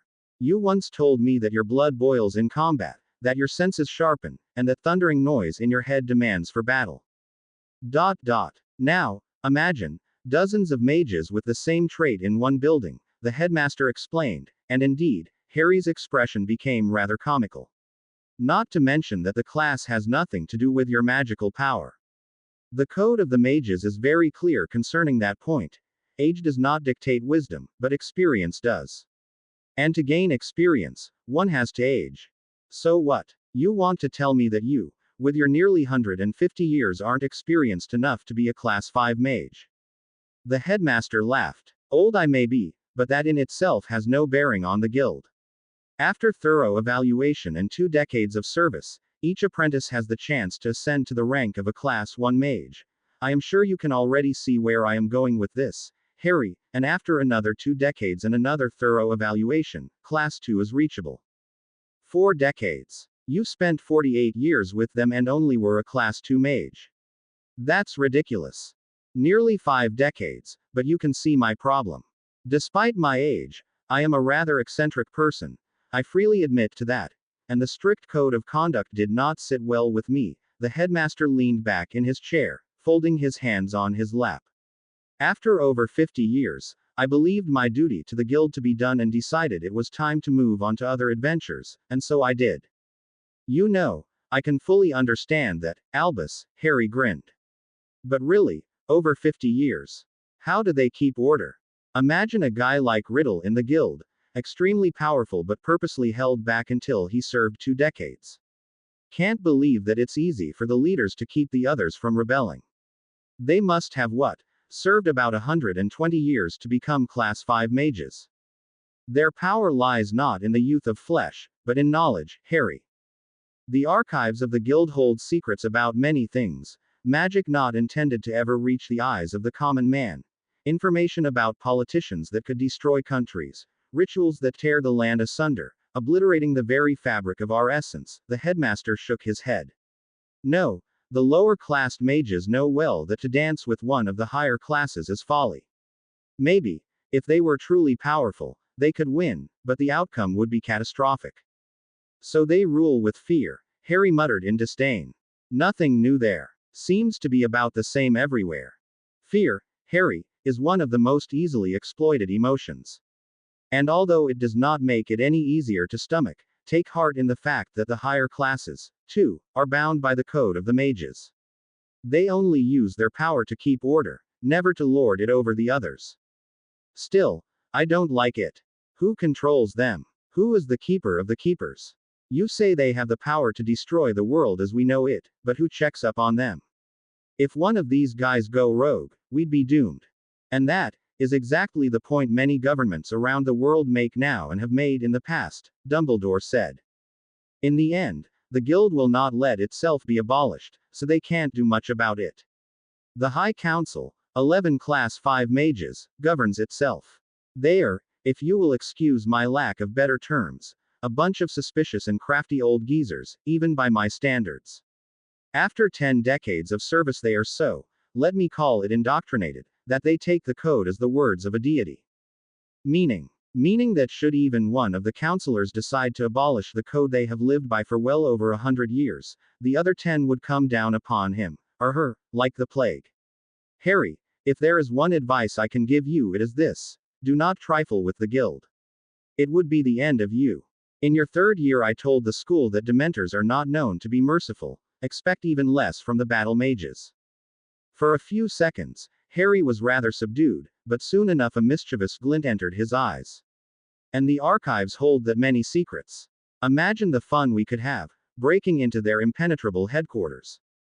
As long as it remains theoretically only, you can plan as many heists as you want. But be careful. Should even a whisper of an attempt reach their ears, they would come after you with vengeance. Then Dumbledore seemed to remember something and his own eyes lit up in amusement. Not that it would do you much good, my boy. Why not? I'd think that getting into their fortress and raiding their library would do me a great deal of good. Why, indeed. If you were able to, that is. Do you think they have forgotten to protect the archives? They are permeated with restricting magic. After every ascension to another class, a bit more of knowledge becomes available until, when you become a Class 5 mage, you can read everything. I believe that you, as an outsider, would barely be able to read a book about the mysterious art of cooking. Now that's a bummer if there ever was one, Harry lamented. You could have told me that a lot earlier. Dumbledore took another sip from his cup and grimaced in distaste. The tea had become cold. I assumed it to be common sense, my boy. Now, let us not dawdle any longer. I believe it is time for you to learn another chant, he said. Powerful, oh yes, but also much more difficult to learn and to control than the others so far. They walked out of the woods and into a clearing, transfiguring quite a few things into slabs of stone. The headmaster arranged them in a field, and gave all of the slabs a black cloak and a white mask. Stand back now, Harry. And remember the most important rule about chants, Dumbledore said. Never use them if I don't have the time. Ancient magic such as this takes a while to conjure, so I have to either distract my target first, or use them when my enemy is unaware of my presence, he recited successfully, having heard the instructions many times over the last month. Correct. But you should recite with a bit more enthusiasm. Keep your eyes open now, my boy. This will be unlike anything you have seen so far. Dumbledore himself took a step back and readied his wand. Harry opened his senses to the magic and the hairs on his neck rose. That was when he heard Dumbledore's voice. Zeus, Master of Storm, Harbinger of Thunder and Lightning, Herald of New Eras. Forgive my insolence and hear my plea, Tornatrua et Fulgura. When Harry had called up earthly vines in his first task, it took a moment until they had fought their way through the ground and shackled the dragon. When he had conjured the son of Jormungand, the Midgard serpent, in the middle of the Black Lake, it had taken a few seconds until the ethereal being was formed. And when Dumbledore had called upon the burning judgment of Fire's father to smash the ice wraith into pieces, nearly a minute went by until the meteor had come crashing down in ferocious vengeance. This time though, the effect was instantaneous. Thunder echoed throughout the rumbling sky, a heavy wind picked up. And then he was blinded, as dozens of the slabs were hit by lightning, the brightness was all-encompassing. Harry opened his eyes and when the white stars in his vision receded, he uttered a strangled gasp. Heavenly Morgana, give me strength, he thought and wandered over to his mentor who looked rather dazzled himself. A small bolt of lightning frizzled out in his beard. The slabs of stone had been completely eradicated, some of them leaving not even ashes behind, and the charred ground was filled with smoking trails and the scent of ozone. And that, my boy, is why you have to train this kind of chant. Rather like fiendfire. You should never let it get out of control, lest you will be struck as well, the headmaster chortled, even though his countenance dimmed a bit when he spoke about the deadly fire. It is impressive, is it not? Now, try it. Let magic guide you on your way. Harry nodded, although his memories of the second Tri-Wizard task made him rather ill. Never let it get out of control. He hadn't even had an inch of control over the sea serpent. He banished these thoughts for now and brought up the incantation in his mind. Zeus, Master of Storm, Harbinger of Thunder and Lightning, Herald of New Eras. Forgive my insolence and hear my plea, Tornatrua et Fulgura. The effect wasn't what he had aimed for. Not at all. No thundering clouds, no noise, just a teensy bit of lightning that struck the earth, loosing a bit of its already low strength, and then arched over to him, hitting him in the leg. He uttered a gargled cry and fell into the snow, unable to control his legs anymore. Oh boy, he would be at this for a long while. Wizengamot Ballroom 24. December 1995. He walked through the richly decorated doors, seconds ago having been announced as Harry James Potter, heir of House Potter, and taking in the gaudiness of it all, barely kept himself from rolling his eyes. As tradition dictated, the ministry's Yuletide ball was held in a large and spacious manor, belonging to the most revered institute in Britain, the Wizengamot. And, as tradition also dictated, he is the heir of a prominent and old family, although with little money left to spare, had gotten an invitation. The headmaster had admitted that Harry had gotten these kind of invitations since his first foray into the magical world. I did not feel it prudent for you to bear that responsibility within the first days of your arrival, when everything was still new to you. Although I admit that I did not fulfill my duties correctly with not informing you at all. Well, sometimes it was easy to see that just a few years ago, the man himself had been what he accused the Council of Mages to be. A cunning, suspicious, and most of all, crafty old geezer. Maybe he still was one to some degree, old dogs learning new tricks and all that, but at least he came clean regarding his dealings with Harry. There was no point in whining over spilled milk, after all. He let his gaze wander over the assembled witches and wizards, recognizing quite a few from the gathered Death Eater profiles of the order. It wasn't that unexpected though. He had known that people like Malfoy and Parkinson would attend the ball. It was an enormous boost to a family's reputation to get invited. And old families like them were invited quite regularly. This knowledge didn't make it any easier for him though. He was, quite literally, walking into the lair of the beast. He suppressed his nervousness, but nonetheless righted his robes, confirming that the golden pin which served as a portkey was still there. Hopefully this ball would end better than the last one he had attended. That blighted Hernandez, and his guards had done quite a number on him. Then he spied someone he had not expected to see. Mary Ann, he thought incredulously. That means her father isn't far away. And there he was, Lord Hernandez, talking lightly with a charming woman Harry was also familiar with. Malfoy, Parkinson, not Hernandez, Mary Ann, Zabini, this is going to be tough. Anne. Well, that's it for today. Not. I have one last announcement to make regarding the last few chapters. I haven't found the time to edit it yet, but it seems that quite a few people didn't get the prank. So, until I manage to change it, here's some clarification. The prank had nothing to do with Harry still going to Hogwarts despite Dumbledore's words, whatsoever. He won't go, and that's final, although I guess that I wasn't very precise in my writing, so it's my fault as an author that you didn't get what I meant. The prank, if you could really call it that, was that Dumbledore didn't tell Harry beforehand that he still had to sit his owls and newts. Something that is quite clear to most of us, but Harry, as much as he tries to be mature, still has occasional bouts of childish thinking, as is right. In his belief that he didn't need to take the exams if he left Hogwarts, he readily agreed, and Dumbledore was quite amused when he finally told Harry that he still had to take them, a lot earlier than his former peers too. That was supposed to be the prank, nothing malicious and cruel, or anything of the sort. Although cruel is debatable in this matter, at least from the perspective of a student. I'll tell you the thoughts behind it too. Normally I let you think about my chapters on your own, and I'm assured that you're quite capable of deducing what I want to tell you most of the time when I write something. But after going over it, I decided that it might be a bit too convoluted, at least if you're not residing in my head, which I hope you don't. Simply, after the 4th year, and even more so after their travels, Harry has become increasingly reliant on our dear headmaster. It wasn't the bad thing to do during their journey, as Dumbledore was clearly the expert there, but blind reliance is quite dangerous. The prank was supposed to open Harry's eyes to one simple fact: even if the headmaster didn't intend any harm, a normal dose of suspicion is still healthy.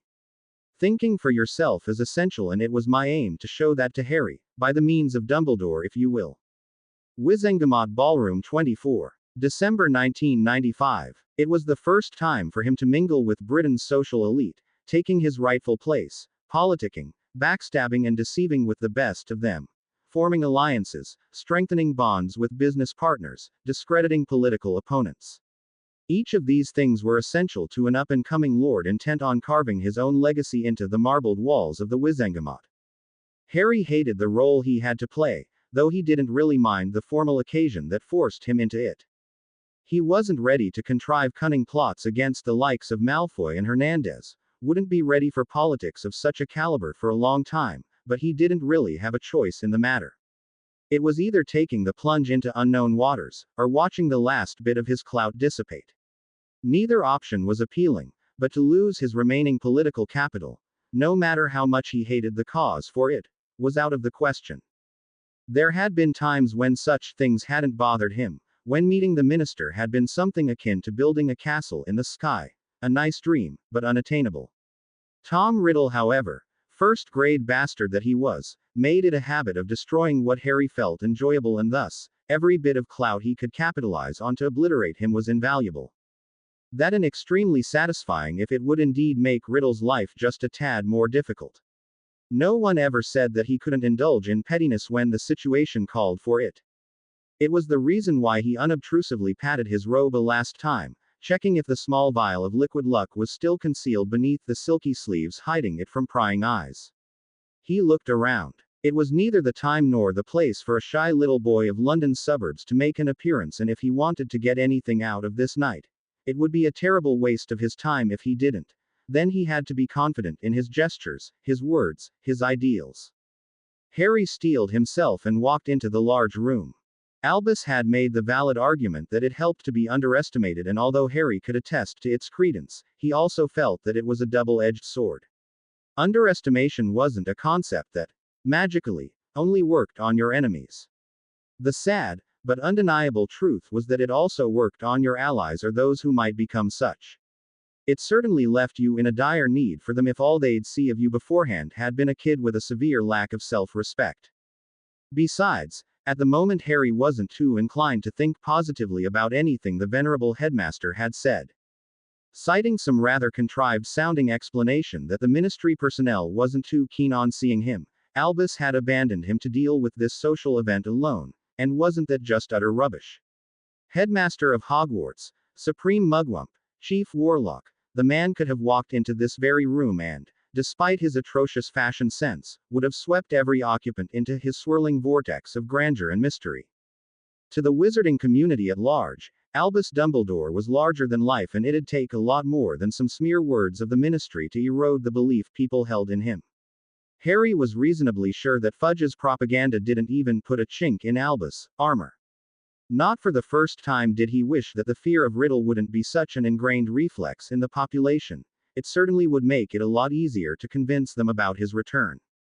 Anyway, as if he'd ever believe the nonsensical reasons Albus had used to explain his absence.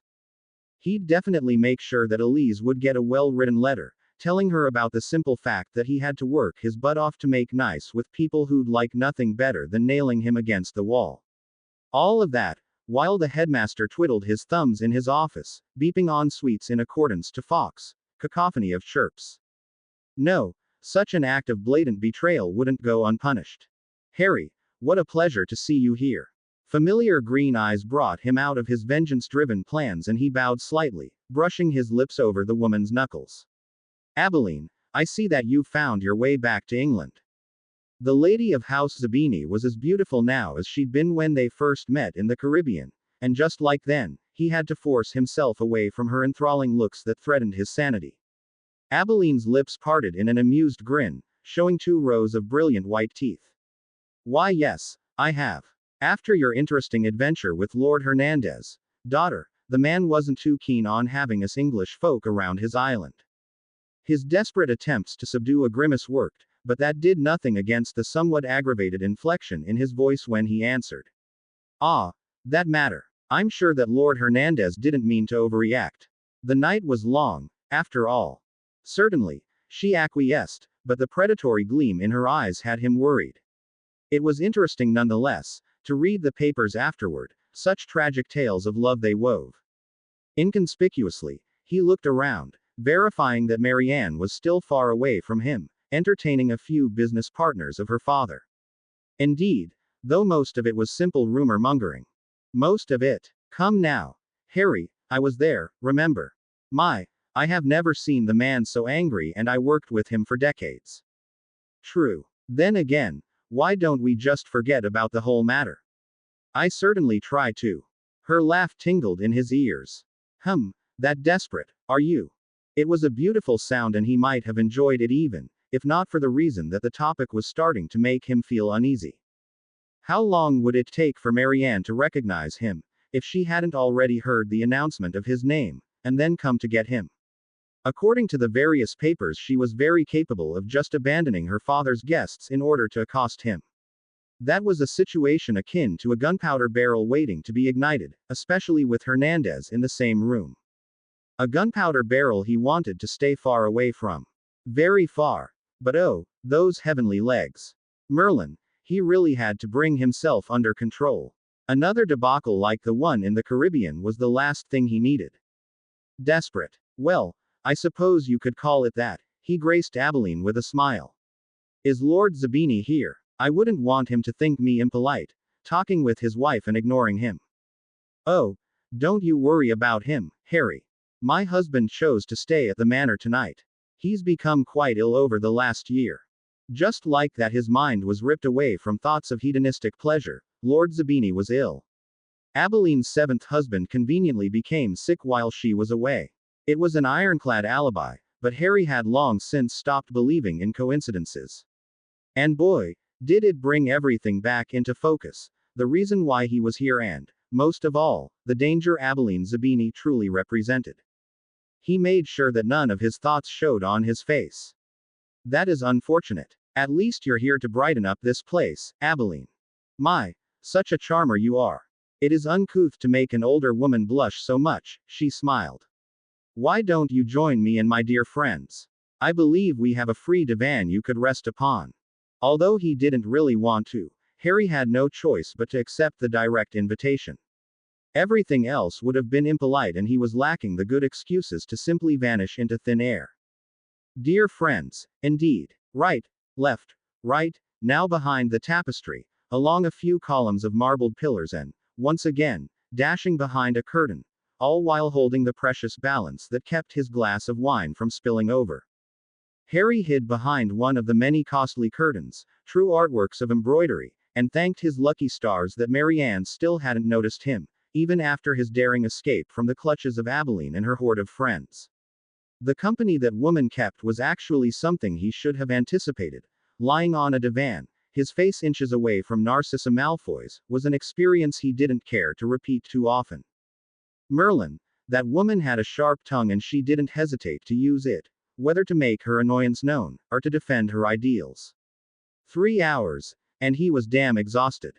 He'd take a fight against an ice wraith, or the dwarven Dark Lord anytime over the verbal sparring with these pureblood ladies who just loved that they had a chance to get their claws into the boy who lived.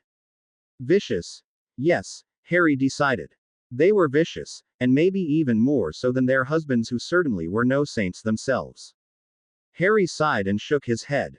At last he was free of them, and now that social etiquettes had been followed, he could finally initiate the plan he hedged as soon as he had heard that he'd be invited to the ball. Liquid Luck, a potion that had an incredible effect, but also a tincture that was horribly addicting and too hard to brew for most people, not to mention expensive. He himself couldn't have done it, at least not by himself and without proper guidance.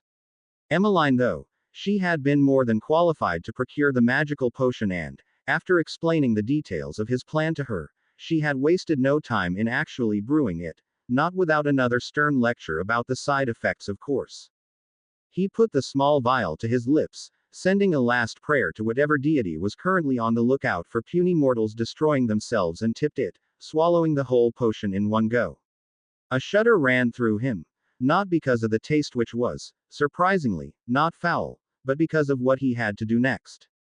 Harry peeled the curtain back and without a care in the world, just as if it was perfectly normal to hide, he walked back into the masses to test his luck once more, this time with artificially augmented luck. And I'm telling you that's not the issue, man. There's nothing more I can do, you know. That place is guarded to Avalon and back. There's always more. You think I'm an idiot, or what? Just one slip up, one little mistake and the whole thing will come crashing down round us. I'm still not convinced. Listen, Walden, that place is impenetrable. Impenetrable, do you get me? Fudge has agreed and he'll keep it under wraps. That guy with his stupid bowler hat won't do shit for us if someone stumbles over the place. I'm going to say it once more and you better listen good. Get your A.S. down to Newcastle and increase the guard in that shithole. Not so loud, you damn moron. It isn't private here, and I swear to Merlin, if you just Ked up the operation. Harry leaned back into the shadows and tried to calm his rapidly beating heart. The liquid luck had worked better than expected and now he could even report something useful. Newcastle, Walden McNair, and the word impenetrable definitely didn't mean anything good. He gave the empty vial a chaste key, and grinned. He really came to like this potion. No meeting with Hernandez and valuable information to boot. Harry, the green-eyed wizard, felt a pleasurable shiver run down his spine, and gripped the empty vial just a bit tighter before turning around. Marianne was a gorgeous woman, there was no denying that, and as soon as Harry saw her predatory grin, he just hoped that the potion would hold for another 30 minutes. Another interruption through her father wasn't that high on his to-do list. He stretched his arms contently and moved into a sitting position, crumbling the satin sheets beneath his body. A slender pair of arms wriggled their way around his shoulders and he smiled, observing the intricate pattern of gold that marked the white nails of her lithe hands. You're going then? Hot breath tingled in his ear and a pleasurable shiver ran down his spine, the small hairs on his neck and arms standing to attention. I have to. We've been away for an hour already. It was fun, she said, voice laced with beguiling desire. Harry composed himself and his smile changed into a smirk. He stood up, shaking her hands off. That it was, he said, looking around the room. I'm amazed as it is that they've got bedrooms here. Marianne slunk back deeper into the pillows on the bed and offered him a challenging grin. Kinda inviting. Don't you agree? Her grin morphed into a leer. I wonder what they thought about when they built them. He stopped in his movement, half of his left leg already covered by his pants, and turned around to look at her. Inviting. I guess so. Then he chuckled. And you have a very dirty sense of humor. It honestly wouldn't surprise me though if the old geezers that built this mansion had something like that in mind. Ha, I knew you'd agree with me. Besides, did you see some of the noble ladies downstairs? She asked, amusement flashing through her chocolate brown eyes. Lazing around, trying to be as alluring as possible, one could almost think that they were the ones to plan these accommodations. Harry paused at the last button of his shirt and his lip twitched a bit, barely noticeable to someone who didn't look for it. Oh, I saw them. Again, Mary Ann's laughter rang through the room. And you say I have a dirty sense of humor. I've noticed you with them, in case you thought you were being sneaky. She rolled over the bed, coming to rest on her stomach and laid her head on her hands, making sure to show at least a bit of cleavage.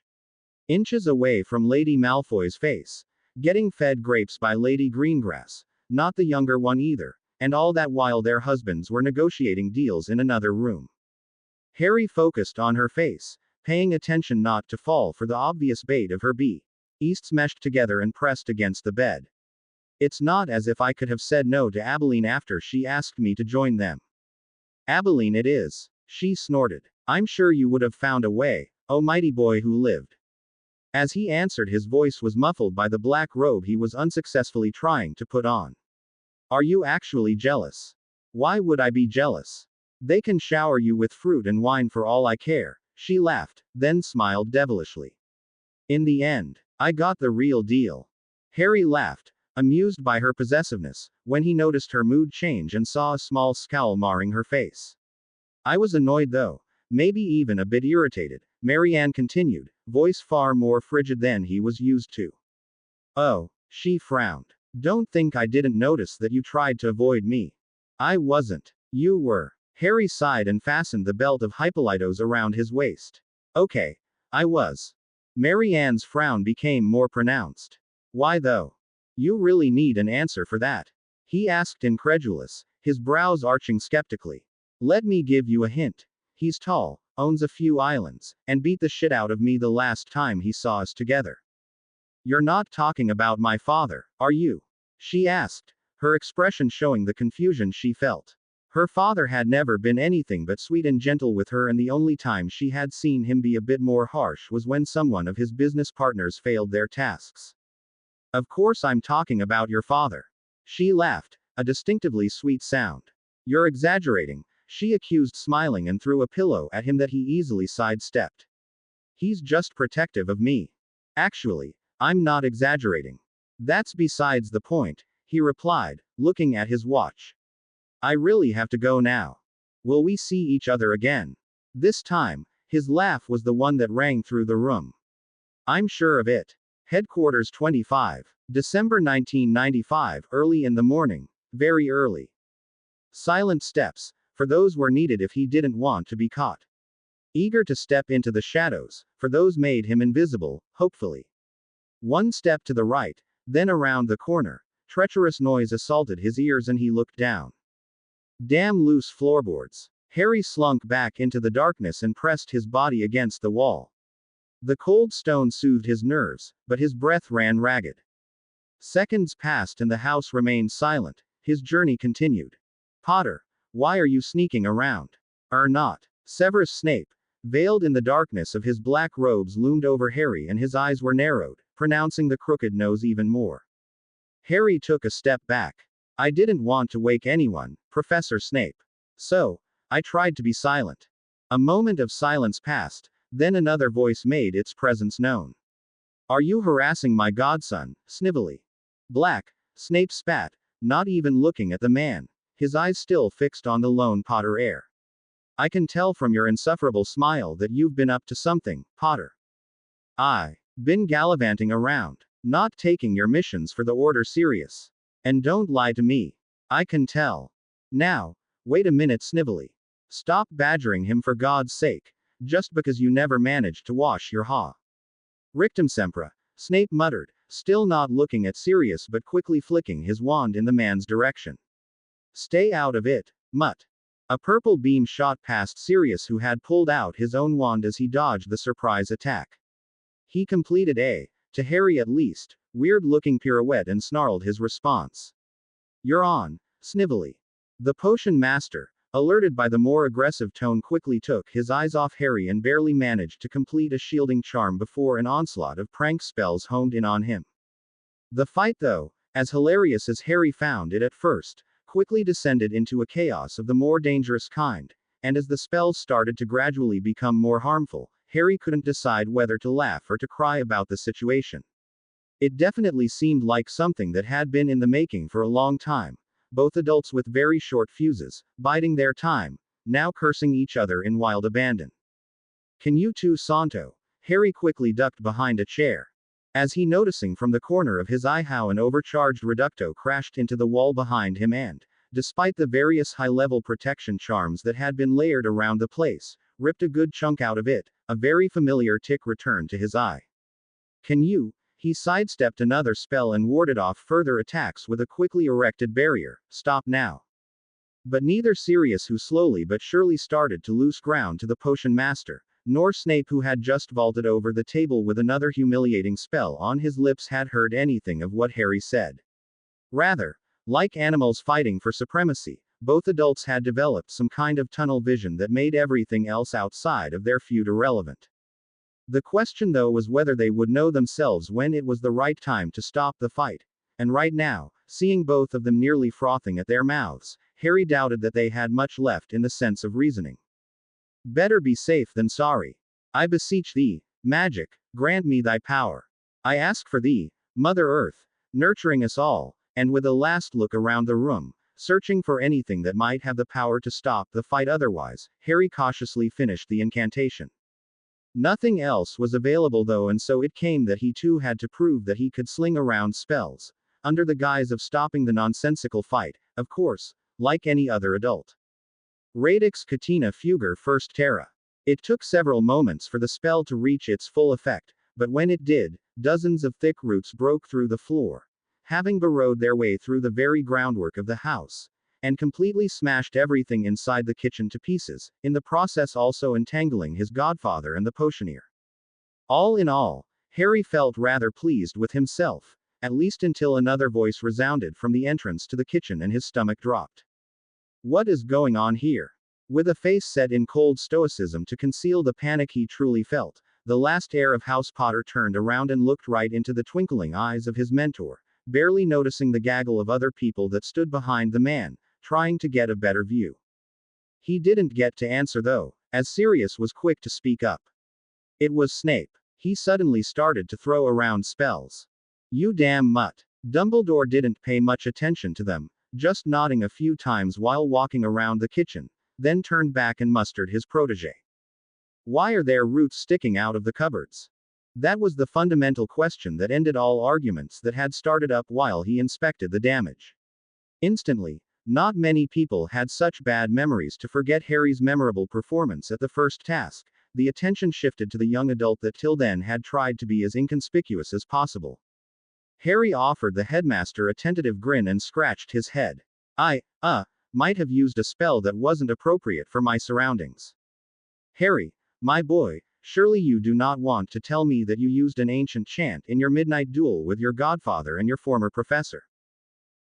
Perhaps. The cold night wind played with Sirius' ebony locks, a tumbler filled with whiskey gripped tightly in his hand and grey eyes looking over a part of London, contemplating what was to come soon. It didn't surprise him when he heard the balcony door click behind him. The headmaster had made it a habit to talk with him whenever he wasn't training his godson.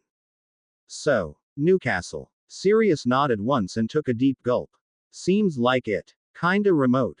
At least for us wizard folk. Can't remember there being anything important in Newcastle. That's probably the point, though. No one would ever bother searching there for something. Actually, the headmaster began and smiled in reminiscence. There used to be a butterbeer factory in Newcastle a few decades ago. The production was shot down after a slew of accidents, I believe.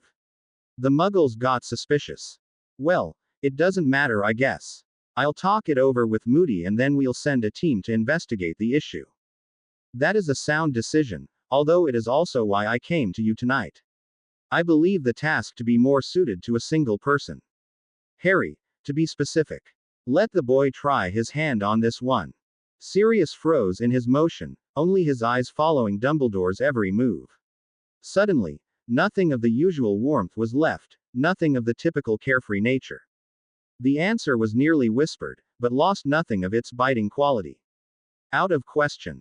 Oh, and Dumbledore too, had lost his genial aura.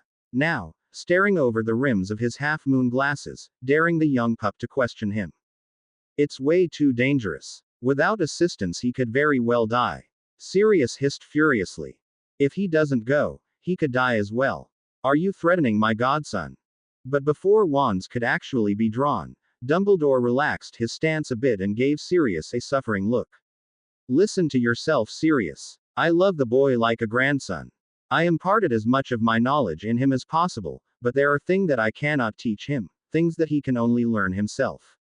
He lacks no power, nor does he need more spells. Experience, Sirius, experience is the one thing every of his adversaries lords over him. Still, your concern is laudable and I would love nothing more than taking him away from here, sheltering him until everything has run its course, but I rather have him gather his experience now than see him crushed later under Tom's power. Why is it always him? Fate, Sirius, is a cruel mistress. And often did I wonder in my many years of life, if fate, part of the Holy Triumvirate, isn't just a mask. Insidious disguise for that which lurks at the pitch-black entrance of hell. I don't need philosophical platitudes. I need my godson to be safe. Platitude it may be, but I do believe that Nicholas had the right idea. So he's going to Newcastle. He is. Harry, we need to talk to you, were the first words he heard after exiting the training room, still sweaty from the harsh regime of spell-casting practice that he underwent each morning. Harry watched his godfather and easily noticed the frown that marred the man's face. Whatever he wanted to talk about, it had to be serious, as well as Padfoot concealed it. The worry that flashed in his eyes when he thought no one was looking was telling indeed. Something had happened in the last few days, something that went beyond the embarrassment of a three-way midnight duel, and it affected the man in ways that left him very uncomfortable. Harry buried his concerns for the moment. He asked, wiping his face with a quickly but meticulously conjured towel as he started to walk beside his godfather, following him to wherever the man would lead him. Albus is waiting in the briefing room, Sirius replied, walking in long strides through the hallways. One look was more than enough to tell Harry that every other question had to wait until they were in a more secure setting. It wasn't a long way, yet the silence, which was in its very nature quite strange, seemed to stretch it out more than he had thought possible. Sirius halted in front of a wooden door, larger than the other doors in the house by far, engraved with the head of a phoenix, and opened it, ushering Harry inside. With the single step it took to enter the room, Harry felt dozens of wards wash over him. Security wards, silencing wards, even a few more obscure ones that he remembered briefly from his studies. A ward, for example, that prevented someone from speaking about certain facts when not inside the ward range itself. He looked over to his godfather, noticing the man apply a few more privacy charms, most not strictly necessary, with the wards already covering for all eventualities. Something that Dumbledore apparently forgot to tell him. Harry switched his focus to the other person in the room, the one with the long white beard, and saw said beard twitching in amusement. Who knew that the venerable headmaster of Hogwarts found his joy in watching people flounder around? Harry's brows rose and he sent Albus a questioning look, getting a smile and a wink in return. Well, it gave him some time to sort out his thoughts at least, something he definitely had to do. The whole thing reeked of order politics, and Harry wondered if he should be concerned, now that the already heavily warded headquarters had to be secured even more. Harry, Albus got his attention, his jovial countenance replaced by a stern expressio. Please, excuse the overcautious behavior. The topic of our conversation is rather sensitive, and therefore, secrecy is necessary, I fear. Alarm bells rang in his mind when his eyes came upon two glacial chips of ice that bored into him, definitely conveying the gravity of whatever they wanted to talk about. It was never a pleasant experience to have a man of the headmaster's caliber look at him like that. It was a certain guarantee for danger ahead. Harry nodded once, very slowly, inconspicuously sorting through every ward he had felt when entering the room and searching for ways to strengthen them. It was doubtful that he'd find a way to do so, but if the issue really was as sensitive as Albus made it out to be, then it was better to be safe than sorry. "Do we have a traitor in the order?" Harry asked flatly, after having confirmed that the room was as secure as it possibly could be. "A traitor?" Albus asked, bemused. "Who knows? Even without someone betraying the order, old principles still hold true. A secret shared by many is a secret heard by all." It really was a reply that Harry should have expected from Albus, but in essence it answered his question quite well. His godfather, though, was visibly agitated by the headmaster's wise comment, his expression set in frown as he walked up and down the room in a manner that seemed so nervous, so unfitting for him.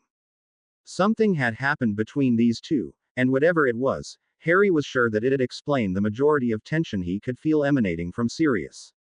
There was something aggressive inside of his godfather. Always had been. Something that lurked just beneath the surface, but never really saw the light of day. It was just in his nature.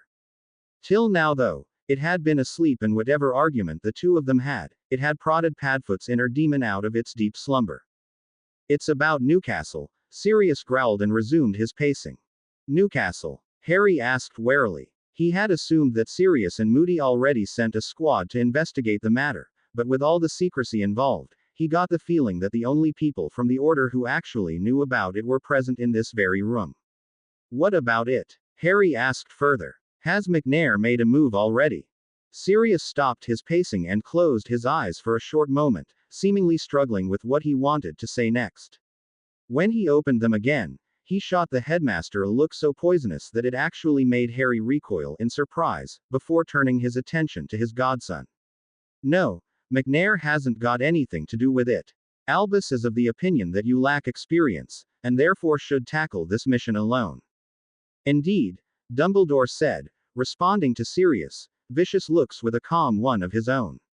"Tom and his followers have well over 50 years of experience they can bring to bear against you, Harry. That is a fact, and it is, unfortunately, not something that can be remedied with magic. You may learn more about obscure magics with me standing next to you all the time, but you will never get the field experience that is necessary to stand up to Tom's men that way. So, my mission is what exactly? Scouting out whatever they've cooked up in Newcastle?" Harry asked, throwing a concerned look toward his godfather, who had become really still and rigid. He definitely understood the reason behind Sirius' anger now. Albus, for all his good qualities, also had a few bad traits, Harry knew. Often, discussions with the headmaster ended in Albus steamrolling his way through the arguments of others with superior rhetorics and the might of his accumulated titles behind him, ending in him giving instructions while everyone else had to listen. Harry was quite sure that Albus knew of how others perceived this attribute of his character and tried to curb it most of the time, but he got the feeling that the headmaster had missed to do so in whatever discussion he had with his godfather prior to the briefing. "Yes," answered Dumbledore, breaking Harry out of his musings. "Everything is up to you. How you travel, where you stay, how you gather information. This is your first solo mission, so you can take your time and make sure that everything goes over smoothly." Harry frowned when he heard the particulars of the mission. "Isn't this important, though? I would have thought that the Order had to respond quickly to such time-sensitive information, not send a rookie to blunder around." It was a critical self-assessment, but a valid one. Things simply didn't add up in Harry's mind, and he hated it when that happened. He was missing something. Something that Dumbledore had already thought about and just forgot to mention. He was a rookie. For all his magical prowess, there was no mistake to make about that. He could, potentially, wipe the floor with most of the Order's combatants in a fair one-on-one duel. The important part of the equation, though, was that most of the Order's members would either never get into a fight with him in the first place to reach their objective, or if they absolutely had to, that they would never fight him fairly, taking him head-on. All he had learned so far had been how to fight, never how to avoid a fight, which was, in his opinion, at least, equally as important. Albus had busied himself with cleaning his half-moon glasses while Harry pondered the issue. He smiled at his protege as he answered. "Important it might very well be, but I doubt that it is something that benefits Tom in the near future. As long as there is ministry personnel involved, it is reasonably safe to say that this facility is a long-term venture. I get no help from the other members of the Order, but do I have other resources? Dumbledore nodded and wrote a few words on a piece of parchment. Everything you prepare before you leave the headquarters is yours to use, of course, as well as some funds from the Order's treasury. You will get a set amount of money. Afterward, it is your responsibility to see the mission through with the means we gave you. Take this slip and give it to Arthur. He will give you the money. Mr. Weasley. Harry couldn't help himself and laughed, looking over to his godfather. That stinks of you, Paddy. You're a crafty old man, you know that. Not only is Mr. Weasley the last person anyone would ever suspect to handle the Order's finances, through his family he also learned how to make a group survive with minimal funds. Sirius forgot his worry momentarily and grinned boyishly, happy to have made his godson laugh. I aim to please, he replied with an exaggerated bow. What happens should the mission take longer? Harry asked, bringing the discussion back on track. Albus, who started to say something, was quickly interrupted by Sirius. His godfather, in a rare display of power and protectiveness, silenced the headmaster with a single glance. As long as you finish the mission in the end, you can take as much time as you need, Harry. The first priority should always be your safety, nothing else. It took a few days after his discussion with Padfoot and Albus to prepare himself for his first solo mission. The majority of said time having been spent buckling over hot cauldrons, inhaling the fumes of blood-replenishing and pepper-up potions, as well as looking up, or better said, refining, spells to obscure his presence to both the Muggle and the Wizard eye. Prepared as he was, Harry actually felt that not much could go wrong. A foolish notion, really. As always, when Harry Potter was involved, everything that could have gone wrong actually went wrong. Unknown Location 5. March 1996. F.K. Harry whispered, and hammered his battered and bruised right fist repeatedly against the wall. F.K. He repeated, again and again, deepening the blood-red imprint of his hand in the wall. The rest of his body was barely supported by the unevenly masoned stone. Deep cuts littered his chest and legs, blood flowing freely from most of his wounds and, worst of all, the burning sensation of shame he felt whenever he looked up and saw the maliciously grinning face of a goblin, carved into the wall and mocking him. Are you tired, little wizard? Harry's eyes lit up in a furious storm and he speared the ugly goblin that had asked him such an inane question with a murderous look. Tartarus awaits. He spat a fat wad of blood and saliva on the ground, answering it all the same. Tartarus, hell, the goblin lifted his battle axe higher and pointed it at the half-dead wizard in front of him. What an utterly human concept. Blood flowed in streams from Harry's mouth, yet he grinned in dark anticipation, the dagger of Skugrad gripped even tighter in his hands. He spared the sword of Gryffindor no glance, it had been blown out of his hands in the early minutes of the fight. Who cares? Goblin, his grin widened even further and ripped up his dry lips in multiple places. Take that axe and shove it up the ass of your beloved Ergothal Thraz. Once again, the 2 months he had stayed now in goblin-occupied territory made itself known at the most inappropriate of moments. Momentarily struck speechless by the insolence of the human, the goblin scrunched up his face in a furious snarl before he took his axe and stormed toward him with the intent to kill. Defending the honor of their fallen paragons was the most important duty to a goblin. There was nothing that enraged them more than insulting their deified brethren. Getting angry in a fight, having the blood-red visor of rage cover your eyes, it was a costly mistake in most cases, and Harry would not let this chance slip past him. He watched the quickly approaching goblin with a rising heat penetrating his body, cruel instinct slithering up his veins like a snake would through a castle's tunnels. This was it. This was the feeling. The goblin was 3 meters away from him and Harry allowed himself another grin, then he spat him in the face, and despite the years of training under harshest conditions, even the goblin could not deny his basic instinct of closing his eyes for a second. In towering rage, the goblin swung his axe with closed eyes as he was but 2 meters away from him, and Harry, whose legs wouldn't have supported him any longer anyway, no matter how much bravado he showed his opponent, gave in to his weakness and fell to his knees. The hairs on his neck rose, His opponent finally within striking distance, and the wind caressed his skin as the axe missed his head by barely an inch. It took a Herculean effort, but with a primal grunt of fury he thrust his arm forward and twisted, burying his dagger deep into the goblin's guts. Harry's eyes closed slowly, but he didn't need them to envision the black blood he felt on his hands, slowly leaking out of his opponent's body. His ears were fine. Yet, even though he survived once again against all odds, all he heard was a loud cacophony of booing and insulting whistles. His head became heavier and heavier, until with a dull thud, it hit the ground completely, his face mashed into the dirt filled with the blood, piss and sweat of generations of goblins that had fought and died in the arena. Was it any wonder then that wizards hated goblins? Unknown location 6. March 1996. Foolish human. You're going to kill yourself at this rate. That was the 5th fight in 1 month. Healing magic only takes you so far. Harry groaned and slowly opened his eyes, closing them immediately when he was blinded by the harsh light of a candle hovering directly in front of his face. The heat prickled on his skin, and when he opened his eyes again, this time much slower, he couldn't say the view was that much better. At least not with the old and wrinkly goblin that held the candle. Nice to see you too, Harlocrack. Did I win? Harry asked, a tired smile on his lips. Harlocrack, master trainer of the Goblin Nation, snorted and smacked Harry over the head. Of course you won, foolish human. Gutted the bastard like a fish too. I'm not in the habit of training failures.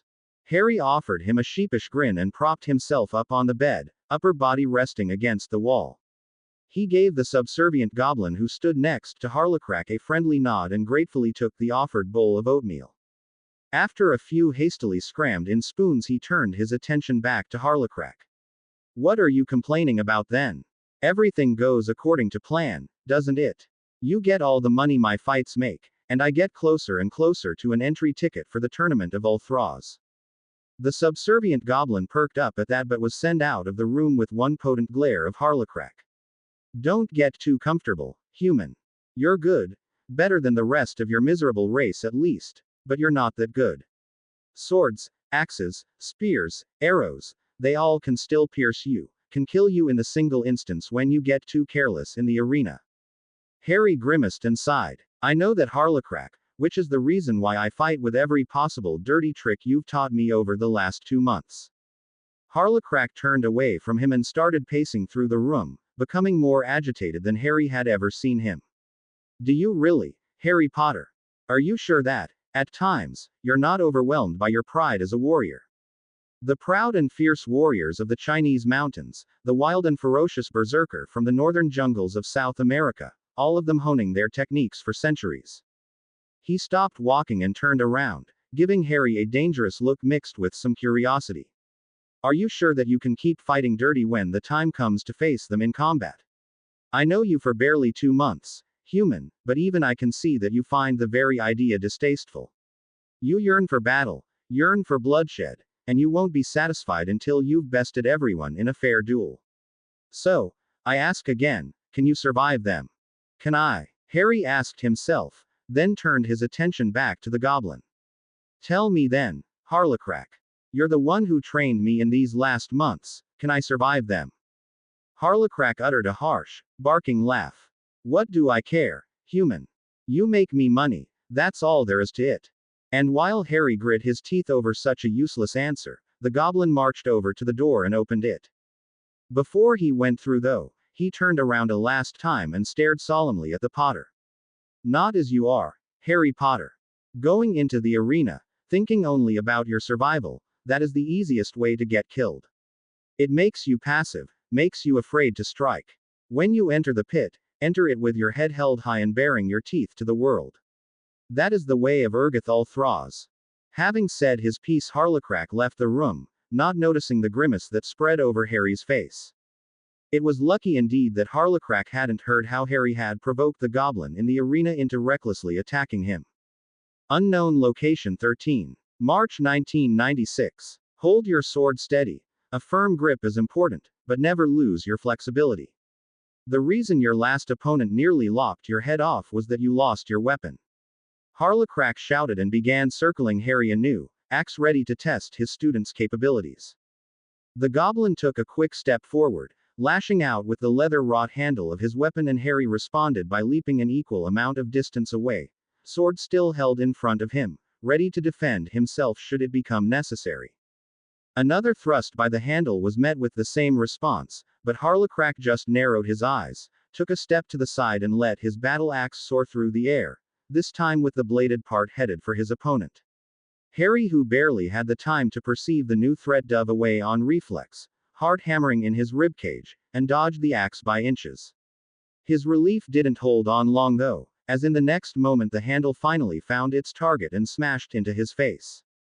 Too passive. A solid defense isn't bad, but it won't win you fights either.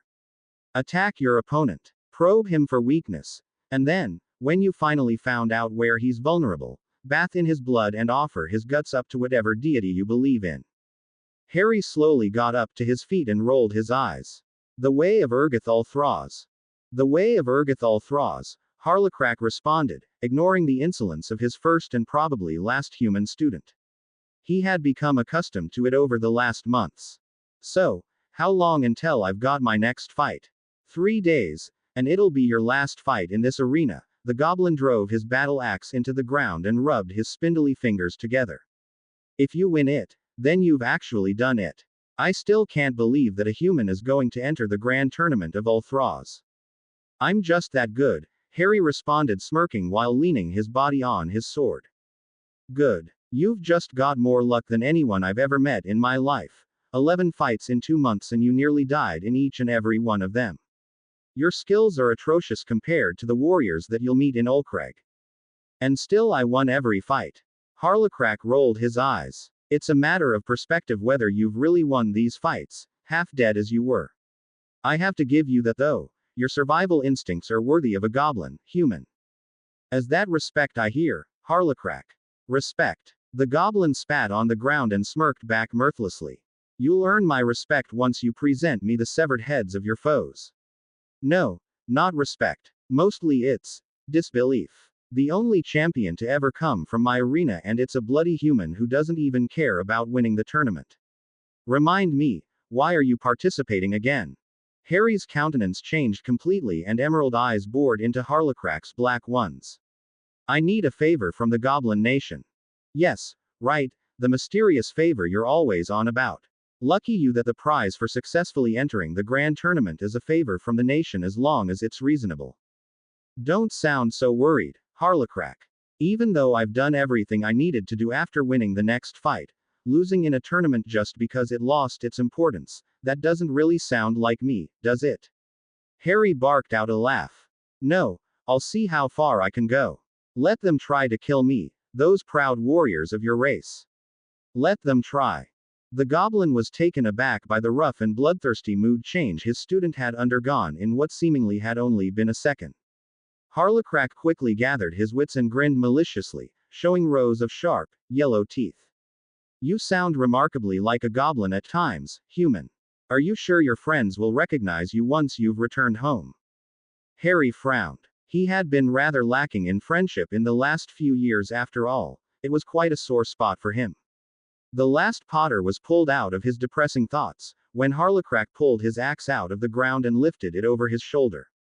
No matter. Win the fight in 3 days and we'll march to Ulcrag to get you your favor. Lose it, however, and everything you've bled for was worth nothing.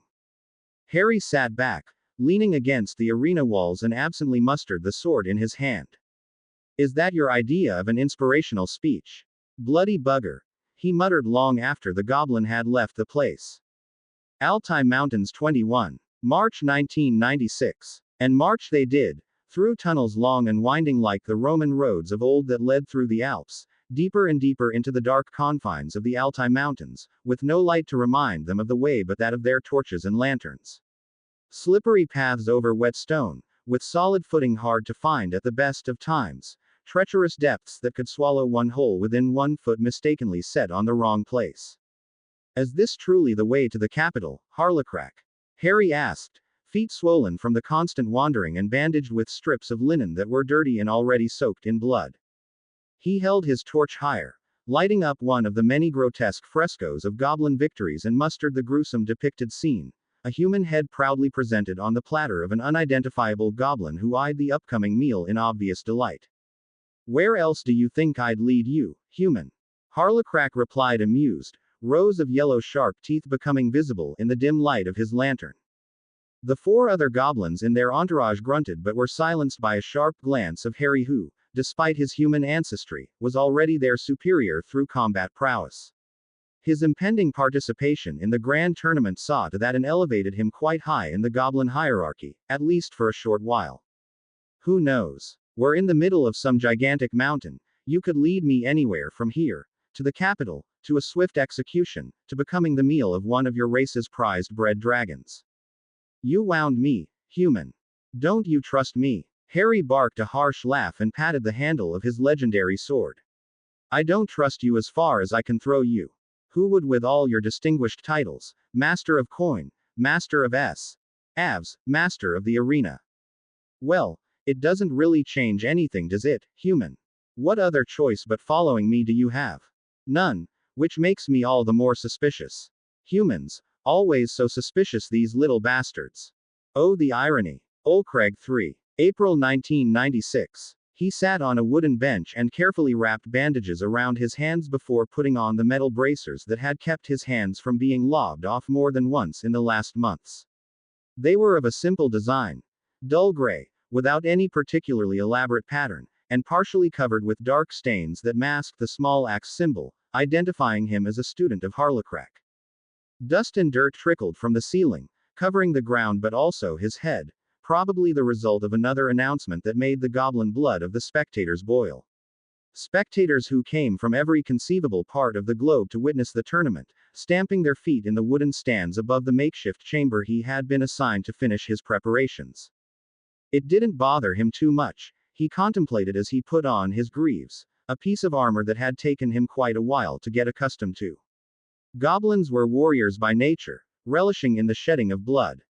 As such, and with all the restrictions humans put onto them, each and every opportunity to fulfill their base desire had to be used to its fullest. Thunderous noise resounded once again, like a stampede of angry rhinos, and actually made his preparation chamber tremble. He was a human, the first ever to take part in the tournament that honored Urgathol Thraz, and therefore got the worst possible accommodations, far away from the stone chambers lying under the stage reserved for the nobles. He couldn't blame them, and to be honest, it was as he had expected it. Here he was a foreigner. Maybe even worse, here he was the enemy. Deep in these mysterious caverns of Ulcrag, capital of the powerful if suppressed goblin nation, a human didn't find much in the manner of support. Not that many humans would have found their way into the tournament anyway.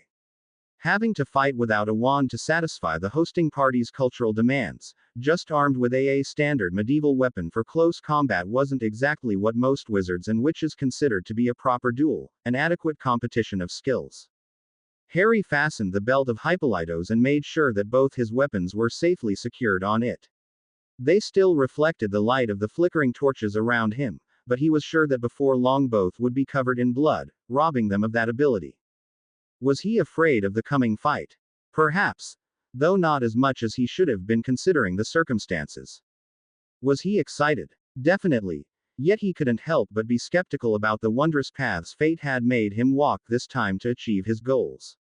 Steps resounded in the hallway that led to his chamber, and through the doorsill he saw shadows flickering, announcing the presence of a person in front of the wooden door.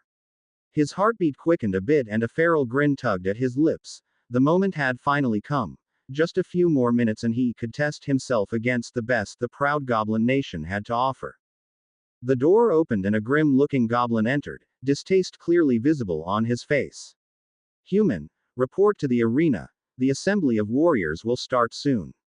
Apparently not deeming it necessary to say anything else, the guide just adopted an impatient expression and waited for Harry to follow him. And follow him he did. They walked through several tunnels and covered a lot of distance underneath the wooden stands before the goblin left Harry alone to enter the arena. Harry didn't have to wait long. After a very loud bang nearly ripped his eardrums into pieces, the metal gates in front of him swung open, letting him, for the first time, actually appreciate just how many spectators the tournament in Ulcrag had attracted. During his 4th year in Hogwarts, he had believed the amount of visitors that attended the Triwizard Tournament to be extraordinary. Yet again, his view of the world had changed. Hundreds of spectators might have been impressive for a school tournament, but it didn't even come close to the overwhelming and oppressive atmosphere that reigned in the arena he just had set foot in. Thousands of goblins, to his eyes all looking the same, anticipated the upcoming bloodshed. He doubted that even one of them, with the exception of Harlocrack, wanted him to win. Green eyes blazed with confidence as he took his place in the row of 16, one human and 15 goblins, that had lined up in the middle of the arena. He ignored the bloodthirsty warriors to the left and right of him. Nothing good could come from antagonizing them prematurely, and directed his gaze completely to the royal stage where the king of the Goblin Nation, Sarlath Harkesh, would soon make his entrance. A magically enhanced voice began to bark out long strings of words in the language of the goblins that made his fellow warriors snap to attention. A powerful gaze from the royal stage captured his own eyes, but he didn't look away. It was probably a foolish notion not to give up in a staring contest with the Goblin King, but somehow Harry felt that he stood to lose even more should he actually lower his eyes. Seconds passed before the king said something and clapped in his hands twice, prompting the announcer to let loose another string of, to human ears, incomprehensible words. Immediately after, loud boos resounded in the arena and Harry actually had the audacity to grin when he heard his own name. It seemed as if the fates didn't want to let him wait too long this time. The first fight was his already. The boos turned into storming applause when another name was mentioned and one of the 15 warriors stepped forward while the other 14 vanished into their chambers again. Harry mustered his opponent. The goblin wore a noticeably less armor than his friends, but what really stood out was that he didn't use one of the often favored double-handed axes and swords, instead opting for 2 short swords. Harry looked over to the announcer and got his attention with a loud whistle. "Who's my opponent?" Didn't get that in the introduction. The goblin frowned at him but replied in clear English, "Your opponent is Marduk Babylos, son of Ishtar Babylos, the director of Gringotts in Iraq. He achieved the 5th place in the last tournament of Urgathol Thraz." Harry nodded and focused his concentration back onto his opponent. This would be a battle of life and death. There could be no hesitation in his swings, no reservedness in his movements, or he would meet his parents earlier than anticipated. The thought actually made him shiver. He didn't know much about her, but his mother would probably murder him. Again, should he die while taking part in a goblin tournament. One thing Harry had to give to these goblins though, they never wasted much time. Within seconds of the announcer's words having been spoken, Marduk Babylos, as he was apparently called, stormed toward him, ready to inflict grievous wounds. Marduk circled him, both swords secured in his tightly clenched fists, small but compact muscles tensed with each step, and despite his height, which was abysmal if compared to that of a human, he felt more like a predator than any creature Harry had ever faced before. It was with a startling flash of clarity that Harry realized something important, something he had shoved into the deepest confines of his mind till then to uphold his sense of honor and not run away like a little girl.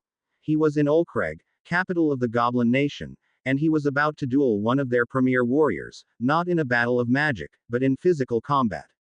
More out of reflex than out of actual foresight, he stepped to the right and lifted his sword. Dust and sand whirled up where he had stood, Marduk's sword deeply embedded in the arena's ground, but that was not what most spectators had their eyes on. Rather, it was the second of Marduk's swords that garnered all the attention, the bladed part inches away from Harry's face yet blocked by the sword of Gryffindor. Harry had precious few moments to actually size up his opponent, and what he saw didn't do much to fill him with confidence. Marduk looked neither angry, nor excited. He looked like nothing really. The goblin's face was blank of any emotion, and the only inclination Harry had that Marduk wasn't Imperio used, was the steely glint that lit up his eyes. The pure dedication to their fight that he could read in those beady black eyes. Indomitable. That was a fitting word, he thought. Marduk's right hand rose and with it the sword, quickly to be parried by Harry, who had to step back shortly after to avoid the left blade that whistled through the air, nearly taking his head off. The goblin didn't let off and continued with another right-left combination of sword strikes, hammering Harry's defense, making him dodge more and more. Curiously enough, Harry, while fighting for his very life, or rather, dodging for his very life, had the weirdest of thoughts. It was like deja vu, really. The big boned form of his cousin throwing punches while the even more big boned form of his uncle encouraged him to throw more of these heavy, right lefts. Another hit crashed into the ground and Harry danced away further under the loud, resounding boos reverberating through the capital's caverns. These goblins were truly a bloodthirsty race. Harry actually felt that he did rather good so far, dodging all these vicious strikes, apparently not good enough for the resident observers. A pattern soon started to form, and although he knew of it, Harry had neither the skill nor the strength to make something out of the chance the circumstances presented.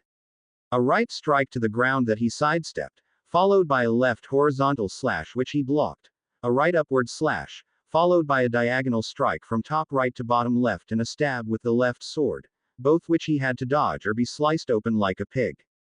It was utterly predictable, so much in fact that he managed to adapt rather well to the vicious rhythm, but that was the only real saving grace he had.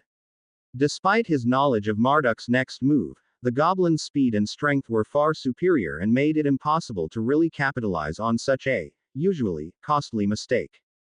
Marduk, it seemed to Harry, had developed some kind of tunnel vision and the only thing that counted for him was slicing the human in front of him into pieces. Sadly enough, the only thing that really kept Harry alive beside his foresight, were his reflexes. Begin defensive all the time won't win you any fights, hadn't that been Harlecrack's words? Well, the old battle axe had been right, although he had never really taught him how to go on the offensive either.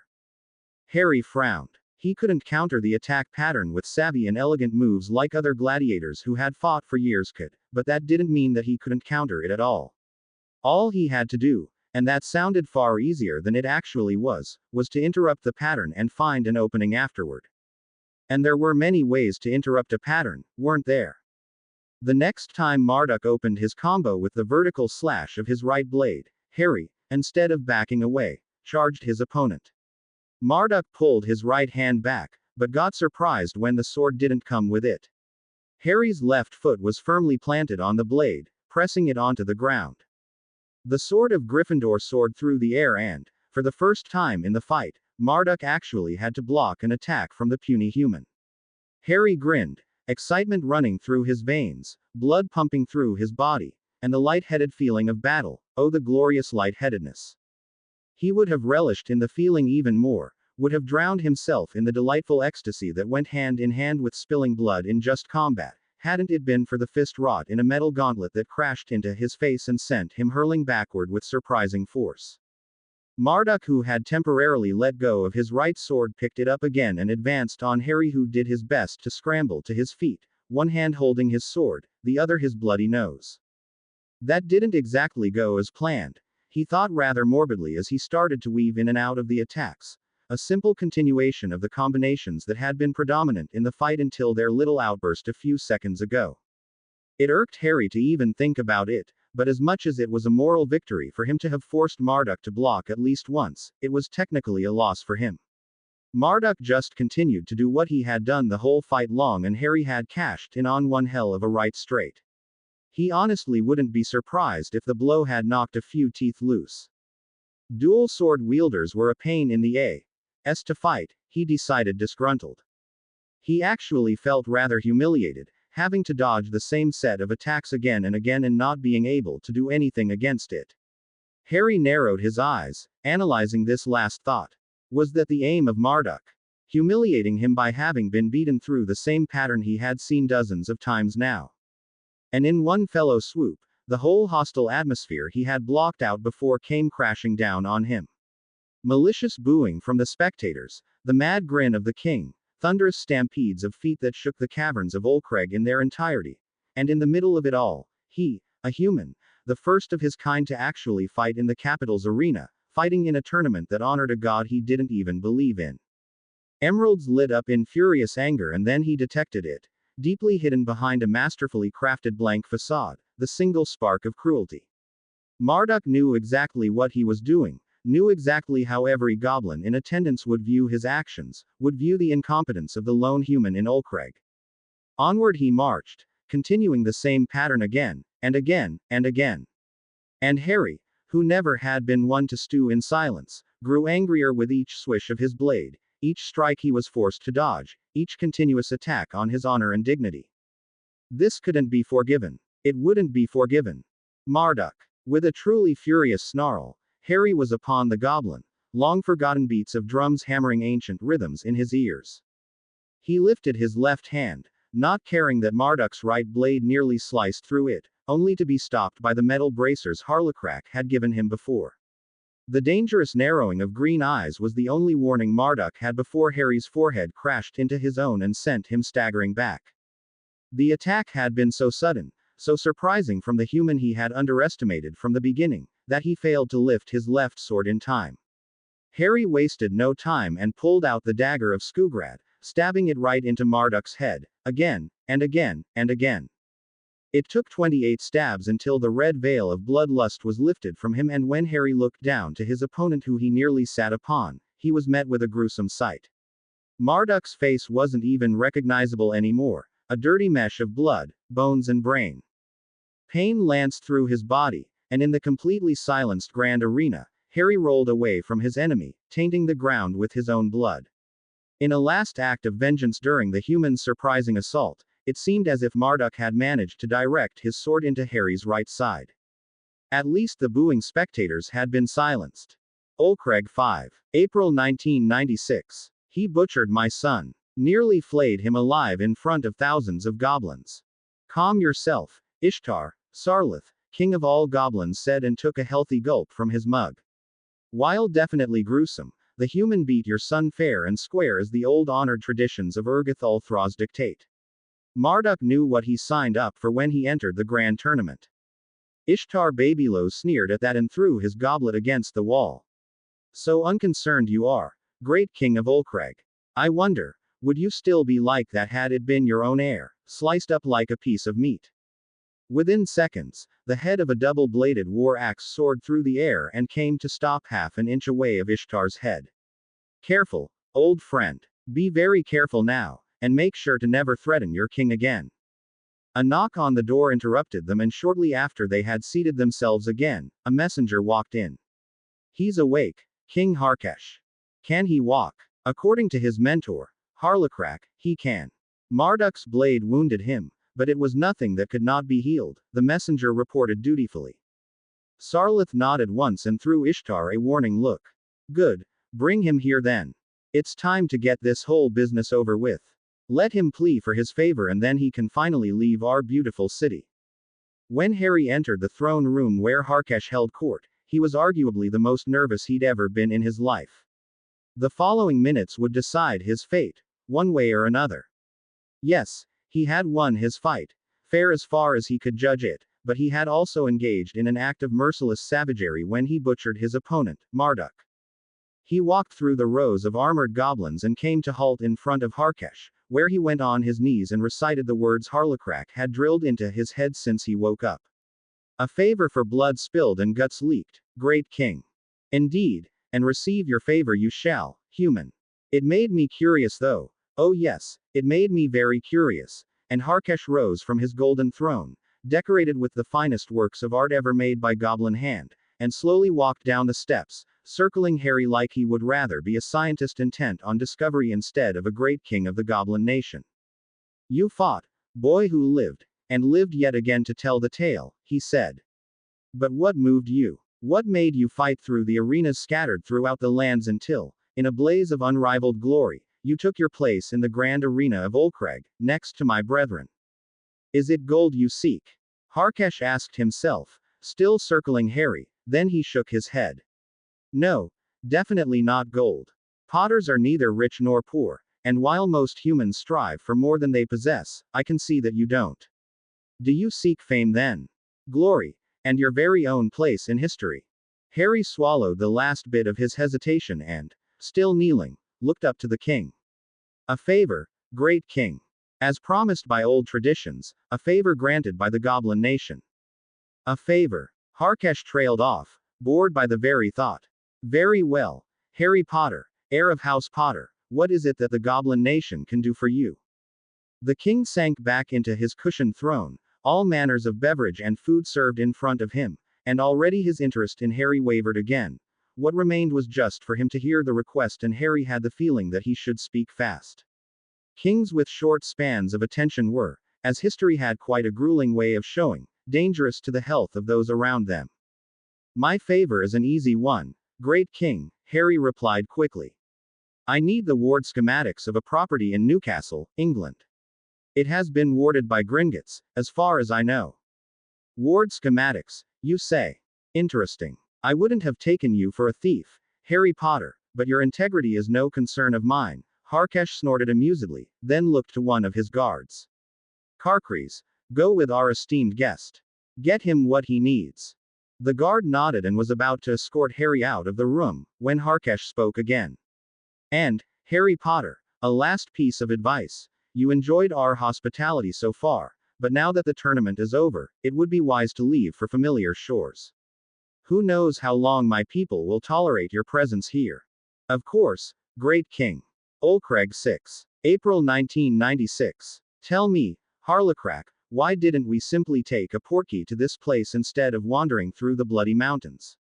Harry asked, slightly annoyed now that he had been introduced to the only spot in Olcreg that wasn't encompassed by wards.